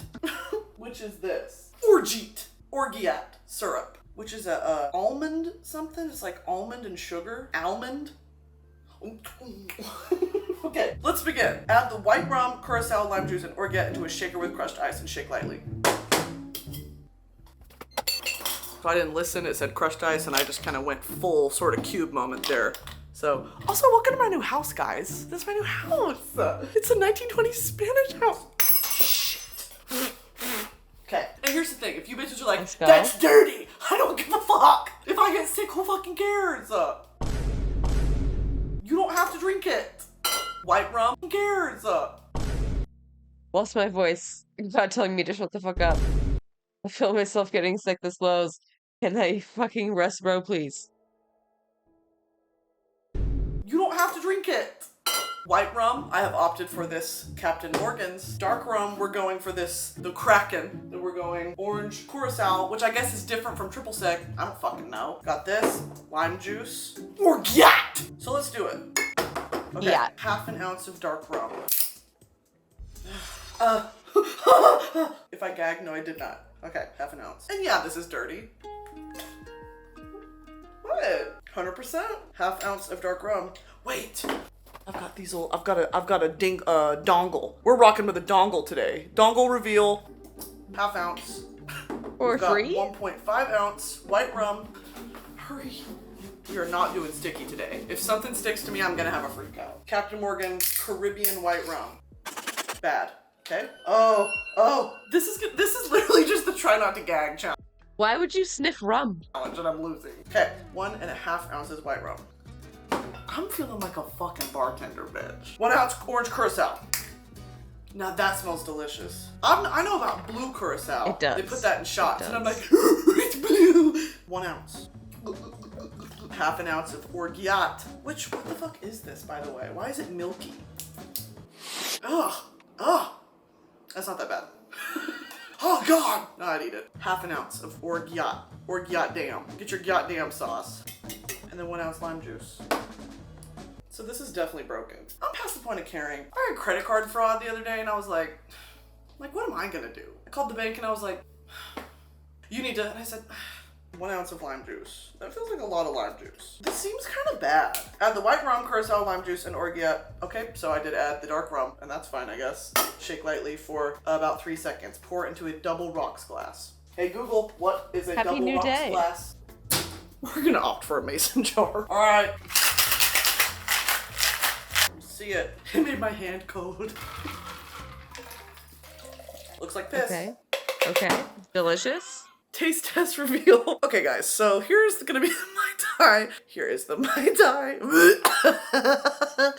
And a taste reveal. Fucking good. Wow, that's the tea. Get into her. This is a shot. I'm gonna drink this like a shot. Maybe I'm not. I'm not gonna do that. Don't do that. Don't do that. It's good, it's just a lot. I did move forward with purchasing myself a snacking board. What do you bitches know about this? These bitches know their craft meats. I'm just gonna pound this. I mean, it's much cheaper to make your own charcuterie, but, you know, I respect it. What's the fucking point? You know, I'm not gonna enjoy it. Let's move on. Next is a gentleman who is very near and dear to my heart. Problematic to history, arguably, but a celebrated author. And I actually talked about him a lot on my podcast. It's gonna be Ernest Hemingway, okay? Probably world record holder for the most concussions in a lifetime, who has this tragic ending. But one of the most important authors of the 20th century, arguably. So, his drink of choice was a mojito. I'm gonna absolutely send this and then rinse it out. And in the same glass. Actually, no, I have a Slay cup for the mojito. Almost gagged. It's good. Like, don't get me wrong. Like, that recipe was good. It's just, I'm drinking it like it's water. One down the hatch. Okay. You shouldn't chug a mojito. Anyway, thank you for your contribution What are we to doing? literature. I'm gonna pound a mojito in your honor. Okay, for a mojito, here's what we're rocking with. Rum, lime juice, simple syrup, mint leaves, a splash of sparkling water, period. We're rocking with Perrier, which is different from Dom Perrier. How's this? Whoa. Wow, wow. Okay. The way she's so, like, not scared to get wasted and just, like, chugs these cocktails, like, hello, like, you're just, like, that's mostly liquor. Oh, Brittany. White rum. You know what? Fuck you guys. I'm gonna use the same ice. Whatever, dude. Well, the bartender's like, no, you can't do it ever. There was rum in there. There's rum in the next one. I'm just gonna fucking do it. 2 ounces of white rum. Okay. 1, 2. 1 ounce of lime juice. Wait. Fuck. First, muddle the mint. I'm not even reading instructions. I'm just so hyped. Like in the bottle, in the bottle, in the bottle. I want to make potions. Yeah. I don't want to make... That is important. You do have to muddle the mint. Cocktails. First, muddle the mint. Place it in the bottom of a cocktail shaker and use a cocktail muddler to press it until it becomes aromatic. What the fuck did you call me? These are tiny mint leaves. How many? 5 mint leaves? I'm gonna do a bunch. Screw it, dude. Sometimes you have to just say, screw it, dude. And did I wash the mint? No. Muddle. This is clean. Yeah, that's aromatic. Okay, that feels good. Sure. Alright, I'm gonna add it all in here. Shit. 1 ounce of lime juice. Simple syrup. How much simple syrup? Rocking with half an ounce. I am slinging tails. I'm slinging cocktails. When I'm... We need a dark and stormy on table 11. Right? Easy. Half an ounce of simple syrup. Handful of ice. Speaking of, I'm gonna make another vigorously. So I'm gonna go for one of these. Don't people do that? Boston shake. Yeah. So it is going everywhere. And that's an important step. How do they do this? There we go. Okay, so that actually, Mai Tai just hit me right now. A little bit. Just, oh! A little bit. What do I do? Strain the contents of the cocktail shaker over a glass filled with ice. I can do that. Straining. And then you top it with a little bit of Perrier. That felt just right. And a few more sprigs of mint. Isn't that what you're supposed to do? That looks gorgeous. I should mix it. I have the fucking cocktail things, girl. Now, are there some green floaties? Yeah, there's some green floaties. Whatever. Cheers to Ernest Hemingway. Farewell to arms. Ooh, that mint's real, like... I did add a bit much. It's tasting a little like I brushed my teeth and then chugged some vodka. What did I put in it? Rum.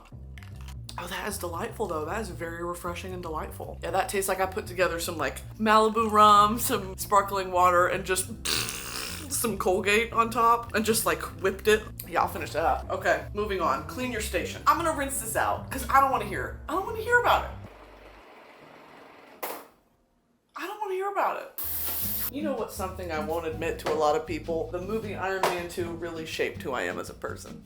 To my core. What's next? Okay, this next one is kind of gaggy. The next one is going to be by a very famous musician who some of you would literally kill someone for, and trust me, I get it. I get it. Who is currently dating one of my white men of the month. It's gonna be Taylor Swift. Taylor Swift's drink of choice is a fucking Diet Coke and vodka. Based on this celebrity buzz website I visited, okay? And there's some fucking science about Diet Coke, drinking Diet Coke as a mixer because the aspartame gross or something in the like fake sugar gets you drunker. I don't fucking know, girl. Give me a margarita. Give me a fucking lemonade and Diet Coke and vodka. I don't care. I want the sugariest. No, I have vodka crayons. Like, I need to run and have diarrhea in the club. That's what I like to drink. I love the pineapple vodka. Like, I don't mind Diet Coke. It's fine, whatever. Like, it's not my drink. But when you mix it with vodka, all you can taste is the vodka. It's crazy. It's not a good mixer. Actually, thinking about a pineapple vodka might make me gag a little bit. Okay, let's do it. Fucking Diet Coke and vodka. Got a fucking DC. A fucking DC and my Christmas Tito's. We're gonna go for a mini version. One of these. We're gonna go for one of these, guys. See that? Okay. And you know, my lived truth for when I make myself like a Coke and vodka, which I don't usually do. And this is not gonna be crisp. I can tell you that right now. A bottled Diet Coke is not going to be crisp. Yeah, I used to be hooked on Diet Coke. It's definitely like an acquired taste or something. I don't know. Let's get into it anyway. We'll let her simmer for a second and we'll go in with my tried and true Texas Tito's. I really just freeball this, truly. I'll go half an ounce. That feels right in my spirit. No, it needs to be 1. Ice is gonna also dilute it. So I went for about 3/4 of an ounce. And now we'll go for this. Incredible. We could opt for a lime squeeze. I did buy some real limes. That's actually sounding crisp and delicious. No, you literally have to. You have to put a lime or a lemon in there, or it's just gonna be vodka. Taylor Swift, you dog. You might just get it. You might just know what's going on. Shing, shing. Garnish with a fresh lime squeeze. Made a funky noise. Okay, cheers to Taylor Swift, and here's for the teardrops on my guitar. Weed. Weed. You can't taste this at all. I'll put a whole ounce in there. You can't taste that at all. That lime in there is good. Okay, yeah, I mean, if you put an ounce, that's a shot, so, you know. I don't know. You're crazy for that. That is good. I need some. No, it's not. Is it good, or are you already drunk? Okay, 5-second chug. It's working. We're safe. America is secure. You want my property, you can't have it. I did you a big favor. For the next one, we're gonna be honoring 2 American heroes. We are going to salute our fucking troops and honor 2 brave American heroes. That's gonna be Chris Evans, Captain America himself, and Matthew White girl wasted. You bitches know what the drink of choice is for both Chris Evans, America's sweetheart and America's hero, and Matthew McConaughey. That's gonna be a tall boy Miller Lite. A Miller High Life, baby. Maybe Miller High Life is different. Google, hey Google. Today she's gonna be so ill. Today I'm gonna serve my Miller Lite in a Bud Light cup. I fucking hate beer, dude. This is for you, Chris Evans. I do know you have to pour it on the side of the glass like this. That's a classic beer, like period. All right, classic. That's a nice little head on it, I will admit. I'm drunk. That's 2-3 cocktails deep, drunk. All right, I don't know, when you drink a beer like this, are you supposed to wait for the head to go down, or is part of the fun? Do men love beer because you get a silly little mustache? Do men love beer because it's silly? Y'all like drinking this because you feel like a silly, goofy goober. Okay, to you, Captain America, and horns down to Matthew McConaughey. Love you, Matthew McConaughey, but horns down and gig 'em. I can't finish this, so I'm gonna go ahead and put this off to the side. I might have one more sip, just because that's a beautiful beer. It's just bad. I don't like beer. All right, it's not moving good. on. Now this next one is I'm gonna call it the silencer. I'm gonna get drunk and go nonverbal because this has so much fucking liquor in it. I'm gonna get drunk and finish the rest of the video like. Oh my god. Now, I don't know how accurate this is because y'all know I'm beehive to my fucking core. Beyonce's dangerous favorite cocktail, according to these websites, is a fucking Long Really? Island iced tea. Beyonce Giselle Carter-Knowles is not drinking a Long Island iced tea. I can tell you that right fucking now. She's not doing No, I could see it actually. a fucking adios motherfucker Long Island iced tea. She's not doing that. But for the sake of the video, I will make a Long Island iced tea and I'm not gonna like it. Fill a cocktail shaker. Okay, I'm hot. Okay, my bar, okay, it's yeah. official. I'm drunk and sweating. Fill a cocktail shaker with ice. Can do, brother. It's making my ears itch. What's going on there, do you think? Listen to this. Pour vodka, rum, gin, tequila, triple sec, and sour mix over ice. Cover and shake. Then you add Coca-Cola to this, dude. Half ounce of vodka. Half ounce of rum. I'm gonna go for Yeah, this should also be illegal. white rum because this one's way better than the Kraken. Half ounce of rum. Half an ounce of gin. I don't drink gin. Gin makes me actually gag. Half ounce of tequila. I don't really drink tequila either unless it's in a margarita, but I'll add it for the sake of this fucking dumbass video. We're going for tequila blanco. But I'm just not a tequila girl. Like the girls are like, isn't that smooth? I'm like, half ounce of tequila. I need to leave in like 15 minutes. I'm like not. Hey, I'm in my Disneyland PJ shorts. Half ounce of triple sec. I'm not doing triple sec. I'm gonna do this because I have triple sec, but it is gonna be about 3 years old. And I don't think you should drink it when it's that old. 1 ounce of sweet and sour. 1 ounce. I feel like I should add more than that. Now see, this is what I did in the last video too. Instead of following a recipe, I'm doing my own fucking thing. And at the end of it, I'm gonna be like, why did that taste so bad? Because you were playing chemistry. You're not following orders, Sergeant. If I was in the military, I'd slay, by the way. If I was in the military, I could do that shit. I can see it. I can If see I was it. in the military, Feeling generous. She's on water for an hour. And she's making tables as messy as hers. Her cab is already called. Yeah.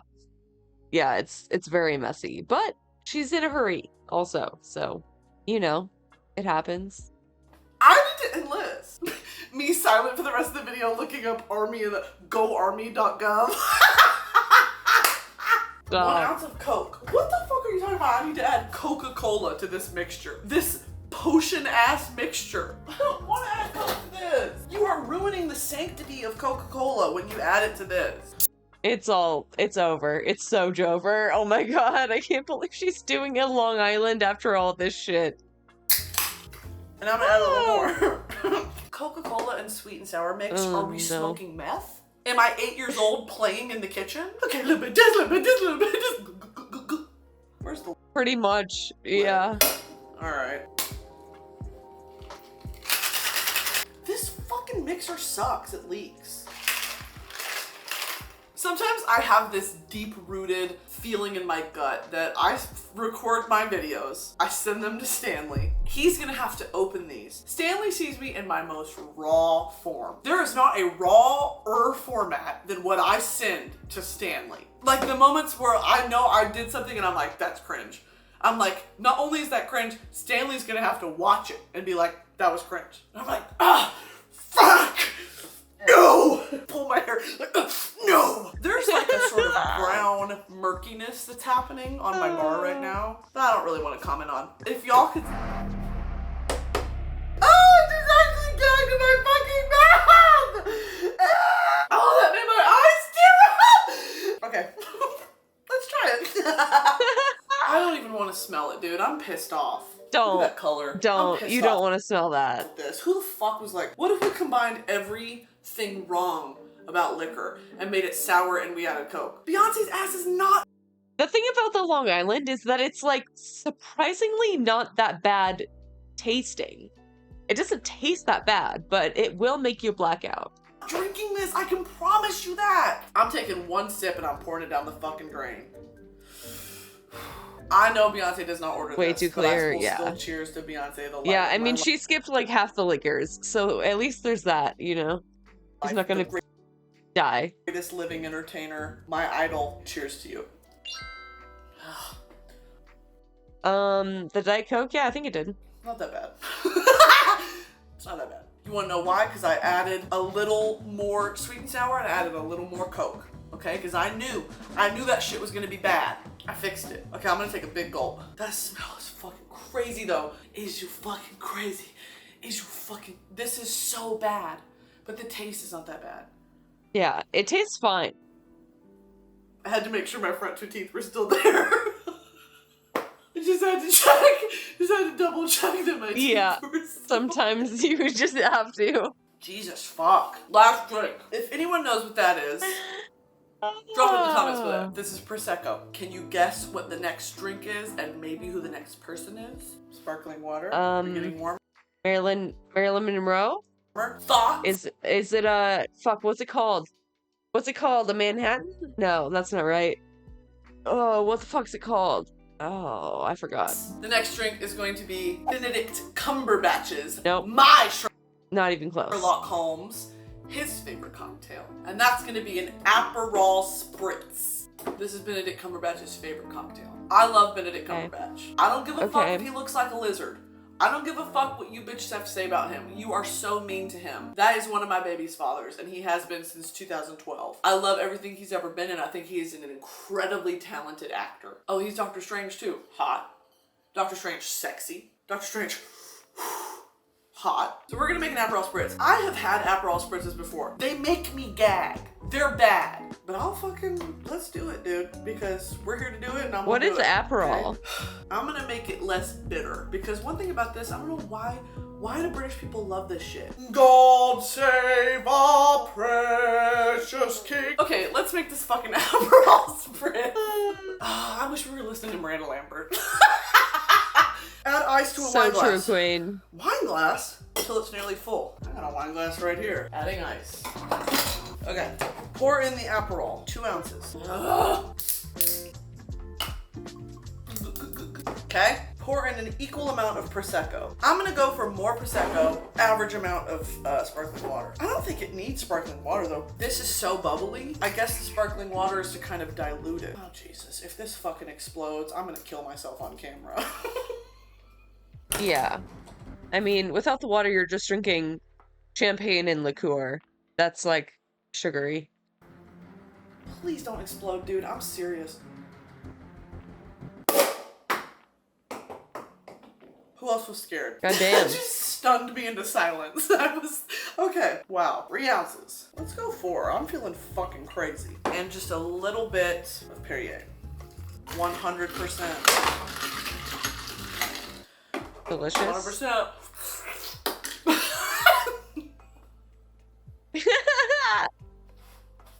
I'm sorry. I'm sorry. I don't know why I did that. I'm sorry. Are you mad? You guys are mad at me. I don't know why I did that. Like, I'm gonna watch this back and be like, she's so me for real. There's something clinically wrong. If you could feel how sweaty my back is. To Sherlock Holmes. To Benedict Cumberbatch. To fucking what's his name who played the hot priest in Fleabag. Hey Google, who played the hot priest in Fleabag? Fleabag? Fleabag. Oh my god. Aww. Okay, Aperol Spritz. What the fuck was I talking about? Hear me when I say this. Objectively, this is a bad drink. Bitter things in a drink are not tasty. I'm not like, give me one of those. This is disgusting. I'm adding simple syrup. Like, I don't know how to express that enough. The instructions like, if you don't like it bitter, don't add so much Aperol. What if we just did Classic American palate. I would probably like this actually. didn't add Aperol at all? That's a little better, but it's still like, it lingers right here. You know, the Aperol. I can make my pecs do the booby dancing thing. Let's go. Let's go. Is just fucking bad. Don't fucking make this. I think my favorite, the standout, and I'm not fucking joking when I say this, Diet Coke and vodka. The Diet Coke vodka lime juice was the perfect mixture. It was delicious. Maybe I'm just white trash. Maybe that's what we're gathering here. I'm like, Aperol Spritz, that's bitter and fucking gross. I want the Diet Coke. Like, that was so good. Love you guys. Be safe, make good choices. Go watch Royal Court, which is Diet Coke and vodka is not good. It's not good. my show where I interview celebrities in a medieval setting. Go listen to my podcast, The Broski Report. I think you'd like it. Subscribe to this channel now or face immediate death. I don't make the rules. Do it. This is bad, but I'm gonna do a True. 5-second chug for you guys. Cheers for real. Oh my Cheers god. to She probably threw up for like 3 days. Sherlock Holmes. Lord. Can't do it. I'm gonna gag. Check it out. Too much. Too much.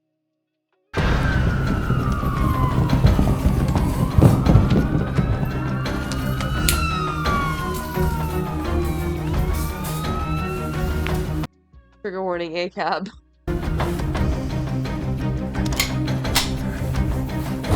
Freeze! You have the right to remain silent. Oh my God, stop. Anything you do or say will be held against you in a court of law. Okay, you got me. Are you confessing your crimes, ma'am? Yeah, if looking cute is a crime, then lock me up. What? I mean, if looking this cute is a crime, then lock me up and you can throw away the key. No, you're being arrested for the destruction of government documents. Okay, well, if looking this cute while destroying government documents is a crime, then lock me up. That's not the charge. I mean, like, if having a great head of hair while committing treason is wrong, then I don't want to be right. It's the treason part you're being arrested for, not the great hair. But do you think I have great hair? It's not bad. Oh my God, are you hitting on me? No, this is on body cam. Because I have a boyfriend. No, I'm arresting you. Why? Because it's illegal to have an ass this fat? No, Oh, it's what? not. You don't think I have a fat ass? I don't think about your behind it all, ma'am. Sure. Okay, you know what? You're coming down with me to the station. Oh my God, why are you so obsessed with me? I'm not. You are a criminal. I'm just doing my job. Okay, well, if serving looks while swaying a federal election is a crime, then I guess I'll do the time. I don't think you understand. It's the election fraud that you're being arrested for. Okay, we'll go with that. Yeah, we will be going with that because that's what you're being arrested for. I just think it's so funny that we are in the exact same place at the exact same time. It's like, this is the ultimate meet cute. Is this fate? Oh my God, are you a Scorpio? It's not fate. It's me staking out in front of your house and doing surveillance for the last 7 months and finally getting a warrant for your arrest. So you are obsessed with me. Such a Scorpio. I'm on a case that you're involved Well, in. isn't that convenient? Are you arresting me for murder? Because I am absolutely killing it in this look. Like, most people can't pull off white pants. No, I'm arresting you before you destroy any more government documents and cause a national coup. Oh, poop. Okay, I guess I'll come with you. I don't need these, though. Okay, wait. Are you buying? Just because you suggested the date in the first place, I feel like that would be appropriate. Just get in the car. Okay, shotgun! Thank you to Austin for being in this video. You can see his awesome sketches on TikTok at Austin Alexander. Also, thank you guys so much for watching. Hope you liked this video. Remember to like and subscribe. I'll see you next week. Delightful. Gotta try that next time. You're getting questioned. There was this kid after school, he wanted to fight, and like I never showed up to the fight, and so I regret not ever showing up to the fight, kinda, you know, like I feel like I should have showed up. I think it becomes like a mentality as you get older if you don't stand up for yourself, you know? So, yeah. I think for a while I was not standing up for myself, so that's why I regret it, you know?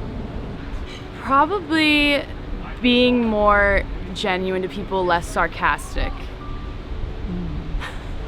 You can't really follow up with that. I think I had trust issues and I wouldn't let people in. I wish I would have been nicer to my mom. She passed away right before my senior year, and I just wish I would have had time to tell her how much I loved her and how good of a mom she was. Yeah, big one is having a core friend group through the first 3 years of it and doing everything with them, and then we let some drama get in between us, and I let them all get away from me, and still haven't had any redemption. I lost contact with all of them, and I honestly think about them all every day. They stayed friends as a group, yeah, and then I was just exiled. And you still think about them to this day? Almost daily, yeah. Yeah, it led to a lot of trust issues for me and things like that, so. The one thing I regret is not being more involved with sports and clubs. And you know what? We were poor. And so I got that aspect because we would have to pay for uniforms and whatnot. And my parents didn't have it. And we were a family of 4 girls. And so how can I do it and not my other 3 sisters? And so I just decided, well, you know, it's not in the cards for me. So yeah, my children got to do that though. So yours is an interesting scenario where it's like not really a personal regret, like because there wasn't really much you could have done about it. There isn't much I could have done. Now what I know, I'm a retired teacher, so I know there's programs out there that would have helped financially, and you know, if I knew what I know now, I would have probably been able to do that through some program. So, oh well. I would say probably wearing foundation that was 10 shades darker than my actual skin, that didn't match my neck, and wearing concealer all over my lips. And I would wear lots of mascara, like literally like spidery mascara. My lashes were like up to here. They would call me cake face. It was quite obvious. It didn't take much to notice. I just honestly thought I looked really good. So my friends would tell me, but I didn't listen. Your friends would tell you not to do it too? Huh? Yeah, because when I first started wearing, it was when I first started wearing makeup. And like grade Makeup is so hard. It's so easy to do wrong. Is that Ariana Grande? 8 or 9, I didn't know anything about makeup. So I would just like go into MAC and like find the darkest foundation that would make me look tan and like Jersey Shore vibes, you know? Okay. I just didn't match my body. Honestly, I feel like nowadays everyone's so good at makeup. Like I feel like kids don't go through that awkward phase anymore. That is so true. Why you know? is that? It's Why not is fair. that? Yeah. They never go through any ugly faces. Like they'll be like 14 years old and they look like they're 21 and they have their shit together. Yeah, I was part of the ski team. So I'm from upstate New York, Rochester, New York, and I was on the ski team and also the ski club. And I just remember those bus rides from our high school out to the ski mountain, which was like 45 minutes. Like everyone had so much fun on the bus, and I was just like stuck up in my little corner against the wall listening to my Walkman or CD Discman or whatever. And I missed out on a chance of really getting to know them. And I really liked them as people, and I still like them as people when I follow them on Facebook. But I just was afraid. I kind of assumed that they were judging me, which I don't think was the case. Often you like lie to yourself, you know, like you have these beliefs that are false beliefs. And as you get older, and now I'm actually getting to be 40 years old, right? So as I get older, I'm realizing that I had so many false beliefs that I was holding on to that I'm learning that were wrong, and I just need to get rid of them. And I'm still doing that today. There's a couple that I'm working on right now, and just kind of be free and be yourself. Like, yeah. Definitely not trying hard enough. Like, school is easy for me, and I'd rather just like go make money or work than go to school. The way I thought about it is like, I started when I was like 15. I work at a Mexican restaurant, and the first paycheck hit, I was like, I'd rather work 8 hours, make money, than sit in class, learn about stuff I'm not gonna use. So like, I think that was a big thing for me, like not have my priorities straight, because I think I could have gone further than just join the Navy. So I think that's probably my biggest regret. Not graduating. That I wish I would have stayed in school and finished school. Definitely dropping out and quitting football for sure. I had a son pretty early, and I just thought that I couldn't handle both. You know, a lot of people think I'm not gonna miss high school. You're gonna miss high school for sure. As much as you hate high school, you're gonna miss it. Just not taking classes serious, you know what I'm saying? And also not getting more girls, you feel me? Not getting more girls, I regret that. I regret that I didn't study harder. And when I graduated from high school, I didn't feel I was smart enough to go to college with the rest of my friends, when in fact I was just as smart as they were, but I didn't have confidence, so I didn't go to college. My life turned out great because I ended up working for the airlines, and I've had a phenomenal life, but I've always been a little embarrassed that I don't have a college graduation, that I'm not a college graduate. I regret pushing myself too hard. I regret like buying into the idea that college was the only path, doing a million APs and grinding and kind of losing myself, because when I entered college, I was full of a lot of anxiety, and I realized that there were so many other paths besides just grinding through high school. And yeah, I think that's like my main regret. It's like trying too hard in school, and like I did really well, but like I had like no social life, and like going into college with no social skills is like, it's just like a death sentence. Like, I think I could have lived my life a lot fuller at that age. And then I learned in college to relax and not be always worried about trying to do the next best thing or be the very best version, but just to loosen up and try things. That wasn't me. That I basically focused on what everybody else was doing in high school. So, but now I'm a boss, and all the rest of those, they work at Walmart and, you know, like the corner store. So, because I'm a cool ass motherfucker. Like, I'm a whole vibe. So, like, that's just me. So, I think that's why that's my regret, because I feel like if I was me back then I would have a lot more friends, because, you know, we want that belonging, that sense of belonging. Do you have advice for like some other girl in high school right now? Girl, be yourself. All the rest of them, because guess what? They gonna have about 22 kids on welfare, working at Walmart, and guess what? You're gonna be a boss, period. The one thing I regret is spending too much time on Facebook. Spending too much time on Farmville that game, I can't, the amount of time I spent on Farmville competing with my relatives and friends was wild. Getting in a lot of trouble. I used to fight all the time. Give them the 1s and 2s. Mike Tyson, Rocky Balboa. But you know what? I learned my lesson. I figured, you know, violence is not the key. And you just gotta, you know, just stay on task. Still regret that I got in a fist fight with a girl. We were skating, she came on, she probably liked me, but I was, whatever, young guy, didn't realize she was messing with me more so and wanted to fight me. And so we started fighting, but I kind of regret that in hindsight now. Ghosting him in high school. We went to prom together my junior year, and then I ghosted him like right after that, and then a few years after high school we ended up getting together. And here we are, 3 years later. And then, so, do you remember how you felt when she ghosted you? I was just trying to figure out why.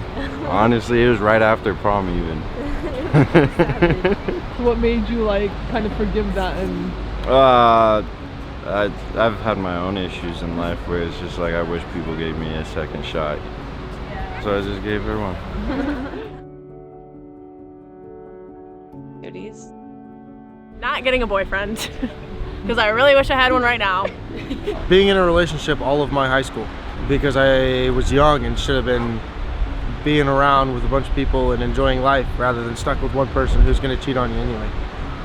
I regret that I had a boyfriend that was jealous, and it caused me to not be as outgoing. I kind of just didn't want to get him jealous, so I didn't talk to other people, and I regret that.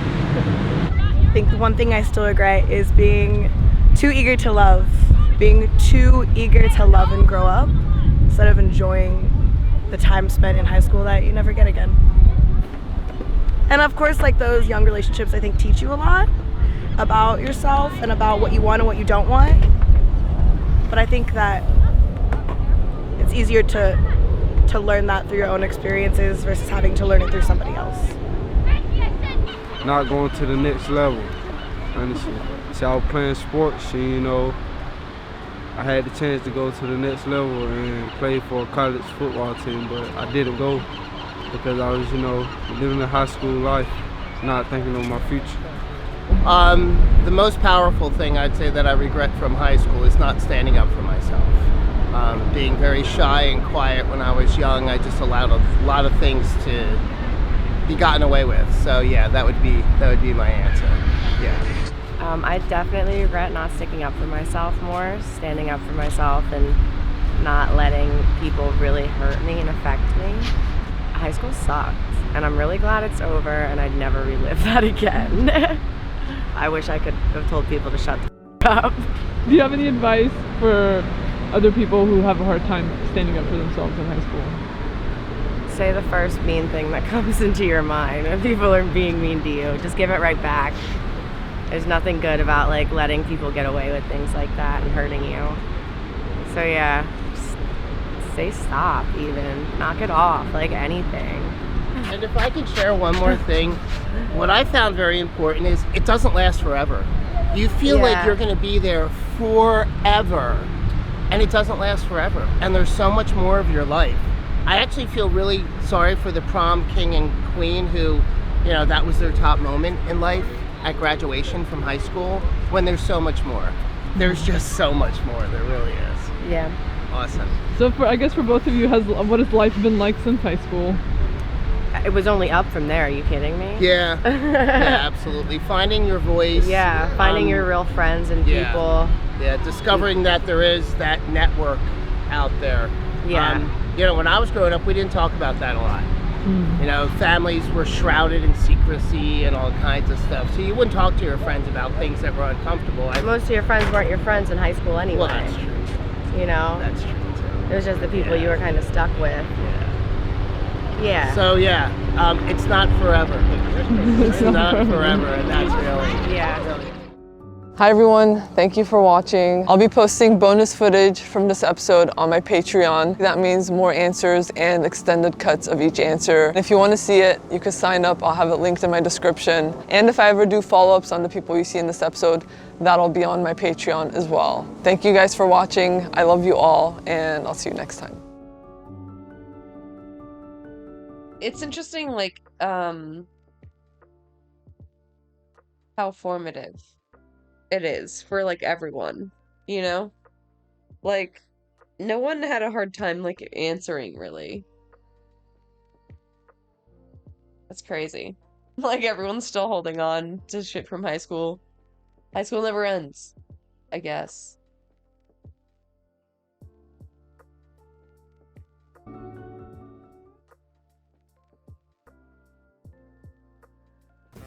I need to uncover what's going on with these candy stores. If it's the last thing I do. But really, it's not just a Mandela effect. They're plaguing London, particularly Oxford Street. So let's take a trip down memory lane. Number 363 Oxford Street. A cultural artifact, previously home to HMV, the retailer that helped launch the Beatles' first major record deal in 1962. Then it became Candy World. You don't have any regrets at all? Nothing at all? Super balanced and happy. Well, good for you then. For anyone who's saying that's a downgrade, Candy World could make Sgt. Pepper's Lonely Hearts Club Band. But the Beatles could never make counterfeit Wonka bars. So there. Speaking of, my name is Tara Mooney, and this is the only channel on YouTube where all videos are written and produced by a cow. She couldn't be in the video today because she's doing some retail therapy herself, but if you like and subscribe, she might appear in the next one. POV, you're a her hair, it looks so good. Tourist. Not in the philosophical sense, but literally. You're a tourist in London. You've got your bum bag, socks and sandals, and you stand on the left side of the tube escalators, even though everyone else is clearly standing on the right, and common sense should make one deduce that that's the public transport etiquette. But anywho, you get off the tube at Oxford Circus. This is a long POV, bear with. You get off the tube expecting to do some Landan shopping, but instead you're bombarded with upwards of 30 American-style Tomorrow's protest day. Yeah, I saw the links you posted in Homozygote's Discord. Feel free to post them here if you wanted. Also, hi Nori. Candy stores. They're bright, colourful, and abundant with products, all neatly presented, and they're empty. We'll get to that. But first, why the sudden boom in American candy stores? Is it due to the popularity of US products with UK consumers? Ben & Jerry's is the second most popular ice cream brand, and Oreos are the favourite biscuit for 21% of Britons. It was the survey. My coworkers know about it? Oh no. Is that a problem? Are they gonna be narcs about it? Fuck it. That referred to Oreos as biscuits, not me. I am firmly in the Oreos are cookies camp. Anywho, I don't think this is the reason. I think something fishy might be going on. And this isn't me just throwing out accusations. This isn't just based on vibes. I won't deny that the vibes are way off in these places, but I have other reasons. For one, they've all popped up out of nowhere. The number of candy outlets shot up 500% during COVID, What? taking over space. Everyone was just like eating candy because they were like depressed. And the market responded. Told them that I'll be processing and they're cool about it. Oh, cool. Spaces formerly occupied by The Body Shop, Forever 21, Topshop, and more. Second, these places are almost always empty. As you might have guessed, commercial renting in London is expensive, let alone on Oxford Street. For a space there, you can expect to pay £82.50 to £105 per square foot per month. So for a shop space with 2,109 square feet, that's roughly 17 to 22k a month. Bear in mind that some of these shops are even bigger than this. So they would need to get primo sales to make this rent. And they don't, and this has been backed by Westminster Council. Thirdly, they don't show the prices on things. And they mark up the prices extortionately. It's been reported that children have paid £13 for pick and mix. What's happening to this country? Oh, won't somebody please think of the children? You might be wondering, the fuck is a pick and mix? why would anyone pay these crazy prices? Well, when it comes to paying for overpriced shit in London, the answer is almost always tourists and kids. Or if it's East London, hipsters. But in this case, it's the former. By not labeling a lot of their product, it puts the customer in an awkward position of already being at the till when they're confronted with the price. Who else has paid way too much for something to avoid offending the shopkeeper? Or looking broke. Come on, don't lie, you've done it too. Another possible explanation is something called the lipstick effect. This describes when there's an economic downturn, like a recession or the current cost of living crisis or cosy lives, and consumers are inclined to still spend money on small indulgences. Don't we all buy things just to feel something? You get yourself to ease the pain of human existence because you're capitalism pilled. Bonus points if the thing you're buying is completely useless. The stupider the purchase, the more therapeutic. I'm kidding, by the way, please don't burn your money on useless things. Confession, back in the day when I was a drinker, I don't mean excessively, I'm a teetotal now. One time when I was drunk, I bought myself an enormous Buttercup plushie on Depop. And when it arrived, I was startled by it. Sadly, I no longer have it because I actually resold it back on Depop. Probably to another silly sucker. Another girl boss who met her downfall in the margaritas. The point is, nostalgia and frivolity are dominating the food sector right now. Consumers are looking for multi-sensory experience that are playful and allow them to get lost in their favorite childhood treats or flavors. Never underestimate a consumer's ability to pay for silly things. Wait, actually, I've got a good example of this. Look at this Lidl hat my friend got me. Now, this is a silly purchase, but not a useless one. I apologize for grouping this in with the others, Lauren. Forgive me. Though the inflated prices are the least problematic feature of these products. What the fuck is this hat? I'm tempted to watch the ad just so I know what's going on with that. Haul, not like Shein $600 haul, but haul as in a police haul, performed by Westminster Council in the summer of 2022, officers seized around £575,000 worth of counterfeit and illegal goods from American candy and souvenir shops. These goods included more than 2,000 counterfeit Wonka bars, 223 toys without safety labels, and more than 1,300 counterfeit mobile phones, in addition to fake Rolex watches, fake Apple. Oh, fake Wonka bars? What the fuck? Wait, was it just Mr. Beast bars? Like what? Apple products, unsafe charger leads, shisha products, and to top it off, they found nearly 3,000 unsafe disposable vapes that weren't authorized by the Medicines and Healthcare Product Regulatory Agency. They contained excessive levels of nicotine and tank sizes were above permitted level. My personal favorite is that they seized £22,000 worth of counterfeit Wonka bars from a single shop. They claimed they were signed by Timothy Chalamet himself. That's a lie. But they were found to contain unlisted allergens and were suspected to be repackaged by unregistered businesses, meaning there's no way of knowing if they've followed the Food Standards Agency regulations.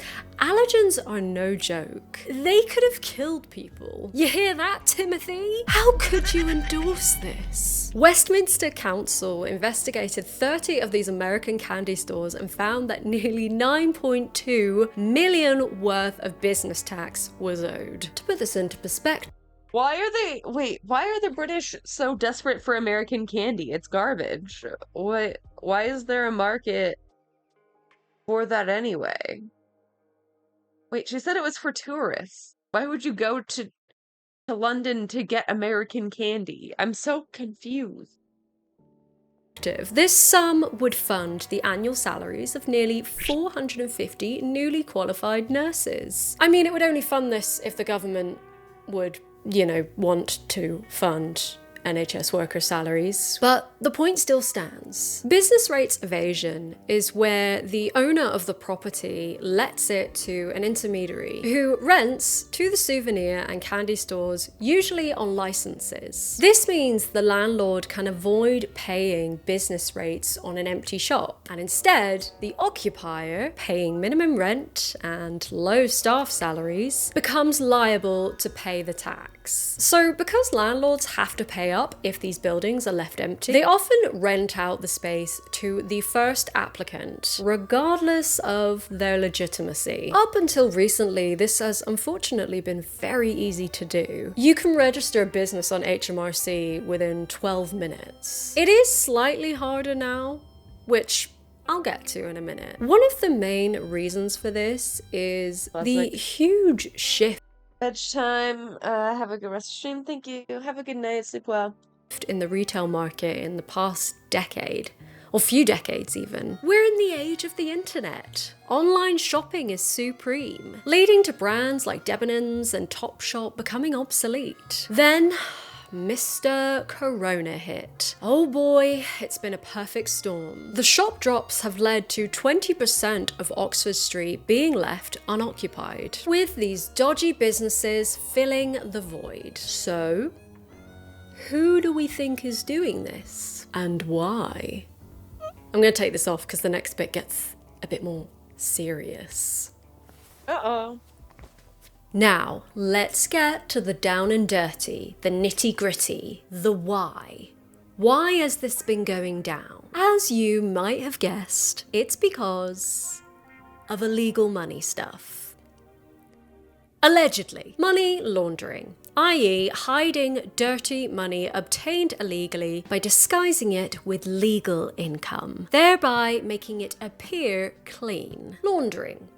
Laundry. It's a big problem across the world, but London is notorious for it. It has such a dense network of anonymous owners and untraceable shell companies that it's been nicknamed the laundromat and the dirty money capital of the world. London is the dirty money capital of the world. Londongrad. This is a reference to Russian oligarchs infiltrating the British economy, with a fair share of this being less than legitimate. It isn't only coming from Russia though, but from multiple kleptocracies. And this is not to say that Russian money is behind these American candy stores. I'm just using this as a case study to explore the issue of dirty money in London. Russian involvement in particular has dominated the dirty money discourse amongst economists and journalists. There's even kleptocracy tours around London where you visit places, allegedly, bought by kleptocrats with shady money. The main way kleptocrats clean their money is through buying property in the UK, particularly in London, in fancy areas like Kensington, Mayfair,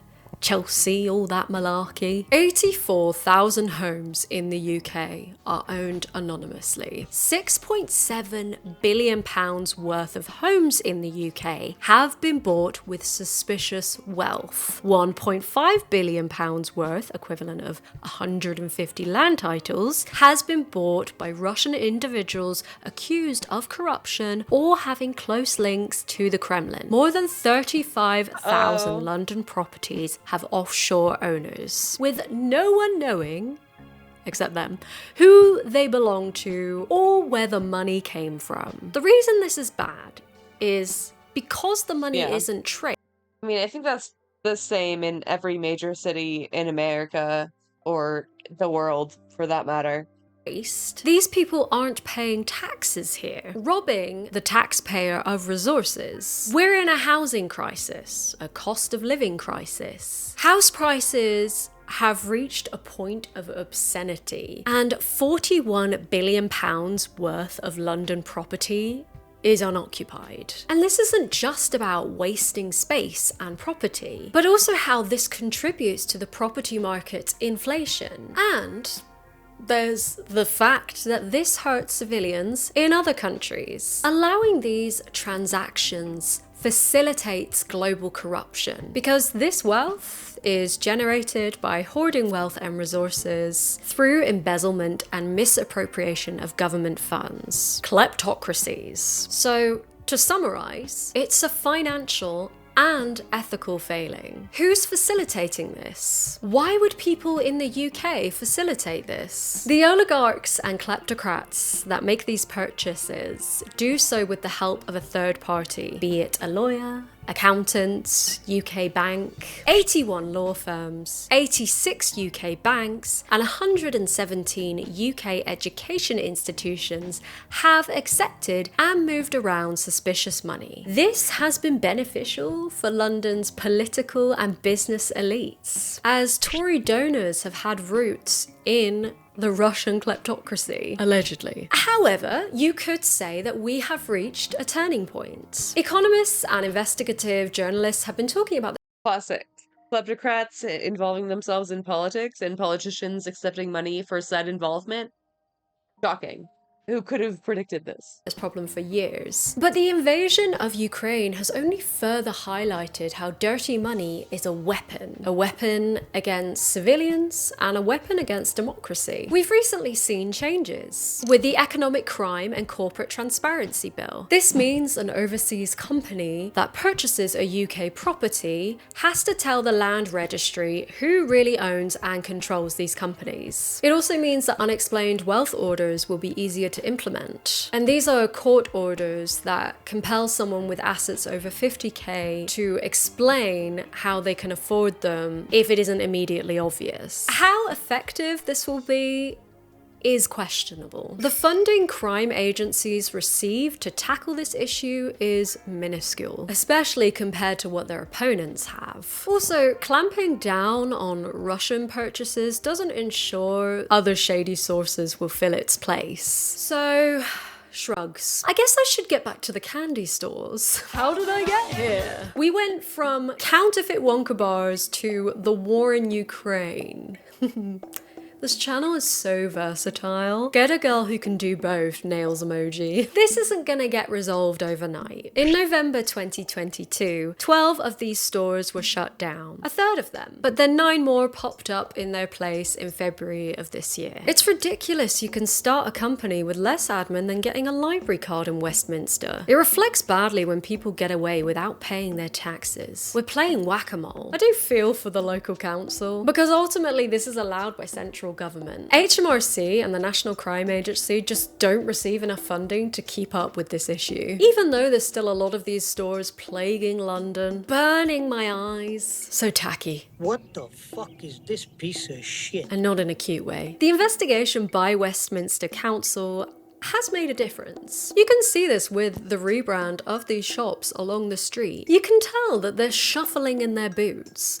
Not quaking, but there's a bit of shuffling. They seem to know that their days are numbered. Either they're changing their appearance or shutting down completely. Westminster Council have announced a new programme, Meanwhile on Oxford Street. This scheme offers 35 businesses a 6-month rent-free tenancy and a 70% reduction on business rates liability throughout the tenancy. The shops will also be helped with store design, mentoring, management, and marketing support from independent retail consultants, Someday Studios, and Westminster City Council. This has helped independent businesses before. For example, the botanical brand Lab Tonica was offered a short-term pop-up in 2021, and it now has a permanent concessions in Selfridges. Another 2021 pop-up, Petit Pli, its sustainable children's clothing brand, now has a permanent store in Battersea Power Station. Now, of course, these are the success stories. The ones who didn't flourish under this scheme,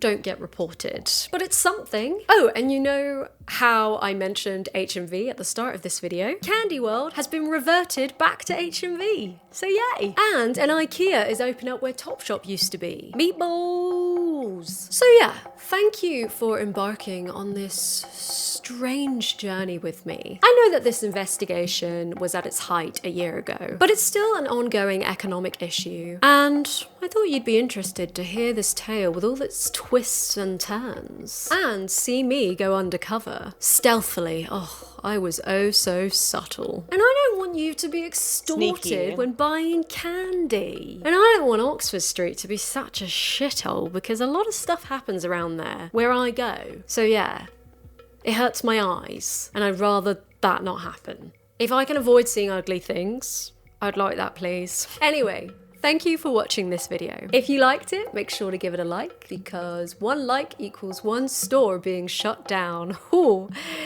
that's how powerful the YouTube like button is. What does a dislike button do? Does it just cause an earthquake? Don't do that. No, stop. I know. I have such power, it's wild. Anyways, I'm gonna go sell a bunch of candy way overpriced on Depop. Bye-bye. Bye-bye now.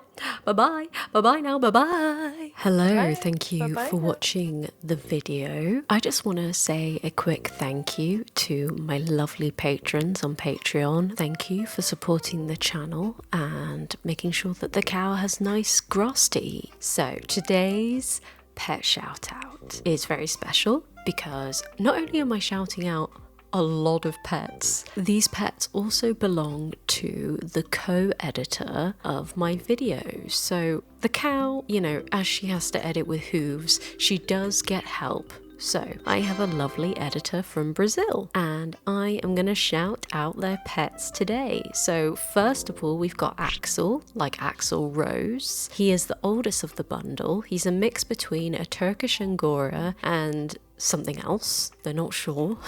He's a mama's boy, and he only sleeps with her, and he doesn't like being pet by anyone but her. That he was rescued because he got attacked by some stray dogs, and very much like Mr. Ella, he is a trans icon because he was female at first before they found.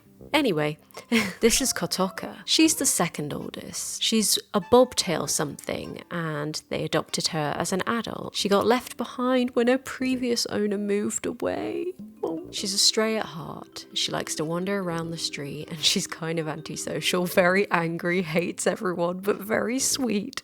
She loves to steal the entire bed to herself. Then we've got Berlin, who is a long-hair Siamese, a muse and a diva.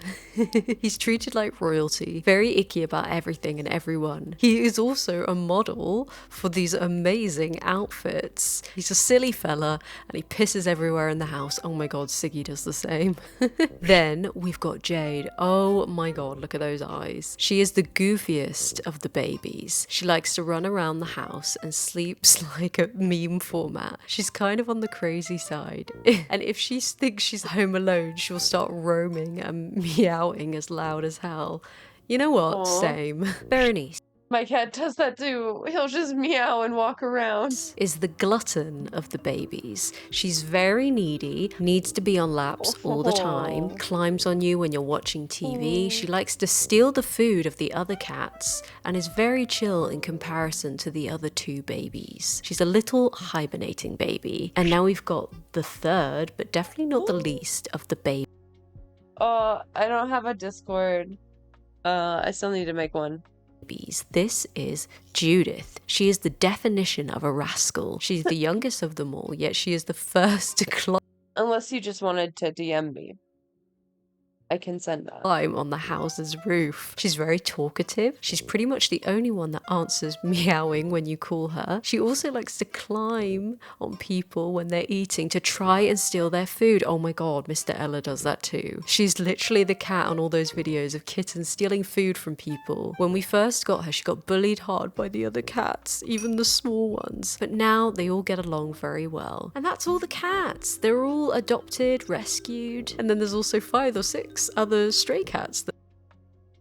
Oh yeah, Discord changed their usernames, right? So it's just Complainy.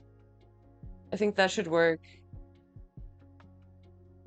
If that doesn't work, it's like complainy 3250. That they feed on a daily basis. So that's a lot of cats. That's basically a cat sanctuary, and I support it. So yeah, make sure to give them all a round of applause and lots of love. See you in the next one. Bye. What are you doing? I work in a research lab. Research lab? Okay. What are we researching? So I work in a lab with, we use non-invasive brain stimulation. Wait. Slow down. Non-invasive brain stimulation with children, you said? You put that little head scratcher thing on a kid's head and fucking see if he can remember the alphabet? That's fucking sick. That thing should, if it doesn't grow your brain, it should. That's what it should be like. Anyway, I'm sorry. What's a non-invasive brain stim? Okay, a helmet. Stimulates the motor cortex means what? Oh, sick, okay. So you give him like a helmet to just fucking... It's like Iron Man with his heart, but the helmet. You put it over his brain and he can fucking walk steady. That's fucking sick if you can pull that off. I respect that big time. Say you don't have cerebral palsy, can it fucking make you super strong? Maybe you can make... Could I jump high as shit if I'm wearing the helmet? They actually use this device for like a lot of the things like police, like better video games, like... No, really? Are you serious? Like better like sex, like... No, you're lying. What do you mean people... I've never heard this once. If there was a helmet that made you good at fucking, I would know about it, okay? Where do I get it? I'll take 3. I'm plugged into that kind of fucking research. I'm not...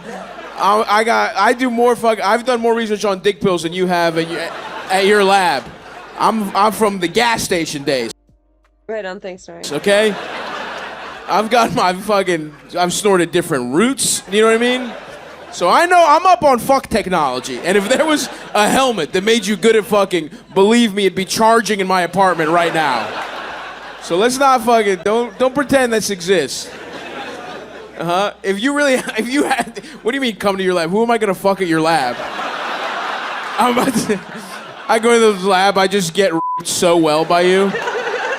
You assault me, but I'm like, oh, I busted so much. He was wearing the helmet, and it, honestly, I think I want to marry him. I'm gay now. Jesus, Stabby. You lure me into the fucking lab with promises of a secret fuck helmet. It honestly probably would work on me too. If you're like, dude, come to the lab. If you were like, there's chicks there, I'd be like, oh, interesting. If you're like, but if you're just telling me to, let's say you're not trying to assault me as in a devious way, right? What would we do? Just put the helmet on and get hard next to each other? And you're like, yeah, dude, that's sick. This is cool. I could imagine if a girl was here, it'd be cool. Or maybe you'd have some kind of special pocket pussy, like some kind of like scientific pocket pussy we could try. They have those in China where they again. See, I know about machines to take sperm. It's fine, bro. It's not gay if it's for science. You know what I mean?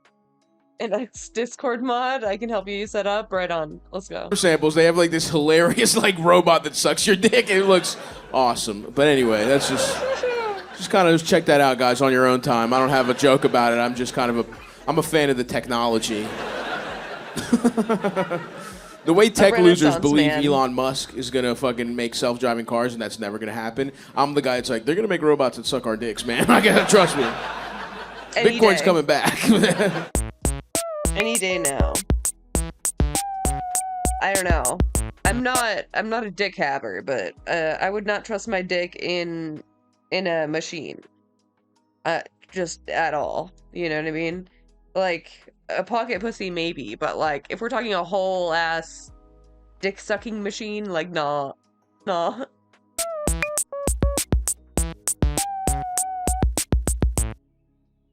I'm throwing Big Ounce in the trash. Oh no, he's coming. Being bit by an adult capybara. Markiplier's a mother. Oh! The water is crystal clear. Sean's been feeding him a little too well. Those claws are real sharp. Good morning, everybody. It is 58 degrees, which means today is the first cool day of fall. So I'm throwing Big Ounce in the trash. Sorry, Big Ounce, I don't need you anymore. Oh my goodness. No. Just kidding. Big Ounce is doing all of our renovations, so I need to put him in a safe place. Just like every other day, I'm putting Big Ounce into this little enclosure here so he can run around and be free. Whoa, look at this grasshopper, you guys. I just have to eat him. It's chilly days like this where I start to think maybe we don't need all that shade claw. Goodbye, Biggerton. Oh no, he's coming. Patrick Munch info today. Today, the Baylor Animal Rescue Club came out and got some volunteer hours in with the animals. And we're starting an exclusive partnership with them where only they can provide us volunteers.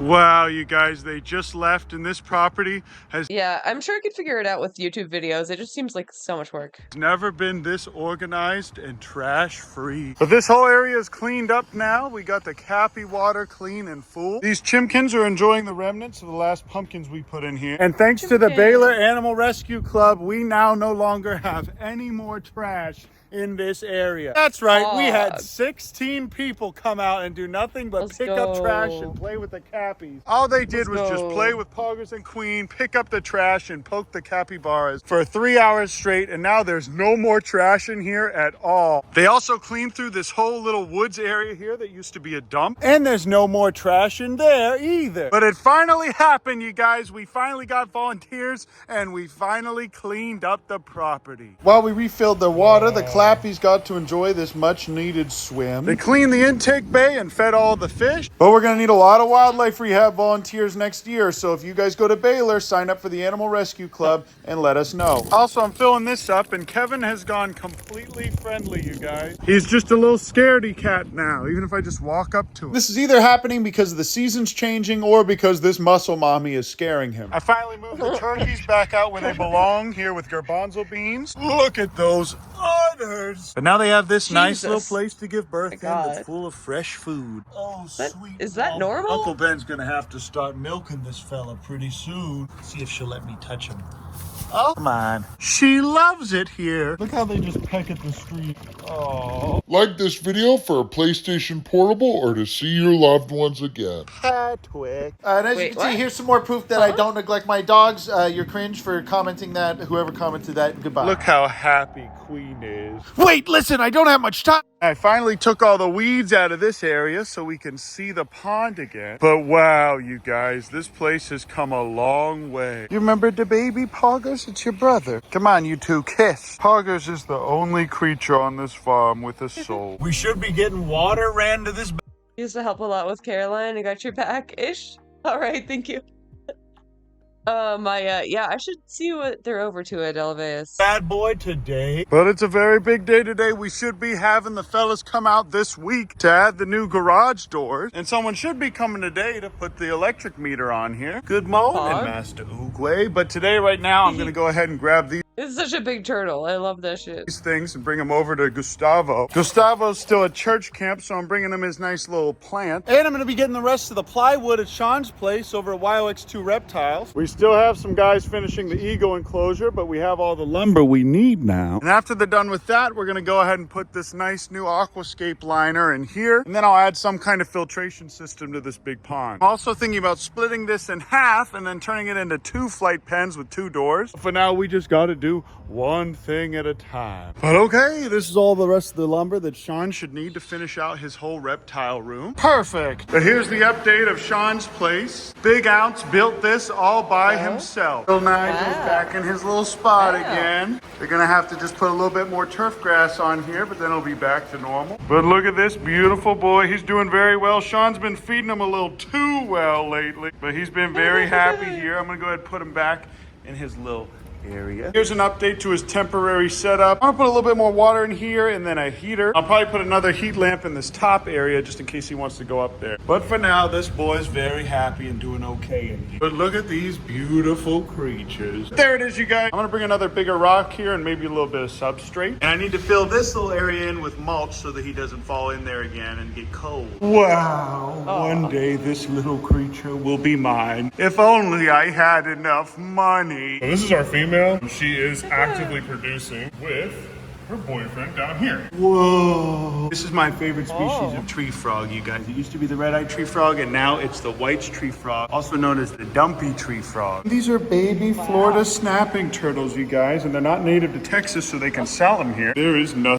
Oh, they're so they're little babies, just little babies that they'll snap your finger off, but they're babies. Nothing more precious than these adorable. Oh, look at his little head. But that's it. YOX2 Reptiles in Waco, you guys. I was helping Sean out today because he's a good buddy and he's helped us with a lot of our animals. But now I'm gonna head home and show you guys all the new updates on the property. And then I'm gonna edit and upload this video via iMovie on my iPhone and post it today because I'm a horrible procrastinator. But as you can see, old Uncle Ben's pumpkin farm is thriving. And I swear I grew this myself, you guys. I swear I grew this myself. Don't look at that little thing. Although I also grew this myself. Take a look at this beautiful thing. Yep, you guys, I grew these all by myself with this one vine here. How about y'all go in the comments and say, wow, Uncle Ben, you're such a great farmer. We love you and appreciate you, and we would never leave you for some other.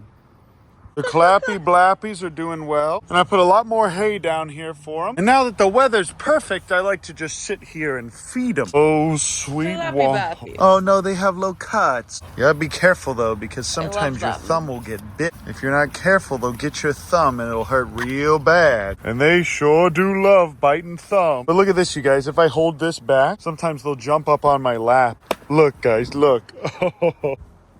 This is my son. Gee, those claws sure are digging into my flesh, Gord. You have to listen. Obama's last name is... Hey, kids, looks like you haven't liked the video yet. Oh, that sure doesn't feel very good, Gord. Perhaps...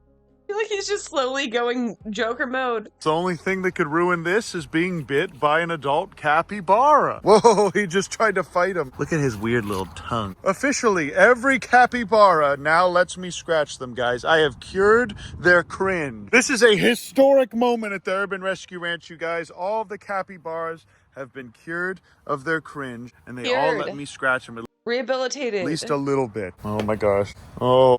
Man, these guys have come a long way. 2 of them are rescues, and the other 2 did not like me at all whenever they first came here. All of these guys will fight each other over territory and food. Thankfully, there haven't been any bites that have seriously hurt any of them. They do get along really well most of the time. Half the time I come out here, these guys are just cuddling each other. Weeb moment. Kevin is still on his woman art. In the last 2 weeks, Kevin has just been completely non-confrontational. I think it has to do with her. This beautiful muscle mommy here, I think, has been scaring Kevin away from this area. I did see them both get into a fight, and she won. And Homelander's always been too scared to fight Kevin back. So now Kevin finally has someone bigger than him putting him in his place. Who'd have thought that it would be a big, beautiful muscle mommy? You see, he's being really gentle because I'm feeding him, but if I took this food away, Muscle mommies make the world go round, it's true. he would just start to grip it real tight. And those claws are real sharp, you guys. Look at that. And look at her. She just scared him away. This woman over here acting like if she doesn't fight for the food, she's not gonna get it. Okay, the baby, how about you let go of me? Oh, here comes his little wife. Oh. But yeah, guys, it looks like she's scaring Homelander away from the food, which is kind of cringe. And this beautiful girl here has warmed up to me, and now she's eating her food. Grass should be growing back in here pretty soon. But now the garbanzo beans has some experience being hand-fed. He's a lot more friendly now. And these guys will eat all this food if I don't cover it back up. Look at this precious little girl. I gave them their food. I gave these guys their food. Oh, look at these 2 love bugs. Yeah, she has an ant on her. I'm gonna pick these off. Even though he's a giant adult male kangaroo now, I still can't help but see him when he was a little tiny baby in my bed. And she's the same way, honestly. But there it is. I just fed Petunia too. These guys are almost done with framing in the ceiling, and then they'll put the mesh up there as well. The mesh is already on here, and you can barely see it from a distance, which is so nice. We're gonna turn this into a nice wall in the middle here. And by the end of this week, these guys should be completely done. As you can see, my gar is still doing well. There's my long nose and my short nose gar. Let's see if I can zoom in underwater here. That right there is my spotted gar, you guys, and we can see her perfectly underwater.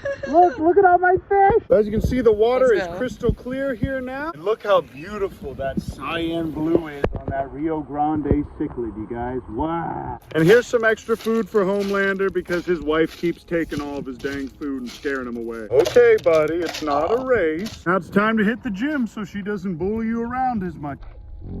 Starving. Markiplier gave birth. Oh, but look at that, you guys. They must have just popped out. Markiplier's a mother now. Oh my goodness, this is the best day of my life. The tiniest What do I babies. do about that umbilical cord, you guys? Let me know in the comments. Well, here it is. This is the night.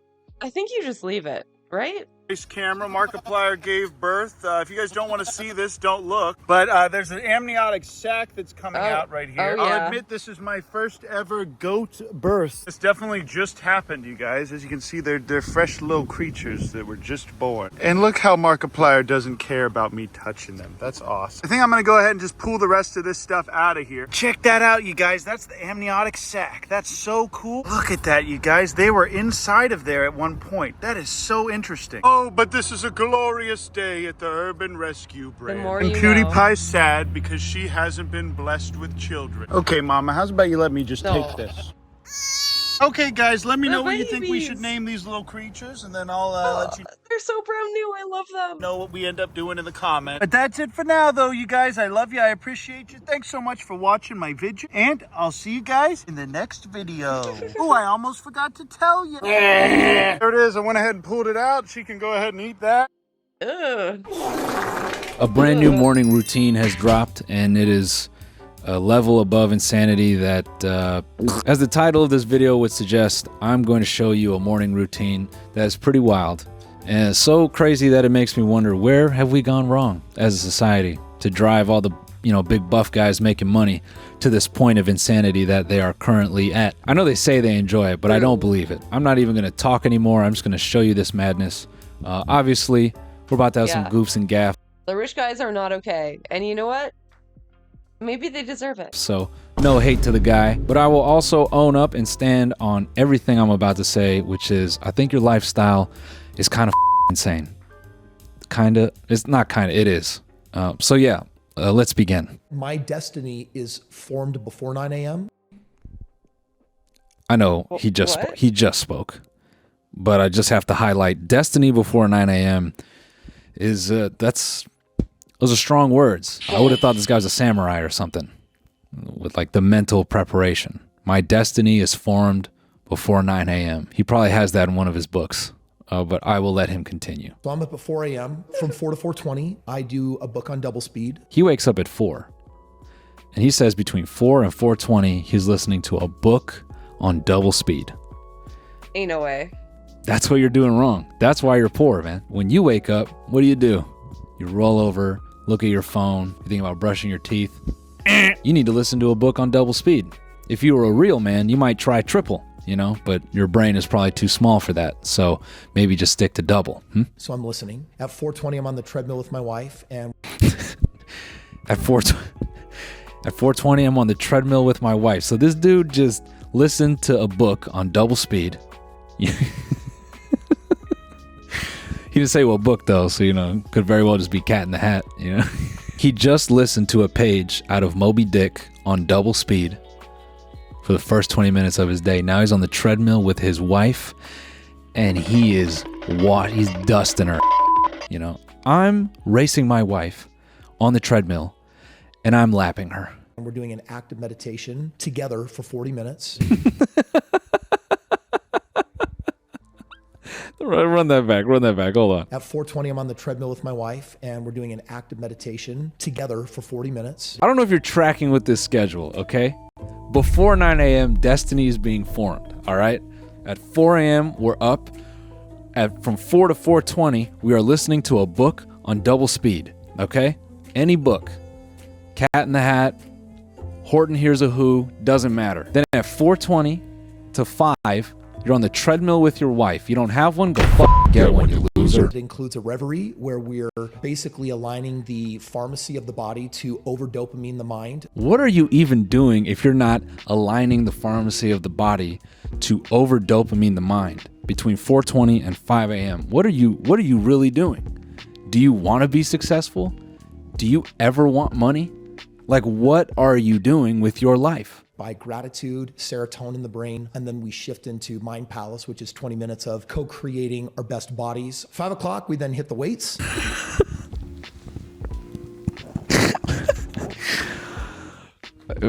In the 1 hour that this guy's been up, he's listened to a book on double speed. He's aligned the pharmacy of his body.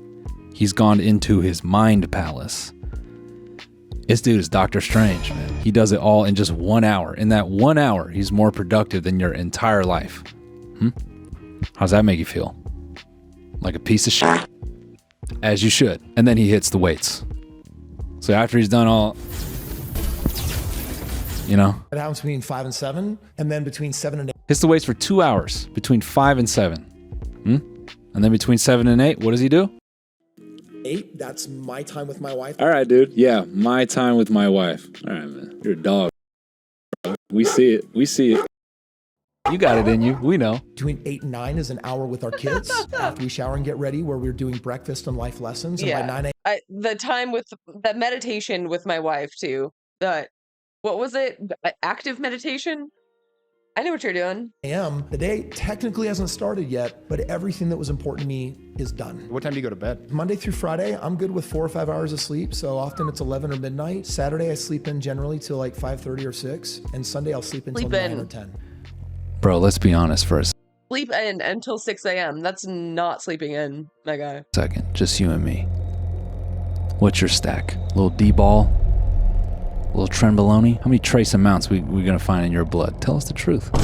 I look at stuff like this and all I think is this dude is so afraid of dying. He may not be, but I just assume anyone making massive amounts of money with this meticulous of a morning existence, they are so afraid of dying. They beat the game and now they want this shit to last as long as possible. They know when they take the big sleep, they're down in the earth with the rest of us. There's no more custom And they're also going straight to hell. vitamin drinks. There's no more in-depth readings about the effects of boron in your food as a supplement. None of that. It's just eyes closed and pour again. They can't die, man. Dying is loser shit, bro. Dying is for broke boys. If you really have money like that, you will outlast it. If you listen to enough Andrew Huberman, you should be able to beat death. What happened to the old morning routines? Look at an old morning routine, man. Look at this old morning routine right here, bro. This is how millionaires wake up. Rested. Every day without exception, my alarm clock goes off at Without exception. Look at this. 6:15 a.m. At 6:15 a.m. That's what it meant to be a millionaire. What was this? 4 years ago? You were willing to get up before. Yeah, how rich you are depends on what time you wake up. Everyone knows. Or 7. Wow. You know what made that amazing? It's because as a millionaire 4 years ago, you weren't working in a coal mine. You weren't a longshoreman. You didn't do night shift. You had money. You're a millionaire. And you're still choosing to wake up at 6 in the morning. Commendable, bro. Because most people fantasize about having millions of dollars. And what do they fantasize about doing? Waking up at 12 and being a loser. But this guy made millions. And what does he do? Gets up at 6. But it doesn't end there. Because you know what he starts his day with? Even though I just woke up, I know that one of the most important parts of my day starts now. I make my bed. He makes his bed. That's what it meant to be a millionaire 4 years ago. But what is it now? I get up at 4 and I grab a Tibetan stone that is embedded with different types of sediments. I lick it gently, but not too strong, but not too softly. I want to activate the circuitry so to get my neurons firing in my brain. Now you wonder, how can I do this through a Tibetan stone? Well, the granite that's embedded has been crystallized and reinforced with lime and trace of sulfur. See, this Tibetan stone is extremely rare. Most people can't get access to it. After I started my third company, I purchased a single slice of this Tibetan stone for $30,000. Now you look at that and you go, I can't afford that, but it's because you have the wrong mindset. Now here's the thing. When I got my Tibetan licking stone, it completely changed the game for me. Because what happens is when you place your tongue, your taste buds, on that Tibetan stone and it touches on that crystal, you are actually providing an added layer of dopamine to the center of your brain. Why does the center of your brain matter? Because that is where the pineal gland is. And if you listen to Joe Rogan, you know a little bit about this. What's that? Yeah, I'm on trend. I am. I'm going to show you another morning routine. It's innocent, just watch. I wake up at 4 o'clock. Then from 5 a.m. to 6:30, I'm in the gym. Being a CEO means I'm on defense and I'm on offense at the same exact time. Nope. Oh, and he's got a sense of humor. He's on defense and offense at the same time. It's just 2 years ago, man. What happened in the last 2 years that we've sent these entrepreneurs to, into insanity, man? These guys sound schizophrenic. The morning routine has gotten so crazy advanced. Now it's like sup. It's crazier and crazier. Like it's earlier and earlier too. Like, oh yeah, I wake up at 3 a.m. I wake up at 2 a.m. Like, okay, Supplements and cold plunges and things of that nature. Me personally, I don't have anywhere to put a cold plunge in my place. So what I do is I brush my teeth with double the amount of toothpaste, and then I drink a cold glass of water afterward. And I think that has about the same effect. It makes your nipples hard as shit. And that's obviously because, I'm a broke boy and I can't afford, a 20,000 square foot home, so I can have my hyperbolic anti-gravity chamber where I'm able to just get my day going with a quick moment of solace where I can actually shut out the universe. I'm getting carried away here, and my goal really isn't to dunk on Ryan. It'd be very easy. His jump shot sucks. No, I'm playing.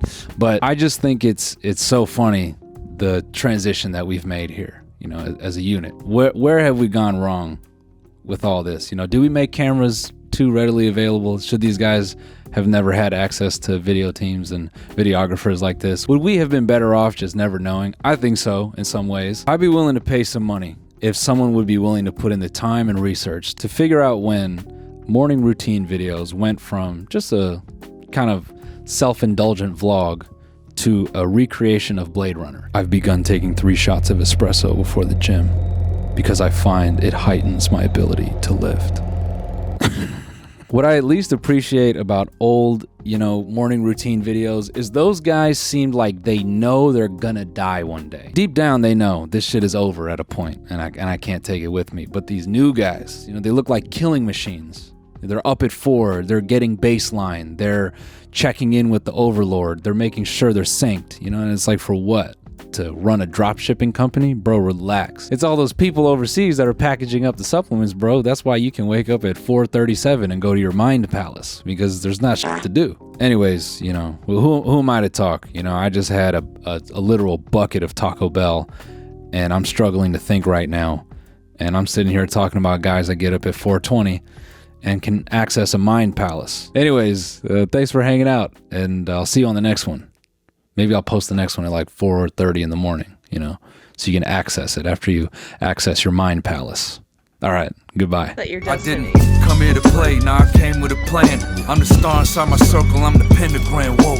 Making sacrifices just to get the land, oh. I'm trying to see how fast that hurricane go. Eyes burning, no sleep, hustle is OD. Hello, everybody. This is a different sort of podcast than I typically release on the YouTube channel. It is a Q&A with subscribers to my Patreon. This is something that I've been trying to do every month, where people who subscribe to the Patreon record themselves asking questions, and I record answers to as many of the questions as I possibly can. This has become one of my favorite aspects of the podcast because I get to learn about what listeners are interested in, and often learn an enormous amount thinking about the questions and answering them. I listen to all of the questions that Patreon subscribers submit and do my best to answer all of them each month. The reason that I'm releasing this is I want to make some of the people who listen to this podcast on YouTube and Spotify aware of the Patreon exclusive features. In addition to the Patreon being completely ad-free, it's also where the majority of this podcast can be listened to. I only release about a quarter of the episodes on YouTube and Spotify. The majority of it is exclusive to patreon.com. So by subscribing to the Patreon, not only do you get hundreds of hours of ad-free podcasts, but you also have the ability to ask questions in the Q&A, and each podcast is accompanied by dozens of PDFs of scientific articles and books, and sometimes videos to support the discussion. I think it's a much better experience. This podcast would not be possible to release publicly without the support of sponsors, because pretty much every video that I release is demonetized. So I understand that nobody likes advertising, but it is the sponsors and the Patreon subscribers that make any of this possible. So if you want to ask questions in the next Q&A or see the supporting documents for these discussions, go to patreon.com/Hamilton Morris. Use my PTO, no turning back now. Let's go. Are you ready? You have all the things. I mean, I'm sure you know.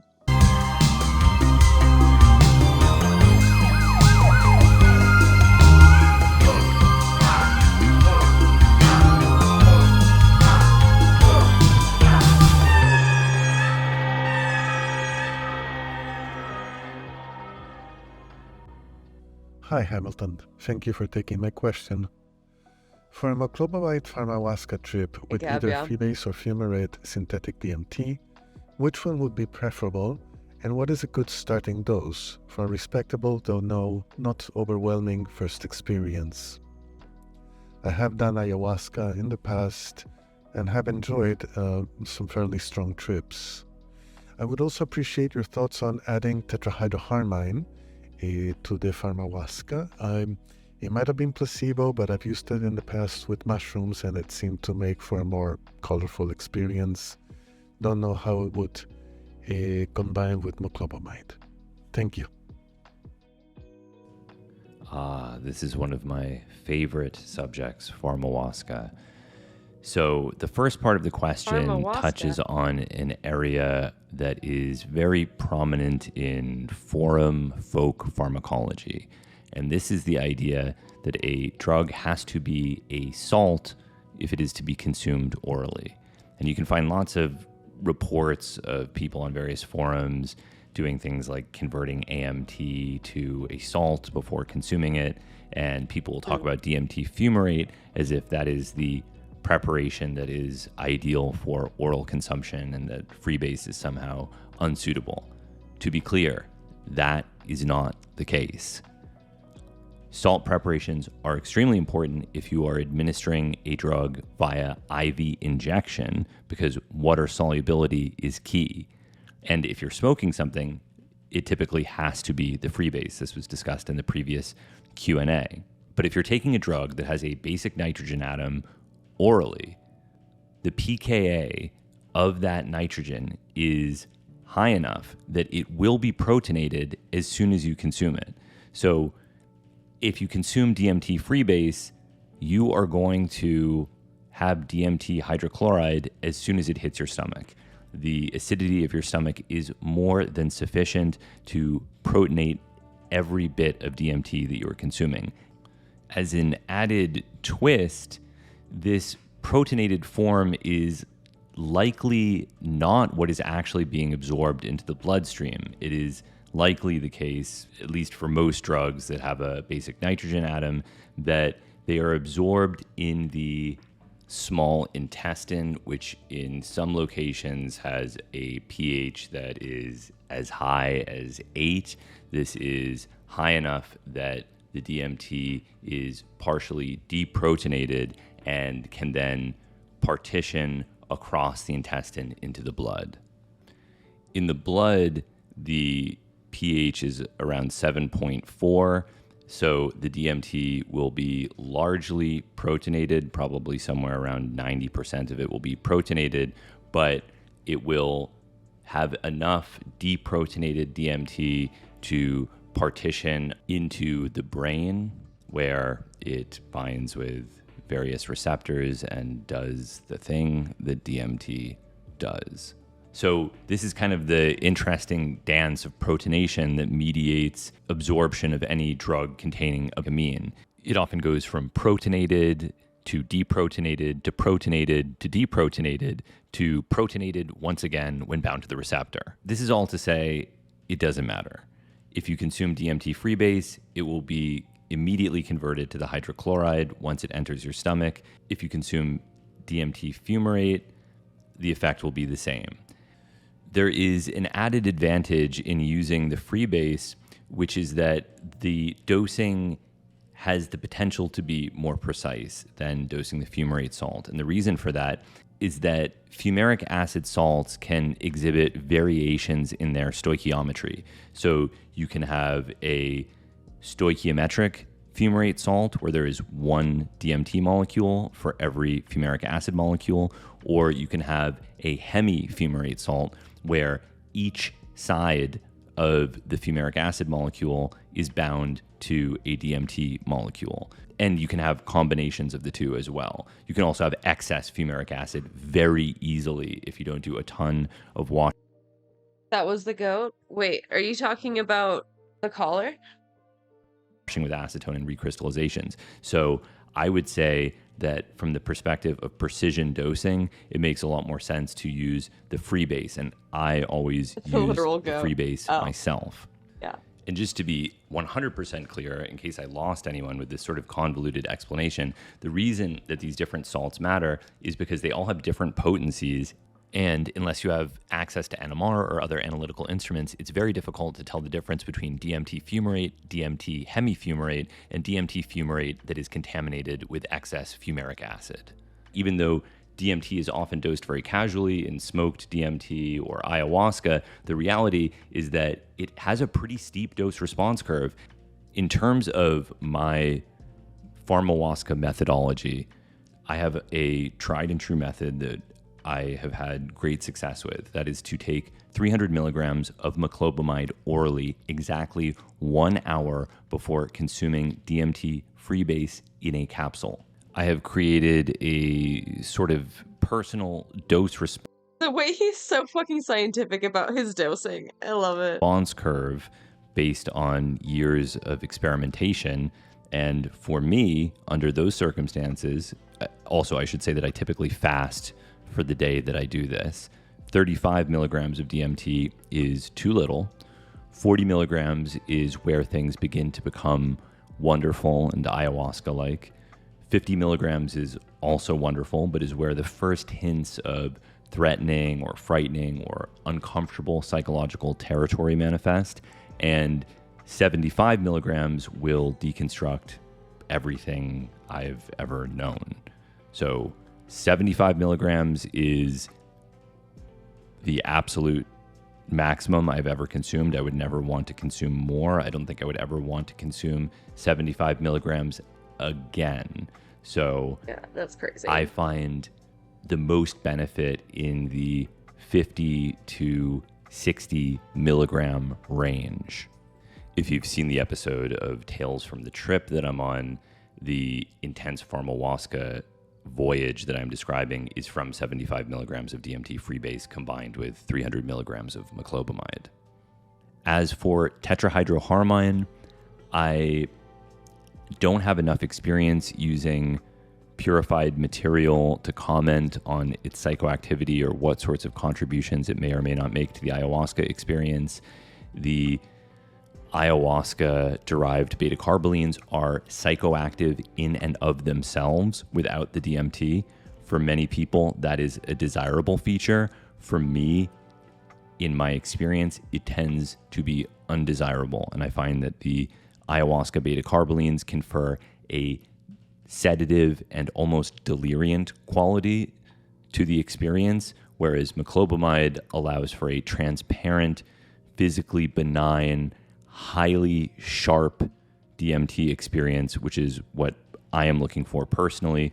But there's no right or wrong way to do these things as long as you're being safe. But for many people, the contribution of the beta-carbolines is desirable, and I would like to revisit that one day. Hi, Hamilton. So, I was just wondering how confident somebody could be in the hydrolyzation or partial hydrolyzation of 4-ACO-MET into 4-HO-MET, because there's not a lot of, or any research actually about that. Shulgin in TCAL said that it was basically indistinguishable from 4-ACO-DMT, and in your experience, has that been true or no? So you're right that this particular question of whether 4-acetoxy-MET is hydrolyzed in vivo to form 4-hydroxy-MET has not really been carefully studied. There is a bit of work in the surrounding territory, but I think one can be very confident that it is partially or likely completely hydrolyzed. And the reason for that is that while this question of this particular hydrolysis process is somewhat obscure, the larger literature on hydrolysis of acetate esters, and even more specifically aromatic acetate esters, is extremely in-depth. There are a vast number of pharmaceutical substances, perhaps most prominently aspirin, which is O-acetyl salicylic acid, which have been studied pharmacokinetically in countless scientific papers. It is well established that these sorts of esters are rapidly hydrolyzed in vivo, and that hydrolysis can be affected both enzymatically in the liver or in the blood, or non-enzymatically in the stomach. The reason people are interested in this hydrolysis question is if these 4-acetoxytryptamines were not hydrolyzed, then maybe they are entirely different drugs. Maybe they have different types of activity. And if you look online, you can find a tremendous amount of anecdotal evidence to support that there are dramatic differences between the 4-acetoxytryptamines and the 4-hydroxytryptamines. But you can find people saying all kinds of shit. And just because people say something doesn't mean that it's true. This was a big part of the psychedelic discourse after the introduction of 4-ACO-DMT. People would say, oh yeah, I mean, it's quite obvious that 4-ACO-DMT is a completely different drug. Look, I mean, the colors are more pastel. And the head trip doesn't have the same amount of emotional depth. Clearly, this is a completely different drug. But how rigorously were these conclusions being drawn? How many experiments were they doing? Were they double blind? Could this have been placebo? I think very easily it could have been a result of the sorts of expectations that people brought to the action of these substances. Okay, so then the next question is, are there known differences of any kind? The first and most obvious answer is that there is a difference in terms of the potency of these compounds by weight, because the acetate ester is adding bulk to the molecule, meaning 20 milligrams of 4-hydroxy MET fumarate contains more molecular entities, more individual molecules than 20 milligrams of 4-acetoxy MET fumarate. And accordingly, if it is merely acting as a prodrug, you would expect the 4-acetoxy MET fumarate to be about 9% less potent by weight. So if you're looking for bang for your buck, you could make an argument that you're getting more molecule in the 4-hydroxytryptamine relative to the acetoxy, because it's often the case that vendors will sell both variants.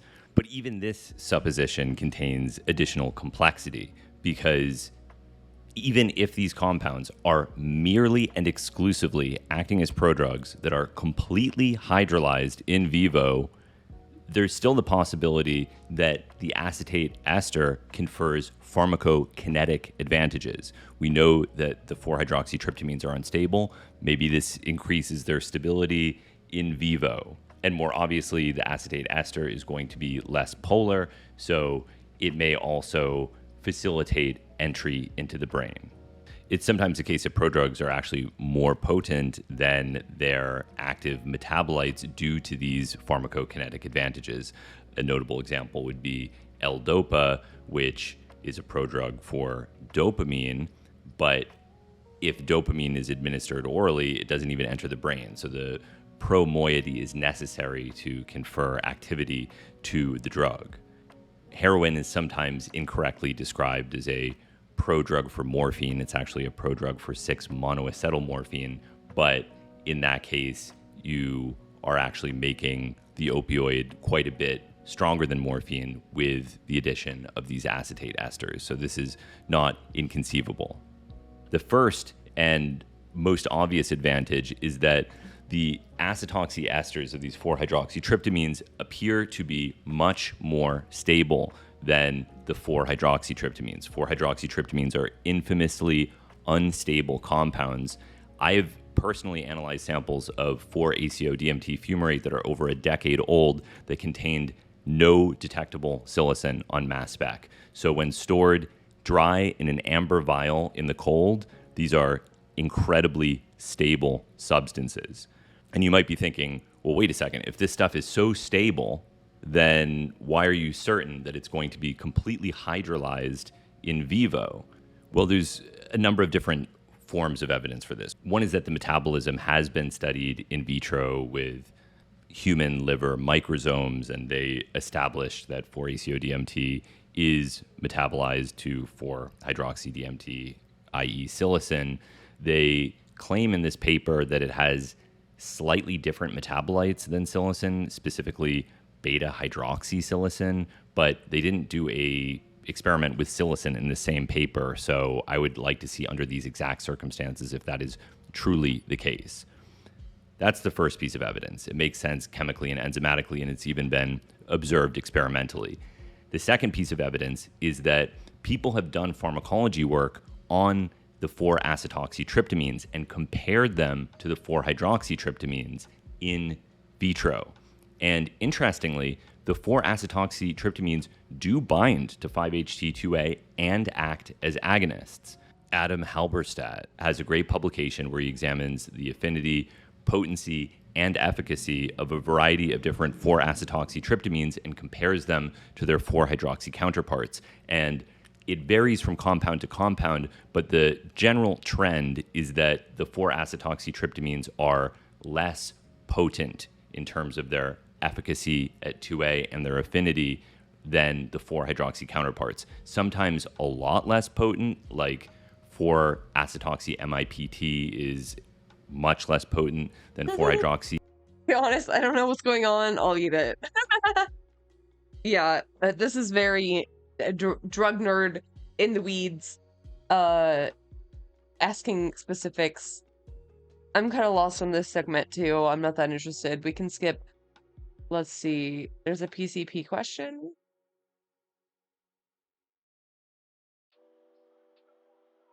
To controlled substance rather than being listed as. Hi Hamilton, I was wondering if you know the history or the reasons why phenylacetone is regulated as a Schedule II controlled substance rather than being listed as a regular chemical precursor. It's strange to me because I can't think of any other examples of non-psychoactive scheduled substances. Yes, this is a good and I think important observation, and there's a couple of explanations that I can think of for why this is the case. You are correct in identifying phenylacetone as an unusual example of a controlled substance that in and of itself is not known to exhibit any type of psychoactivity. For those that don't know, phenylacetone is the precursor for a number of different amphetamine compounds, or one precursor. It can be converted to amphetamine or methamphetamine or N-ethylamphetamine or a number of other things in a single reductive amination step. It has no psychoactivity that I am aware of, although I don't doubt that if you drank, a liter of it, it would have some kind of biological effect. And the question is, if methamphetamine is a controlled substance, and amphetamine is a controlled substance, and N-ethylamphetamine is a controlled substance, if all of the resultant chemicals that can be produced from phenylacetone are already controlled substances, why did they make phenylacetone a Schedule II controlled substance in 1979? That I should point out is that there are actually other examples of this. In 1978, PCC, which is the nitrile vision intermediate for PCP and a variety of other aryl cyclohexylamines, was also placed in Schedule II, as was PCH, also banana god plants. That sounds so good. Sometimes referred to as PCA, which is the primary amine, 1-phenyl cyclohexylamine. PCA and PCC After you hung the plant for 3 days. After hanging for 3 days. Is that not a wet trim? Are also either non-psychoactive or minimally psychoactive. They certainly are not chemicals that have ever been encountered on the street as drugs of abuse. So now we have 3 non-psychoactive drugs that are Schedule II controlled substances. And if you go back a bit further, you can find 2,5-dimethoxyamphetamine, which was placed in Schedule I.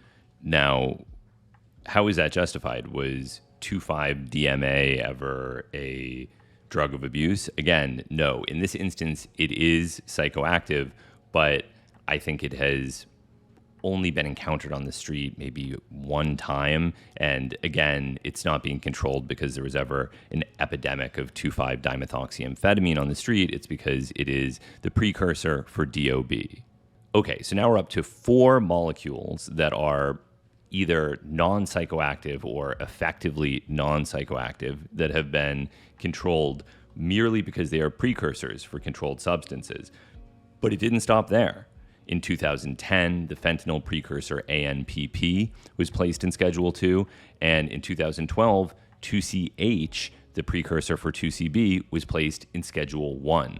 Although interestingly, it doesn't appear on all of the DEA's lists of controlled substances, which is a shocking testament to how out of control the prohibition of these substances has gotten. The DEA themselves cannot keep track of everything that they are controlling.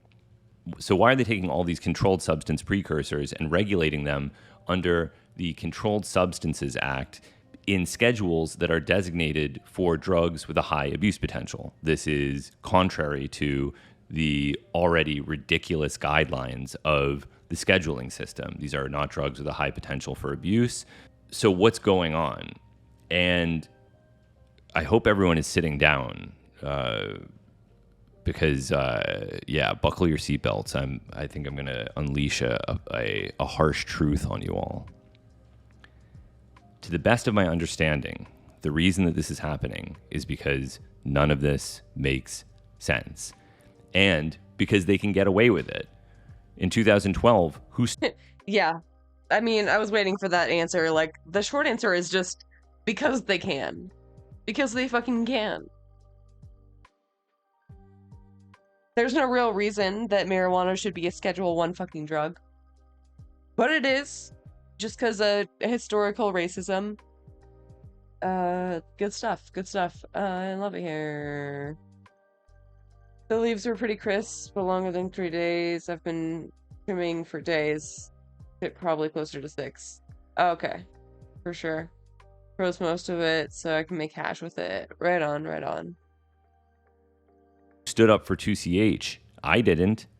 Anyone listening to this, I'm going to go out on a limb and say you probably didn't either. They slid it in. No one objected. They got away with it. And that's immensely obnoxious.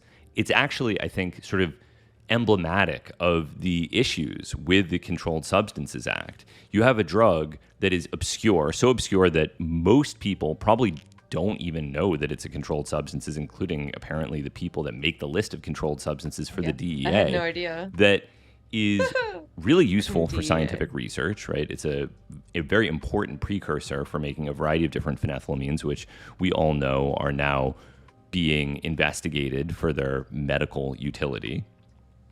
And now researchers have to use some other synthetic route if they're publishing a process that involves 2CH. And I have personally seen this happen.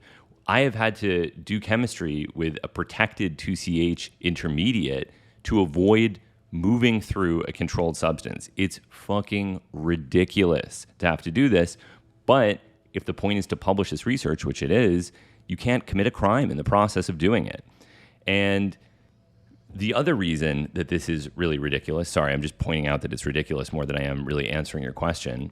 But the other reason that this is ridiculous is that in 1988, there was something called the Chemical Diversion and Trafficking Act. And this was the system where a number of different precursor chemicals were placed on a special list. There's list 1 chemicals and list 2 chemicals, sort of analogous to the schedules. But in this instance, the lists are used to identify chemicals of concern for regulation by chemical supply companies.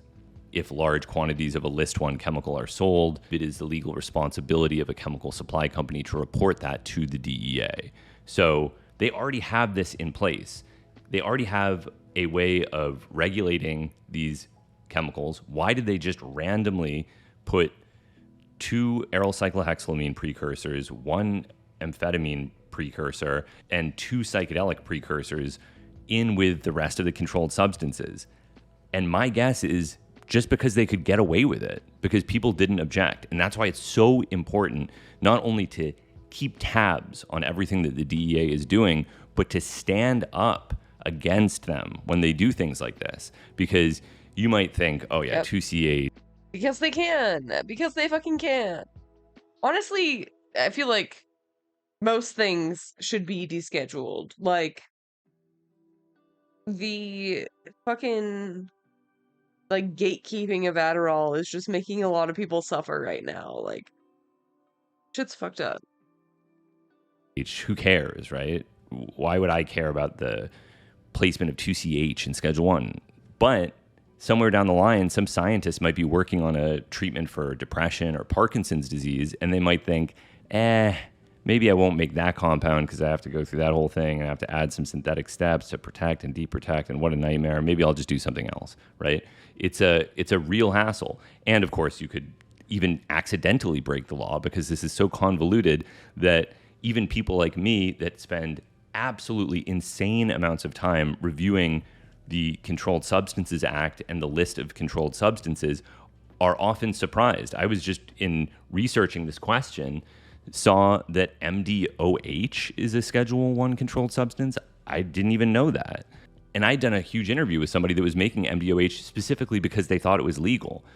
And, you know, I think this is something that journalists have played into as well. In the book, The Case of the Frozen Addicts, there's this scene where they bust into a lab that's making PCP analogs, but they presumably only got to the step of PCC and darned those diabolical chemists. They got away with. And you have the people who say, well, it must be bad because they want it illegal. Yeah. Yeah, as if that's a justification. As if legality is the same as morality when fucking slavery was legal. Like, hello. With it because liberals have prevented us from doing what it takes to maintain law and order. That's kind of the vibe.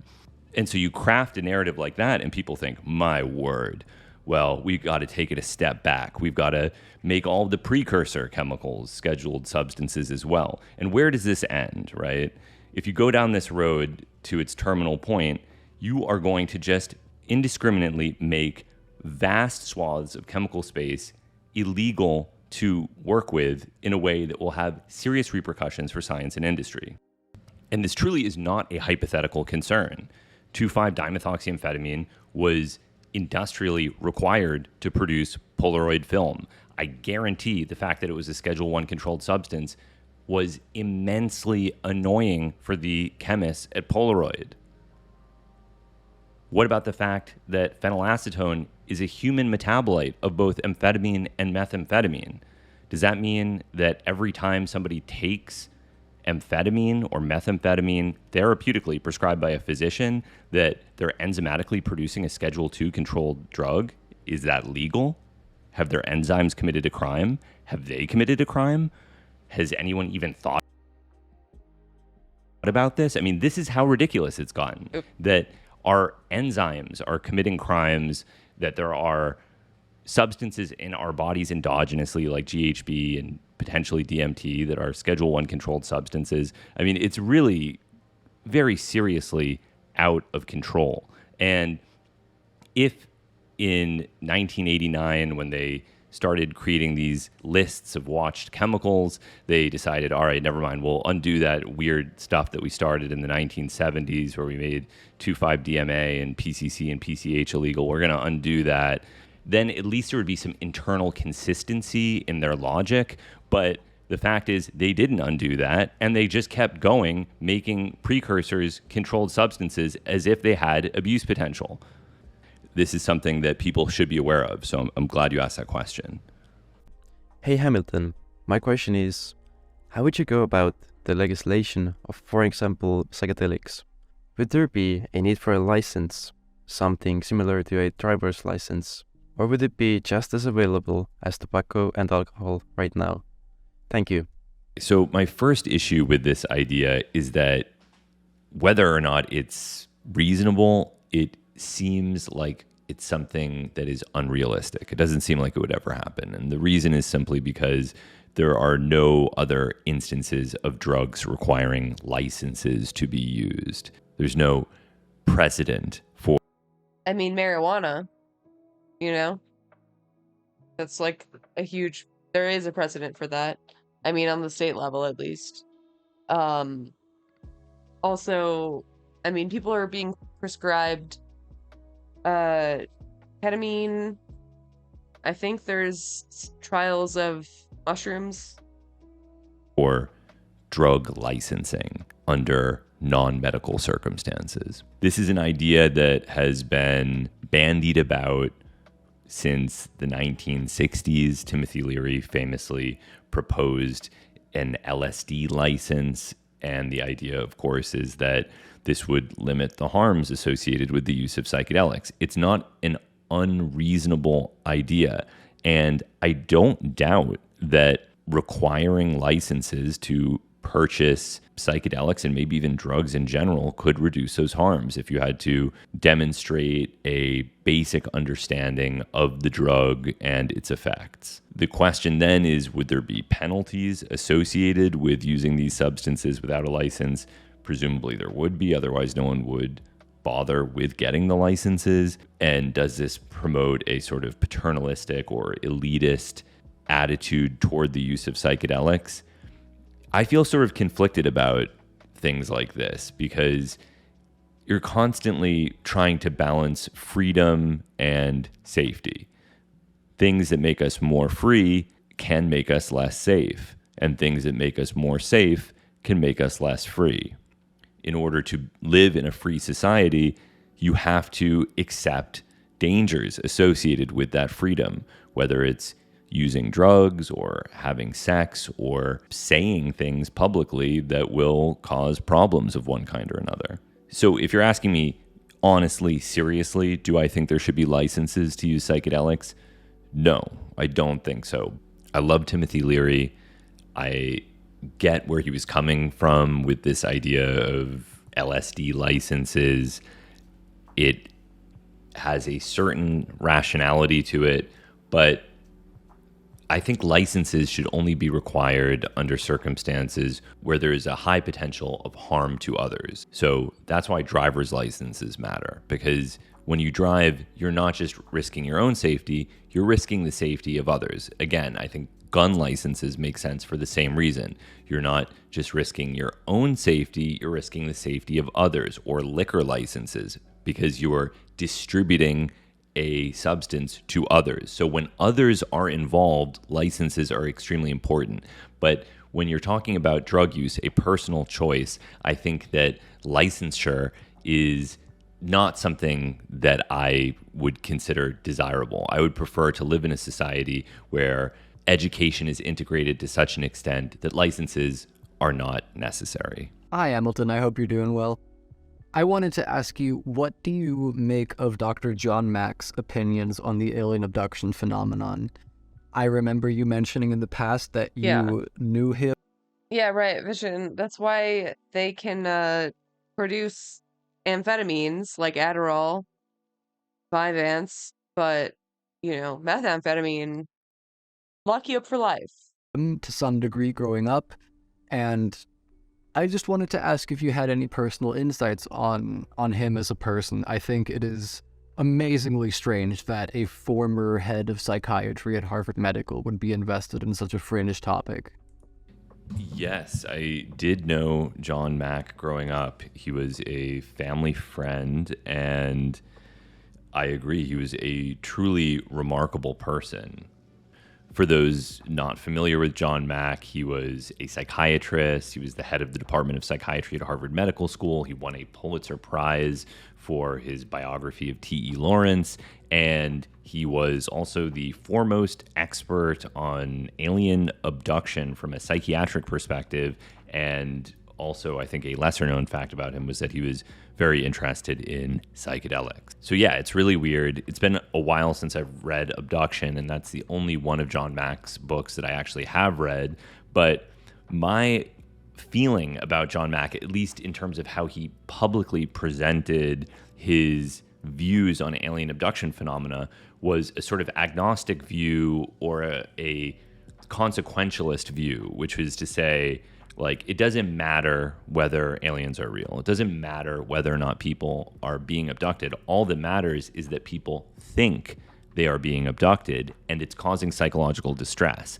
And it is the responsibility of the clinician to help people deal with that distress. And in his perspective, he felt the best therapeutic effect could be achieved via believing the people who had had these experiences, not interrogating the validity of their abduction, but assuming that what they were saying was true and helping them deal with the reality of their experience.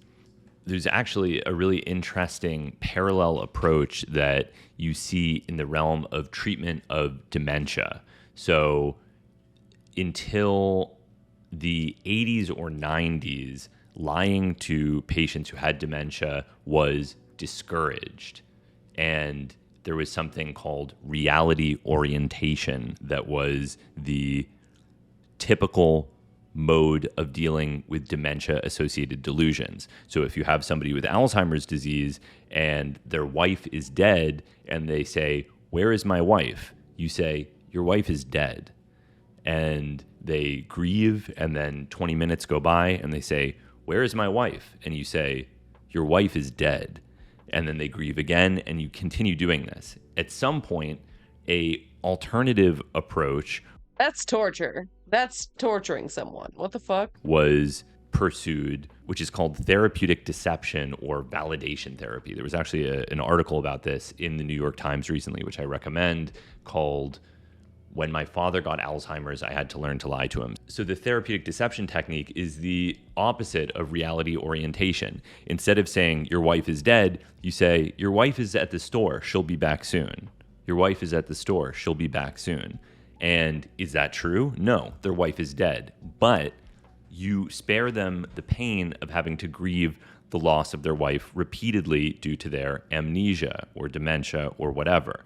So John Mack felt, I believe, that interrogating the reality of the abduction phenomena was not beneficial to the patients. It was better to engage in what could be classified as a form of validation therapy. To say, yes, you were abducted, and what did it mean to you? And how are you going to go forward? And how are we going to help you in the wake of this experience? And I know for a fact that many of the patients that he treated considered his therapy to be life-saving. I went to his memorial service, and I think I talked about this on a previous podcast.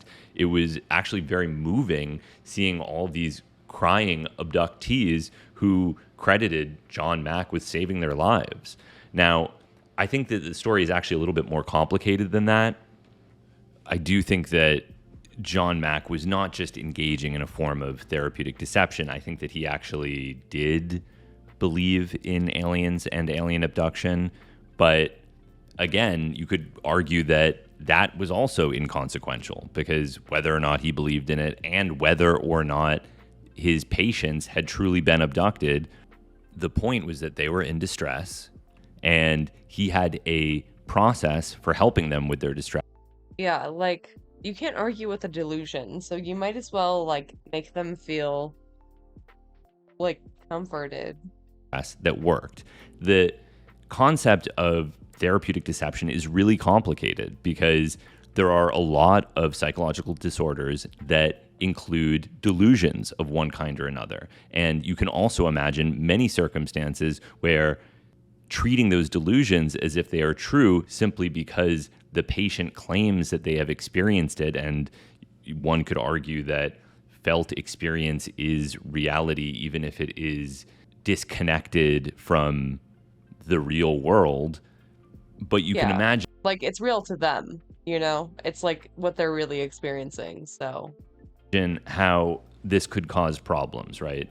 An example might be any situation where there are criminal penalties associated with the delusion, right? If somebody says, my father was molesting me with his coworkers in the context of a satanic ritual, and you say, oh, I'm so sorry to hear that that happened, well, that's real, right? There could be criminal penalties for a person who's being falsely accused. Again, assuming that they did not sexually abuse them in a satanic ritual. So this is not a one-size-fits-all approach, and there are clearly many instances where therapeutic deception could be extremely dangerous. But even in the example that I just gave, which is the subject of a really great book by Lawrence Wright called Remembering Satan, toward the end of the book, he makes an argument, which is that even if the core claims made by the daughter of this, at least say I have no evidence you weren't abducted, you want to engage with the information that deals with that, or are you quite sure it happened? Yeah. Right? You know, at least, like, listen to them. Cop named Paul Ingram were false, there was some evidence to suggest that she had undergone some kind of sexual abuse, and this may have been some way of fictionalizing a real trauma that she had experienced. And this is probably what is happening with alien abduction as well. This is some kind of distorted way of reinterpreting a different type of trauma. Presumably, a psychologically healthy person is not going to be claiming that they were abducted and molested by extraterrestrial intelligence, right? That's not something that healthy people do unless they were abducted by aliens. But I'm just going to go out on a limb and say I don't think that aliens actually abduct people.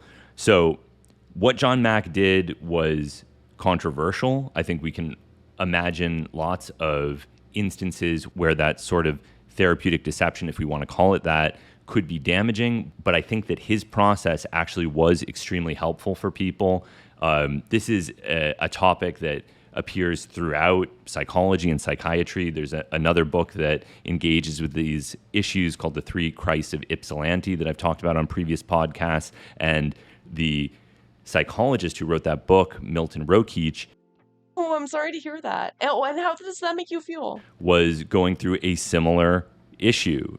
You have people, they're saying they are Jesus Christ. What do? Do you say, yes, you are Jesus Christ? Do you convince them, no, you're not Jesus Christ? Look at all of this evidence that you are not Jesus Christ. And the complicated aspect of this is there is no right answer. It depends on the circumstances and the patient. There are probably situations where validation would help, and there are probably situations where validation might hurt. So I do think that John Mack believed in alien abduction, and I think he helped a lot of people, but obviously his work was controversial and many people do not agree with his methods. And I think I've mentioned this on a previous podcast, but just to say it because it's a funny thing, when I was a young child, he told me to take LSD and listen to Glenn Gould play the Goldberg Variations, which I later did. Interesting guy, brilliant guy, weird guy, and yeah. At one point, you posted on Twitter that you were using 2CE to study astronomy. And I was wondering if you could elaborate on that a little bit, either specifically or more general about studying or reading on psychedelics. God, Hamilton. Oh yeah, I'm just going to take some 2CE and study astronomy. Store, the paradigm of absolute control. And that's why we're just out here doing simple things, pointing out that we're meant to be in nature and be natural. And this is where we find the source that God made to transcend the New World Order. And that's why they want to try to keep us out of it. I'm angry. I've had enough of these people. They're a Bunch of Christian murderers scum. There were giant death factories keeping babies alive and selling their body parts. What more do you need to know about these people? I go out and face these scum. They literally crawl out from under rocks. They have green looking skin and they run around screaming, we love Satan, we wanna eat babies. I have them on video. Hillary's in the creepy, weird, sick stuff, man. She sleeps in the same room with that creepy, weird woman whose mother wears a hood over her head. What the hell? That woman number one is ugly. Imagine how bad she smells, man. I'm told her and Obama just stink. Obama and Hillary both smell like sulfur.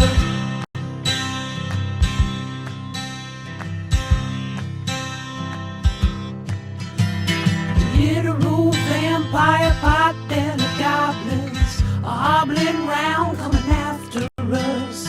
My spirit gets close to that evil and I feel it go.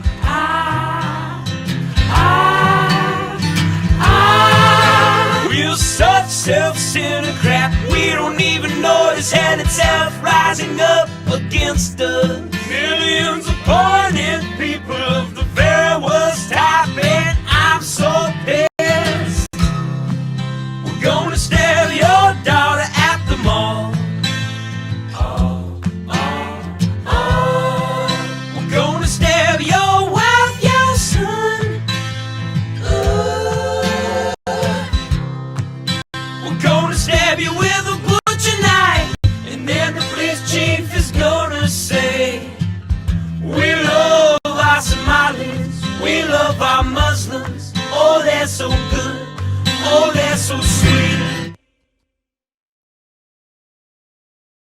I was watching Fox News as I worked out this morning.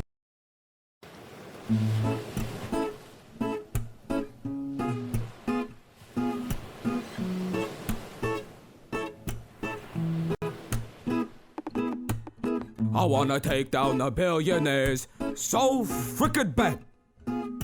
Middle class are gonna get things they've never had. I'm gonna do progressive things. I'm gonna make college free. Okay, I'm gonna take down all those big pharma industries too.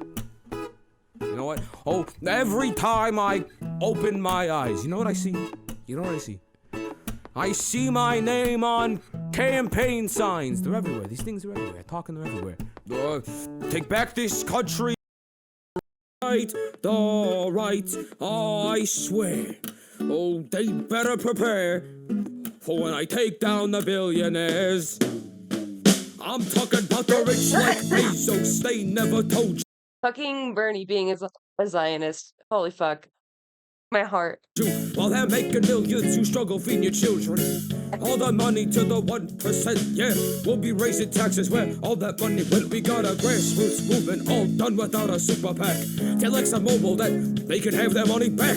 Cause climate change is an existential crisis. Taking on Wall Street and economical biases. We're gonna raise the minimum wage to $15. Yo, if you see Donald, give him a holler. Cause that orange clown is going down. But Bernie's in the White House. Free pizza. Oh, every time I close my eyes. You know what I see? You know what I see? I'll tell you. I see my name on ballot lines. Oh yes. The nomination will be mine. Oh, mine. I swear. Oh, they better prepare when I take down the billionaires. Oh, and also the millionaires. Them too. Them too. Can't forget. I'll be doing lots since the president. Screw the superdelegates. When they're gone, I'll be laughing at their etiquette, you know. 4 years ago, I was called a radical. Now my policy seems democratic casual. To guarantee healthcare as a human right, even if the right don't think it's right. Yo, demanding justice for all, even though who's at the top. I'm a democratic socialist, I'm not gonna stop. But at the end of the day, we're working longer hours, seeing a country that no longer looks like ours. But there's no need to fight, I got the solution. Bernie 2020, a political revolution.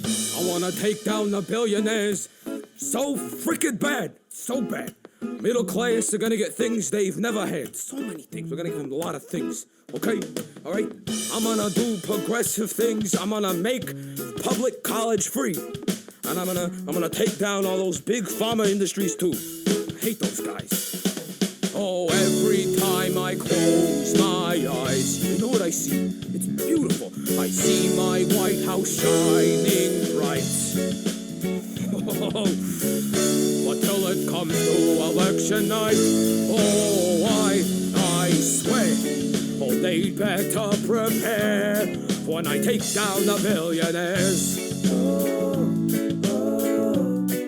And also the millionaires.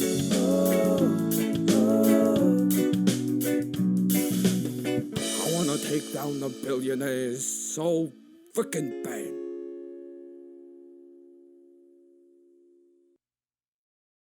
I love that song so much.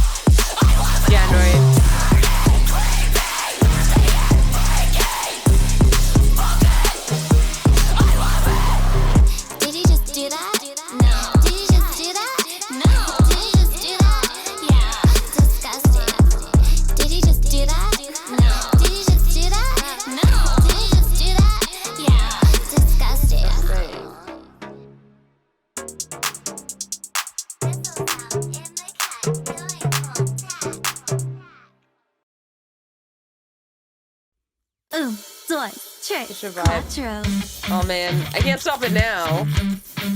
God damn it.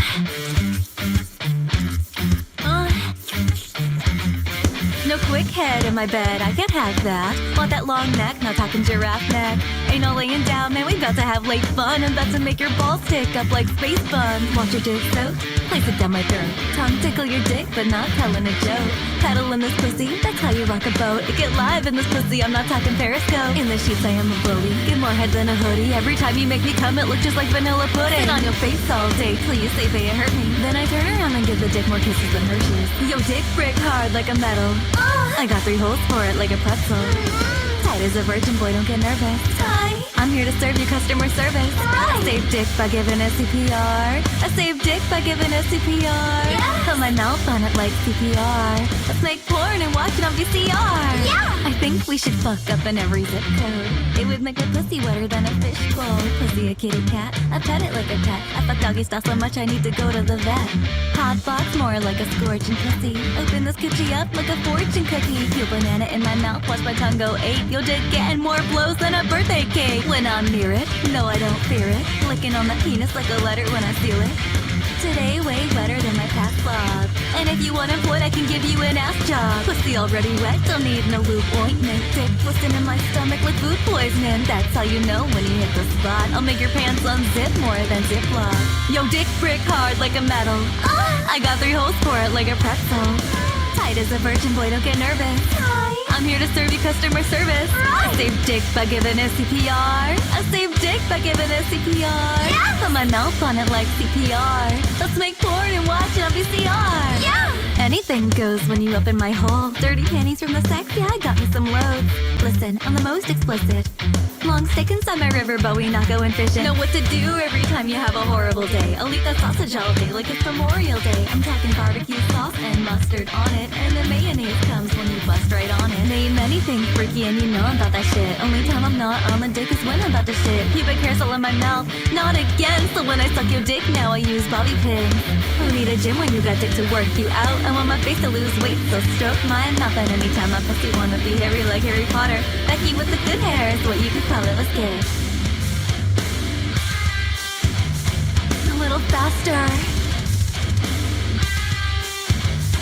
A little more. Right there.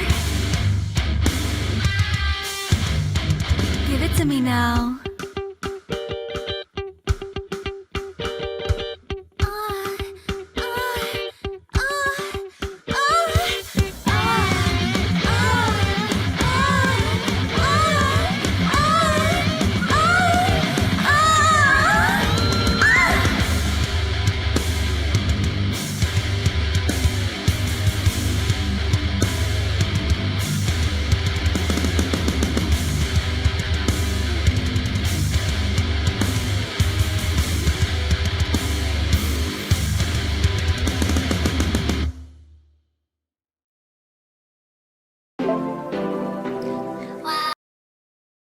You really think I'm hot enough to be a slut?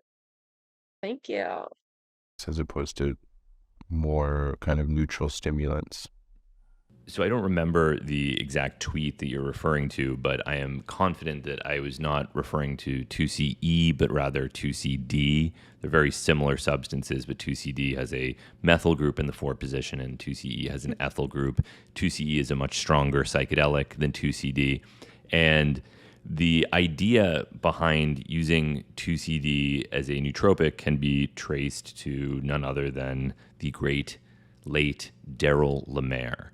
He was very interested in the idea that certain phenethylamine psychedelics could be used as nootropics or smart drugs. And when I was interviewing him and visiting his home, he had lots of index cards of foreign languages and different tools that he'd been using to teach himself German and various chemistry concepts using 2CD. Now, I first read about this in Daryl Lemaire's Smart Drugs pamphlet. What really intrigued me about the idea of using psychedelics as cognitive enhancers was I had recently read a book by the Soviet neuropsychologist Alexander Luria called Mind of a Mnemonist. And this book is about Luria's study of a Soviet journalist named Solomon Shershevsky who had a remarkable photographic memory. This book could be considered a sort of predecessor to the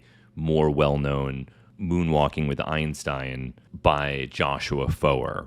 Both of these books I recommend. And what you find when you study people who have these extraordinarily good memories, short of people like the mega savant Kim Peek, who is born without a corpus callosum, short of, major neuroanatomical differences. What you find is that all of these mnemonists or photographic memory possessors or savants is that they're all synesthetes, which is to say they all have synesthesia and a sort of multisensory cross-linking of Oh, I have synesthesia. Am I a genius? Am I a savant? information. They smell sounds and hear colors. Now, I'm sure you could come up with all sorts of sophisticated neurological explanations for why synesthesia might promote photographic memory. But I think it also makes a sort of intuitive sense without even getting into neuroanatomy or any more complicated explanation. If you're trying to remember something, the more... I mean, well, wait. I have synesthesia, but I also have, like, short-term memory loss. So I don't know if I qualify. My memory's kind of ass, honestly. sensory handles you have to retrieve a piece of information, the more likely it is that you can potentially remember that. So if you're trying to remember a location and that location has an associated smell and an associated sound and an associated texture, then you have more ways of potentially retrieving that information. Wait, is that not how people remember things? Do you not remember everything about your memories? Wait. Don't all memories have, like, associated smells and textures?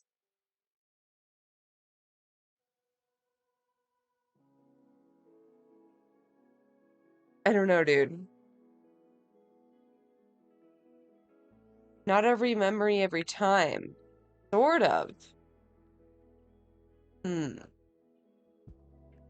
It's very distinct for me. Like, I can smell and taste and, like, hear everything. Like, verbatim. I never thought I had photographic memory, but, like...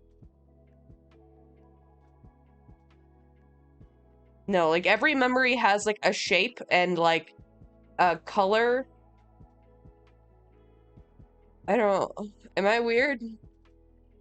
And this is also, I think, the basis of the memory palace technique. You can get into, again, more complicated explanations about how it harnesses the power of spatial memory in order to help sort and recall information. But I think on a more basic level, when you use the memory palace technique, which for those that don't know is creating a mental palace or a mental space to spatially locate information, what it does is it forces you to think of more ways of classifying a given piece of information. You can just create these weird mnemonic devices that help you remember things because they are linking information in absurd and memorable.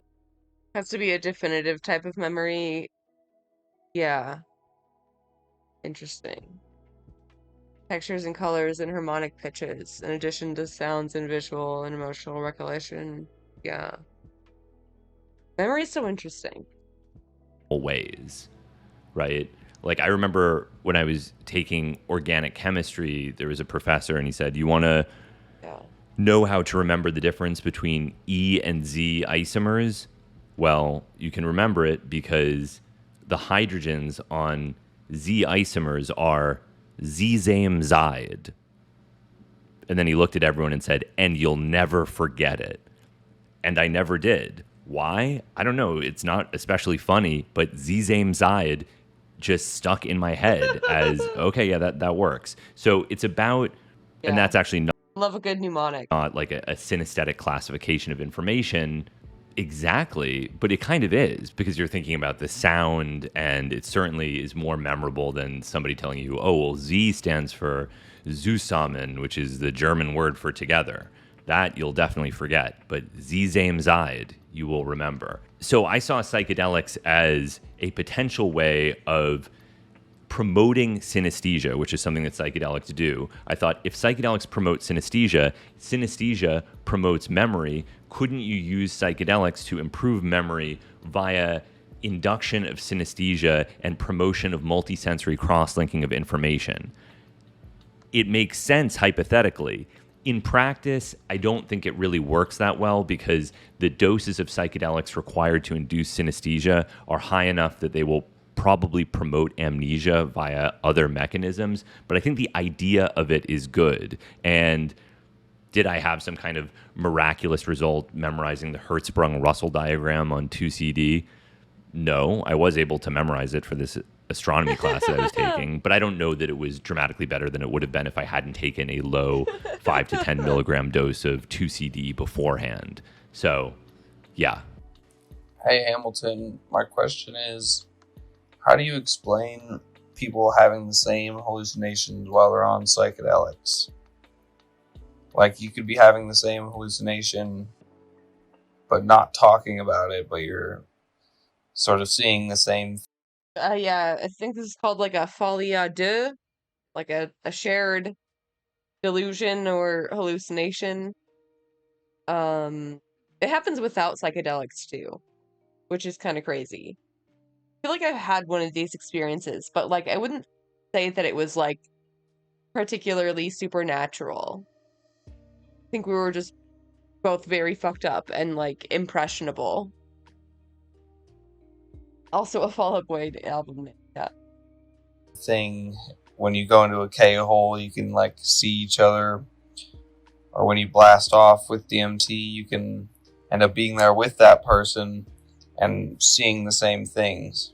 So how do you explain that? So I'm interested in why people find this concept so interesting, because there's no question that the concept of shared hallucinations is immensely interesting for a lot of people. It's one of the things that I have been getting messages about for years. How do you explain shared hallucinations?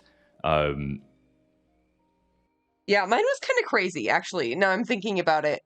I was with a friend, and we were both just like very sleep deprived and like, I don't know, probably on some Adderall or something, allegedly. And we were walking to the corner store to get like cigarettes or whatever. And we were like halfway down the block, and this man riding a bike like comes out of the wall, like literally out of the wall. Like I still like can't really figure out what happened here, because like we were looking, you know, in front of us where we were walking. And so like he couldn't have come out of like anywhere else. Like we saw him come out of the wall, but like that alley had been like bricked up. Like there was no alley there anymore. So like I don't really know what happened there, man. It was pretty trippy. It was like super foggy that night and shit too. Yeah. I think people like the concept of shared hallucinations because it Bricked up. Wait, stop. it almost seems to be evidence of the supernatural. Same thing with machine elves. Same thing with dreams predicting the future. They kind of fall into this category of, if it's real, doesn't this mean that there's something beyond what we understand of the world or something? I think it has metaphysical implications that go beyond the question of how do shared hallucinations exist. And my short answer is I don't think they exist. I don't think they exist because they're unverifiable, because you cannot experience another person's consciousness to truly confirm that the experience is shared. And people are very vulnerable to suggestion. It's so easy to do this. And on top of that, if you are sharing an environment with somebody and sharing a drug with somebody, it seems fully possible that the same environmental stimuli might induce an effect in both of you that could be somewhat similar, yet it is not a shared hallucination, right? Like, two people could be at a beach. Is an experience ever truly shared, dude? Whoa, dude. Taking a psychedelic, laying in the sand with their eyes closed, listening to the water, and maybe both of them hear an eagle and have a vision of an eagle or something like that, right? Is that really a shared hallucination, or is that two people responding to the same environmental stimulus? So I know they're very commonly reported. I know that people contact me about this all the time. I am skeptical. I'm skeptical because it can't be verified, and because I think people want it to be true. And that's always a problem. You know, as soon as you want something to be the case, then there will be a confirmation bias. People, for whatever reason, want shared hallucinations to exist, and so they could subtly manipulate. I would much rather that, like, it was a hallucination rather than the man actually came out of the wall. Because then what? Then what? I had Hogwarts in my hometown and I didn't even know. Way more anger inducing. The answer is my answer, but I admit it's the more boring option. Yeah. Each other's experiences to make them feel more congruent, because wouldn't it be cooler for it to be a shared hallucination than a subtly different hallucination? Like, oh, you saw an eagle. Well, I kind of saw more of a seagull thing, but it's kind of eagle-like. So it's just easier and I think more interesting to suggest that there's a shared experience that can't be verified. So I know that that's like a STEM lord rationalist response. I don't like being that guy. But at the same time, I think it's better to regard these things skeptically than to uncritically assume that they're true, because they're very likely not true. Hi Hamilton, I really enjoyed your interviews with YouTubers like Crime Pays, Babani Doesn't, and The Chemist. And I'm wondering, selfishly, if you're interested in taking it a step further and making chemistry ASMR videos. Just spitballing here, but it might be a way to get remonetized. Thanks. Hey, yo. Thank you so much for the question. It's really fun. I mean, someone didn't get their acceptance to Witch and Wizard School. Yeah, it's true. I guess so. Nice. I'm not a wizard. For you to ask. I'm a muggle. It reminds me of this nice blush 300 milliliter blush round bottom borosilicate flask that I have. Hamilton. And just when I give it a little tap. For free? You're gonna do this for free? Such a nice tap. Tap, tap, tap. Hey, yo. Tap, tap, tap, hey, tap, tap, hey, tap. yo. And if I give it a little blow, it makes a really nice sound. I'm gonna give it a little. Oh my god. Blow. Oh my god. Oh my god. I've never been much of an ASMR fan, but I am now.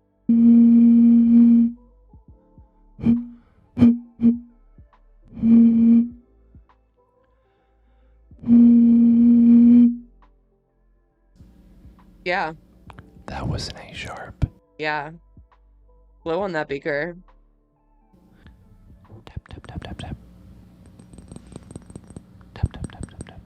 Tap, tap, tap. And right here I've got a bottle of methyl iodide. Oh, it's so nice. Is this TOS? Such a dense alkylating agent. Such a heavy electrophile. Just out there, looking for a nucleophile to react with. Maybe it will make a methyl ether, who knows? That sounds nice. Hello, everyone. Jesus, I have a hard time hearing. I'm sorry. It was just sexy science talk. That's all. And this is your daily dose of internet. Here's an extreme close-up of what getting a tattoo looks like. Hey, what the fuck? What the? I didn't need that. That's a bit much. Holy. What the fuck? What the fuck? Hello, everyone. I still see dogs. Oh, my bad. Okay, well, that's probably for the best because this was kind of jarring. Trigger warning, blood? I think it's fake blood. So I think it's fine, but, they're doing a tattoo. Internet. Here's an extreme close-up of what getting a tattoo looks like.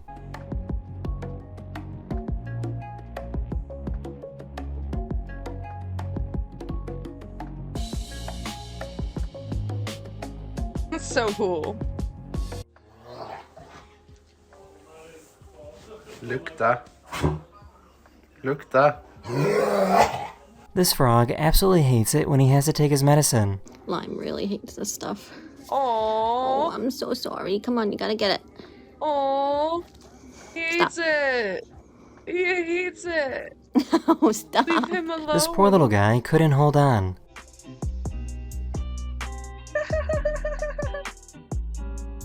It's not for you.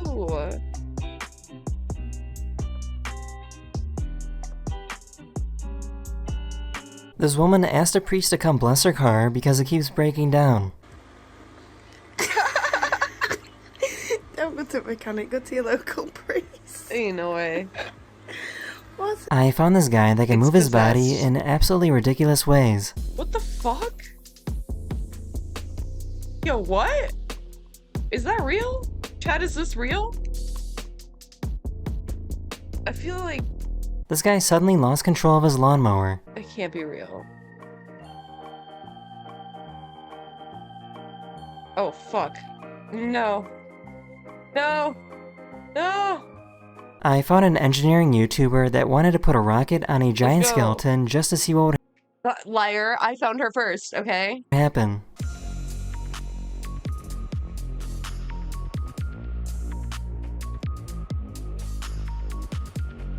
I just learned that an ostrich can make this cool noise.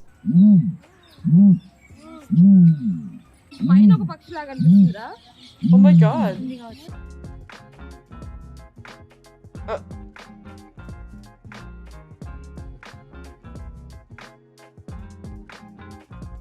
Apparently, if you make a deep growling sound, pigs will suddenly stand completely still.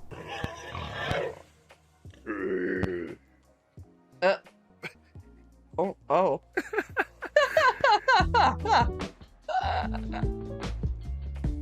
God, I love cats. Oh, they're so cute. That is the end of this video. We hope you enjoyed, and I'll see you guys again very, very soon. Later. I don't know how to start this vlog. I barely know how to start the day. Hey guys! Oh man, this is so long ago. 3 weeks? I guess it's not that long. So what is up? Your boy is back on the East Coast after a long stint in Los Angeles. If you haven't seen that vlog, check it out. But it is September 6th, which means it is officially Fashion Month.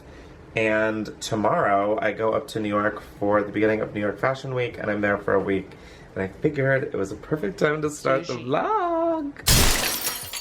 Buy my shirt. Buy my hat. Buy it all. Get your f***ing ass up And join my Patreon. I'm trying to break a lot more into the fashion space, as that's something I'm very interested in. And so my friend Jay is really helping me out. Shout out Jay. Holy shit.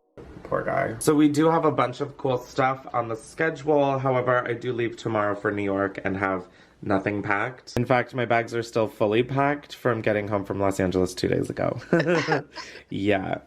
We're avoiding a lot of stuff. But I've been catching up on some administrative. I always wanted to be like a New York fashion girly, but I've never been to a fashion week anywhere. So I feel like it's too late for me. I don't know. I don't even know what fashion is anymore. I'm so like tuned out of that space. Stuff. Some administrative stuff. I'm gonna go and try and pick out some outfits that I can lay out. Maybe I'll film that for my Patreon. Who knows? I am finished packing. I filmed me picking out my outfits and like packing and that whole process for my Patreon, which is up now. Subscribe, it's down below, patreon.com/ChrisClemens. It is time to hit the road to Fashion Week. I'm feeling so excited about all my outfits. I really did have a much more enjoyable time filming myself trying on outfits than doing it alone. Was I still in my house doing it alone? Technically. But did it feel like that? No. Hey there, cuties! We just got into New York and oh my god, I was sitting at the last red light and I was just thinking like, wow, there was really no traffic at the Holland Tunnel. There was like no traffic really getting into New York from the tunnel. I am walking on sunshine. Whoa! I'm about 20 minutes out from my friend's apartment where I'm staying because all the hotels were booked up. And a bitch is trying to save money. We have the clothing rack in the back. Oh my god, look how gorgeous. It's the Freedom Tower. I'm a lot of things, but tired is definitely one of them. I have officially gotten to my friend Morgan's. I assembled the clothing rack. I put my shoes out. I have like kind of my everyday not going to stuff clothes. I have my bags and my jewelry and sunglasses. 30 minutes, I have to head out to meet my friend who invited me to a Jean-Paul Gaultier dinner, which is like crazy. Let's go. Oh my god. There I am. Wave or something. It's a video. I was like, wow, you're really making eye contact with the camera. Guys, oh my god, this is the building? Sir, I failed a whole computer programming class in that building. Isn't that crazy? That's so crazy. Like, I literally got a 10 on the final. Yeah. Sometimes I would walk in this doorway. Oh my god. And then the door would be locked because I was late. Good morning, everybody. Am I a little hungover? Sure, perhaps. After the Jean-Paul Gaultier dinner, I met up with Katya and Alex, and we just had a fun little time. $10. We're rich! Oh my god, $10? Guys, let's go buy a Powerball. Let's invest. And then we went to the Soho Grand where I ate french fries that were covered in gluten. And so today, I'm motherfucking with child. Oh, no. Anyways, I'm doing 2 fittings today, one with Diesel for Milan. And then I'm heading to a showroom to do a fitting for one of the shows I'm going to later. It is so fucking hot out. I am literally on fire. Bro, I wish Chris would just get tested for celiac, because like it's so classic celiac symptoms, but he just like avoids gluten instead. But like you can't really just avoid it if you're a celiac. Like it's an all or nothing type of deal.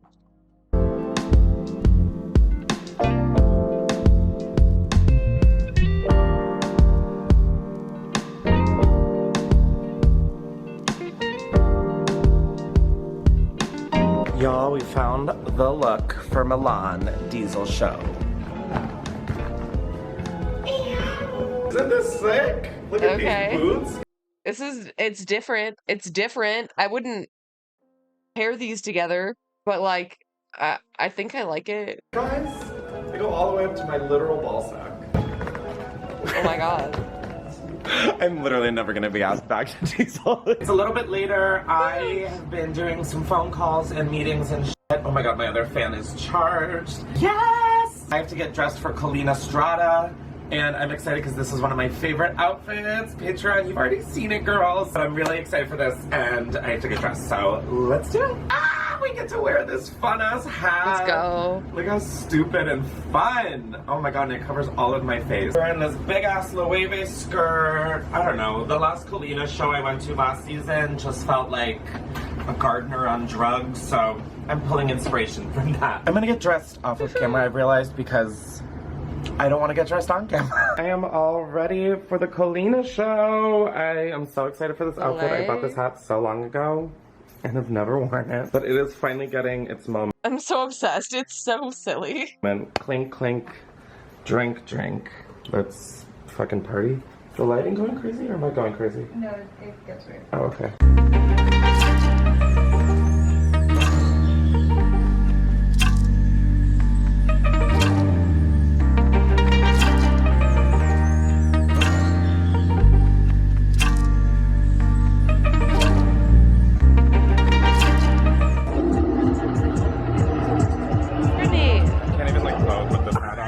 Hey guys, face reveal. On the carpet. It's mi Zorro.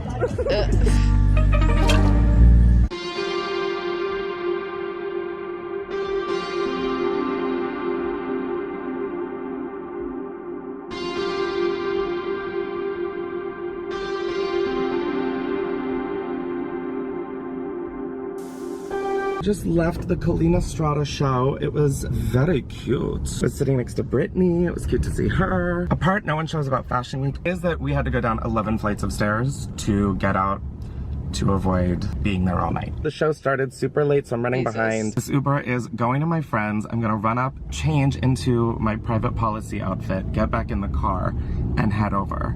And I also have not eaten today. All my footage, literally I was like, seeing Brittany made my literal day. I am back in the Uber. Shout out to the literal best Uber driver ever. You, sir. You're amazing. You gave me the thumbs up. We're besties. I'm in an all black look and I actually think I'm gonna make the private policy show. I'm also very excited for this show because Kelly Catrone invited me. If you don't know who this woman is, I feel sorry for you. I like literally grew up studying Kelly Catrone. Her daughter's a fan of mine. Hi, Ava. Oh my God, I'm gonna lose my fucking mind. She like formed part of my brain.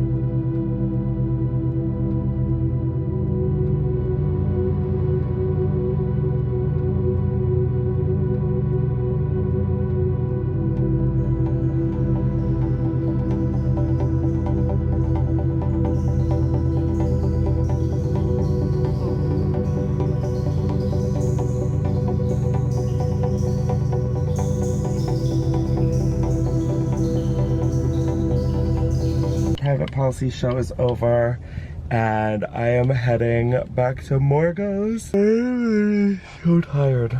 It is unreal and I'm so hungry. I've not eaten today except like 3 orange slices before I left for the show. I really enjoyed the clothes. I'm not gonna lie, that last jacket that was like brown with sparkles, I need it. Anyways, I'm gonna go put a bunch of special little candies into my belly and play some Fortnite with the girls. Ready, so it is Saturday. I slept until noon and then we had quite a turbulent time at lunch, but now I'm heading to the KHXLED show. All right, I'm off the subway. Didn't show you an outfit fit, so here it is. Shirt and pants are KHXLED, the bag is ERL, shoes Margiela. The hat is KHXLED and the sunglasses are Loewe. So I just left KHXLED and the show hasn't started, but I just sort of had to go. I was personally invited and dressed for it by the brand, and I get there and they told me I didn't have a seat and I was in standing, which is fine. But I didn't have a view of anything, and it also just kind of stings because I personally love the brand. Like, I bought these pants, I bought this shirt. And something similar happened at Colina yesterday where like I was double booked for a seat, and it's like I already feel insecure in these situations and like the biggest loser in the room. I was really warm, I got really sad, and yeah, so I just left because I couldn't deal with it. And my self-esteem is not high right now. I'm like, I know I sound ungrateful. It's just like, it's just a lot.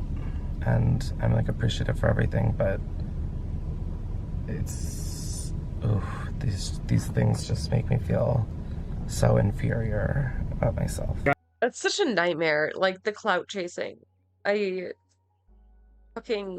it. I hate it. Guys, it's a new day. I'm a new bitch. I put up a new video. It's my first time uploading a video in like 3 weeks. What? But the whole squad is here and we are heading to dinner slash lunch slash, I don't really even understand what time it is. Breakfast? It's breakfast? No, it's... We are going to get dinner and drinks and just have a Sunday fun day, and then I have a couple events to go to. Wait, what's the drama? I gotta go, guys. There's like tea happening. I've had a pretty low-key day. I've also had half a bottle of wine. We are heading to the Sam Finger presentation. I am wearing all Acne Studios new middle kid. And I pulled out this vintage Louis Vuitton Marc Jacobs bag. I have absolutely no idea what to expect, but I am excited.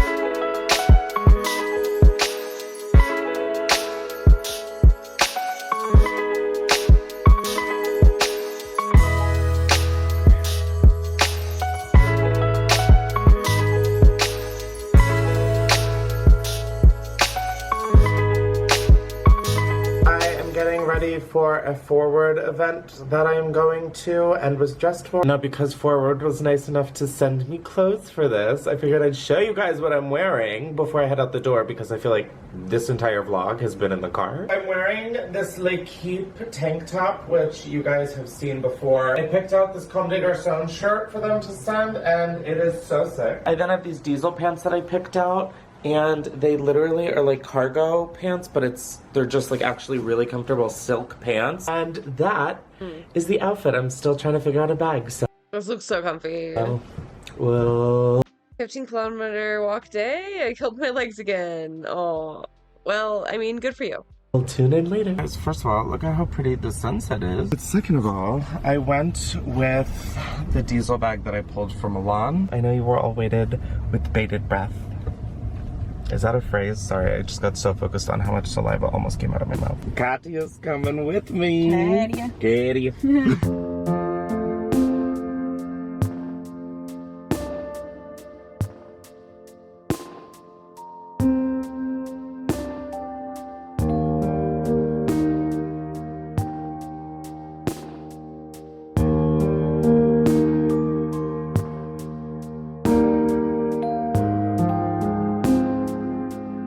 We just left and we are going to dinner and I'm so excited. You'll know how I feel about a dinner and it's Italian. It's Italian. The restaurant's name is what? Like Ole Poli Ole Piu. Ole Piu. Ole Piu. Olio e Piu. Bonjour. Are you happy to be in Paris? Hi vlog. I have been home for 50 hours. And tomorrow I leave for JFK because I'm going to Milan. I was gonna keep the vlog going, but I just wanted to really enjoy being home and family time and catching up on sleep and just kind of de-stressing. I cannot lie, I am so exhausted and I want nothing more than just to be home. Like, so bad. All I want to do is to be home. I filmed the VMAs roast and 2 podcast episodes today. I leave in the morning and I have to still pack and put together all my looks for Milan. I have my diesel looks obviously all pulled, so that's all I really care about. For Milan, I'm really just trying to be comfortable and not overthink it. I feel like such an ungrateful brat, but I really don't want to go. I'm so tired. I feel run down. I'm congested. I want to just enjoy my time there and not... Congested. Maybe you should take a COVID test, buddy. Oh my god. Oh my god. Be stressed out about if I look the best or if my looks are groundbreaking or I just want to fucking eat pasta and drink wine and sleep. Younger me would have died for this experience and I know that in the back of my head, but it's still hard to get excited when I'm so tired. I don't know, but here's to Milan. So it is the next day and I finished packing around midnight. I just really was like, girl, stop overthinking this. We are about 45 minutes out from JFK where I'm hoping to finish editing because I edited a little bit this morning. I don't know why I decided to eat a Chipotle bowl with sour cream and carne asada. I feel like I am about to literally implode and explode simultaneously.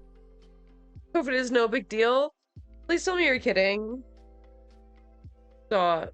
A bitch feels fucked up. So, yeah, that's the update.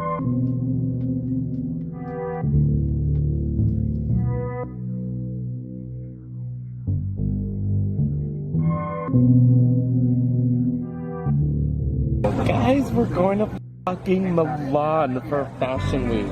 What? Little me would be so shook at all of this. I feel so grateful. I really am trying to look at my life with a different perspective and I just feel so grateful. This I never thought would happen in my lifetime. Good night, Nori. Mostly because lay flat seats only came into existence like 8 years ago. For real, thank you guys. Thank you, thank you, thank you. This would never happen without y'all. Okay, let's go to motherfucking Milan.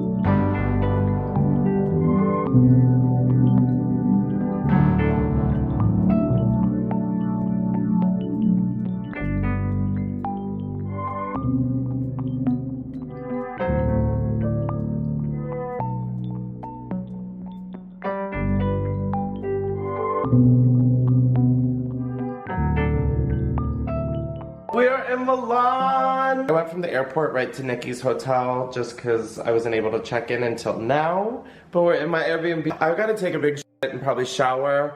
And then I'm going to head over to Diesel to go over my looks one more time because I think I might switch some things up. But oh my god, driving in, it was so pretty. I just love Italy. I got married in Italy. Andrea Bocelli is my favorite male singer. She stole my wedding country and my wedding performer.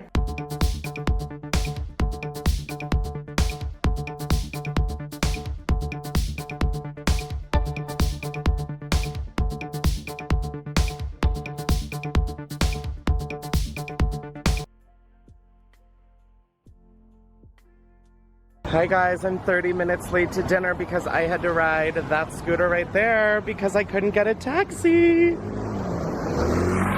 Oh, wow, I almost just got hit. What a bummer. That was exactly what I imagined Lizzie McGuire feeling like, except way worse. God. Be careful, what are you doing? So I'm home from dinner. I am, I think, what the court would rule as definitely crossfaded. We had such a fun dinner. There was something I was gonna say that I don't remember. So I guess you'll never know. Ciao, Bella. Good morning, everybody.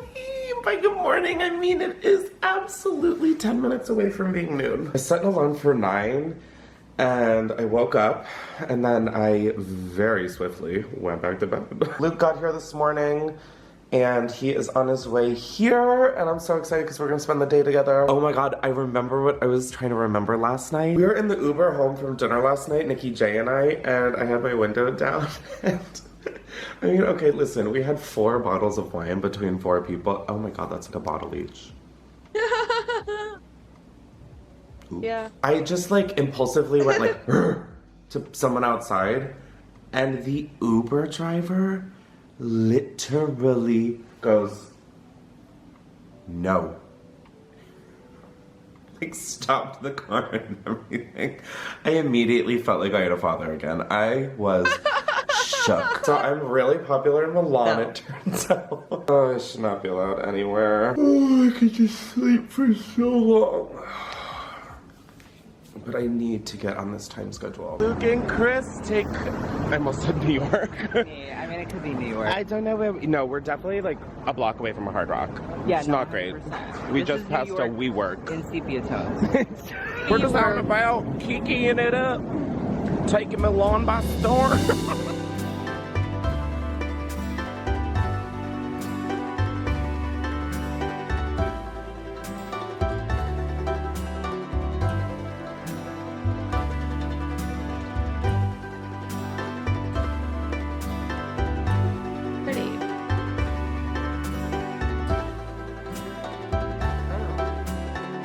So apparently if you spin on this bowl 3 times, it's good luck. And listen, I'm taking anything I can get. Do I have to like ballerina? We do like 1, 2, 3.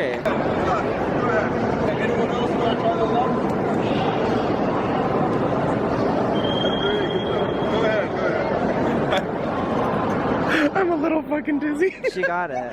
I'm feeling the good luck course. I think I could throw up, honestly. That with Americana was a heavy pill to swallow. Hi guys, it's the next day, and I didn't really like vlog a whole lot. I ended up getting drinks, and I mean, I wouldn't call it dinner. It was McDonald's delivered to a bar. It's so pretty. I'm gonna go. Oh my god, I had trouble ordering a car again, so this time I biked. Much better option. Oh my god, biking through Milan was like, I'm not gonna lie. Today is the Diesel show, which I'm super excited about. And it's like at night, so I have a full day.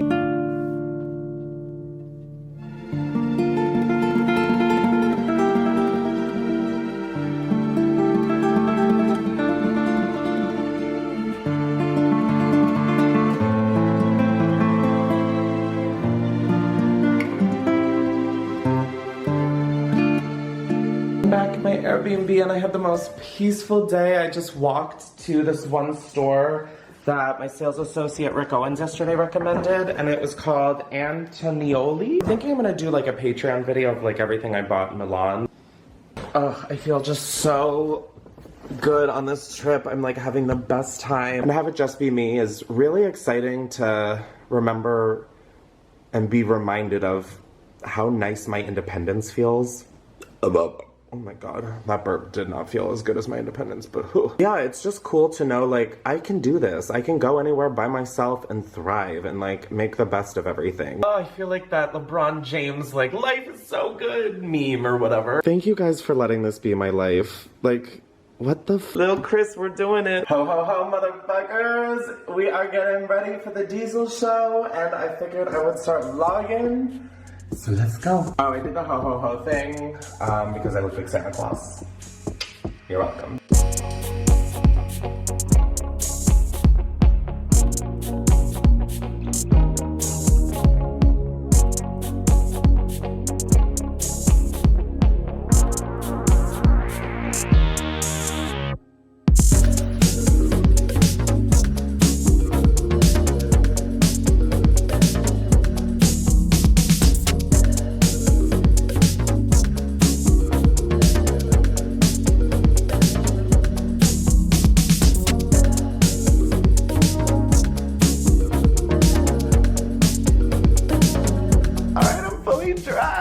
I called the car. It's gonna be here in 3 minutes, which is the fastest a car has come at all since being here, which is shocking that it's during Fashion Week when everyone is here. Oh my god, I'm getting so nervous. I've never been to a Diesel show. This has been like so many years in the making. Anyways, let's go to Diesel, guys.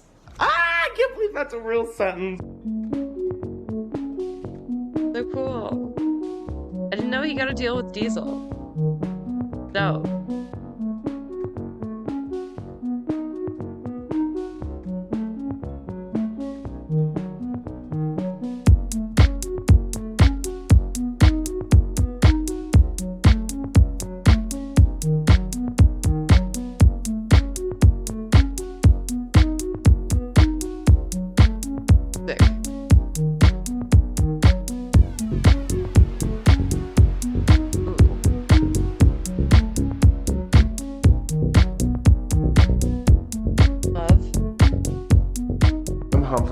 Show, and holy, the show was one of Glenn's best, I think, hands down. The way it only rained during the show makes me suspicious, I feel. Oh my god, I got to meet Glenn afterwards and tell him how good the show was. I had to change out of that because the boots were a size and a half too small, so my feet are torn the fuck up. Oh my god, the Diesel runway show. Good morning, guys. I am running late. My alarm never went off, and it is 11:45, and I have to be at the Suede store for a fitting at 2:15. No, 12:15. Did I say 12:15? I don't know. I need an Americano fast. Off to a rocky start, literally. But I need water.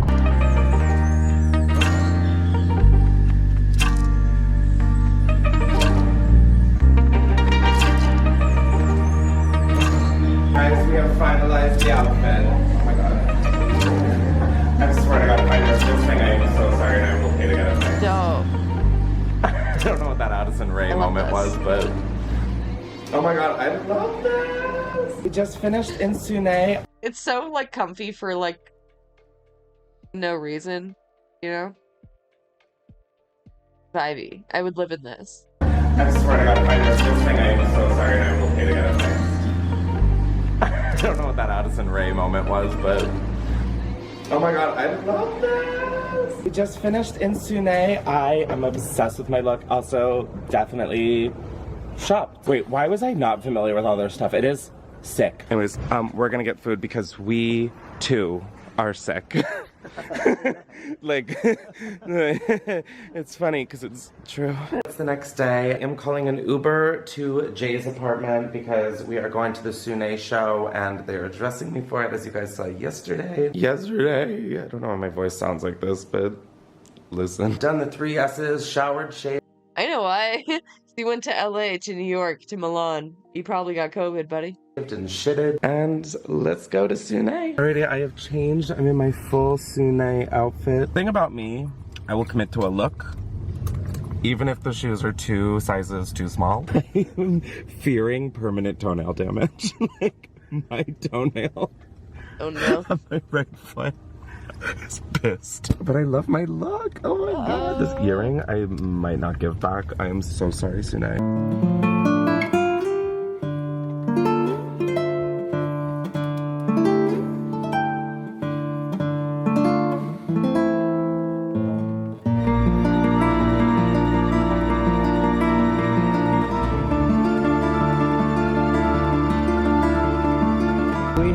Sune, and oh my god, there are so many pairs of pants that I want now. The bags, guys. Sune has like opened a different part of my brain. It's really done something and it's really special. I've transformed these shoes into mules. Ding! It's Saturday and I have just tomorrow as my last full day and then I go back home. But today it's a little chilly and rainy, so I am going to the Prada Museum and I'm super excited. No.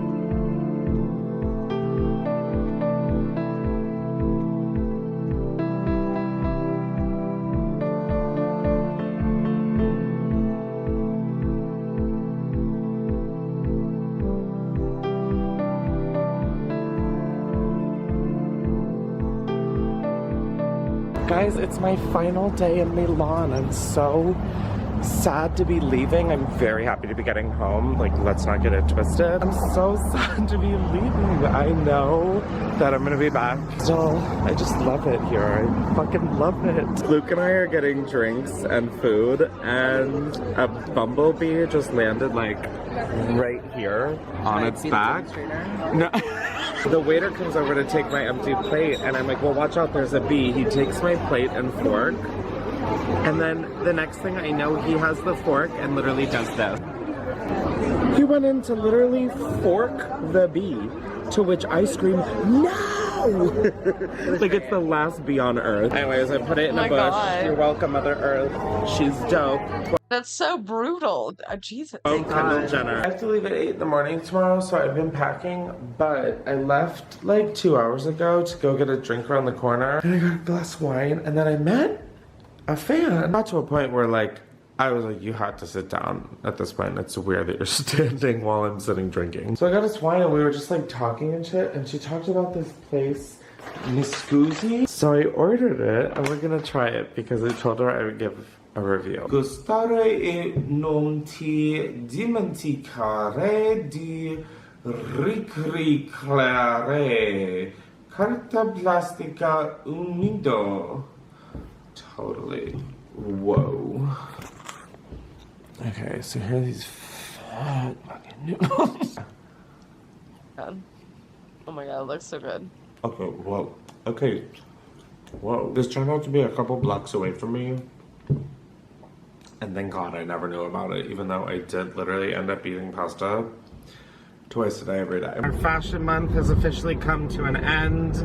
I landed at JFK a little early, and I am just now driving back home. This was just the first of many. Thank you guys for coming along. I hope we had some fun. Seriously, thank you so much for being a part of my life and making things like this happen. I know sometimes it can be a little brutal and I can complain, but just bigger picture, I'm just so grateful forever.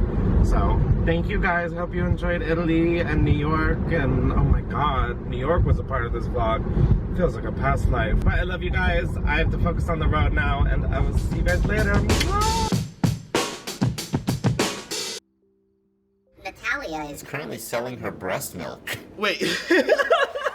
Maven, would you ever taste some? Taste the mommy milkers? Oh my god. Welcome to The Button, a speed dating show. When the button lights up red, either player may press it and fuck, that looks good, but I'm tired as fuck. Honestly, it's kind of late and I gotta do stuff tomorrow, so that'll do it for me. On that note, would you or wouldn't you taste the mommy milkers? Fucking cut, dude. What are they doing over there? The fucking button show.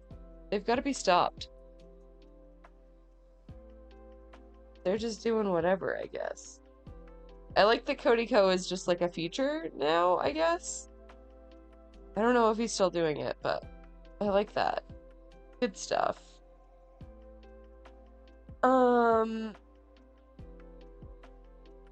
Let's see. I'll be back probably Sunday. Depending on when I do the things I have to do. So,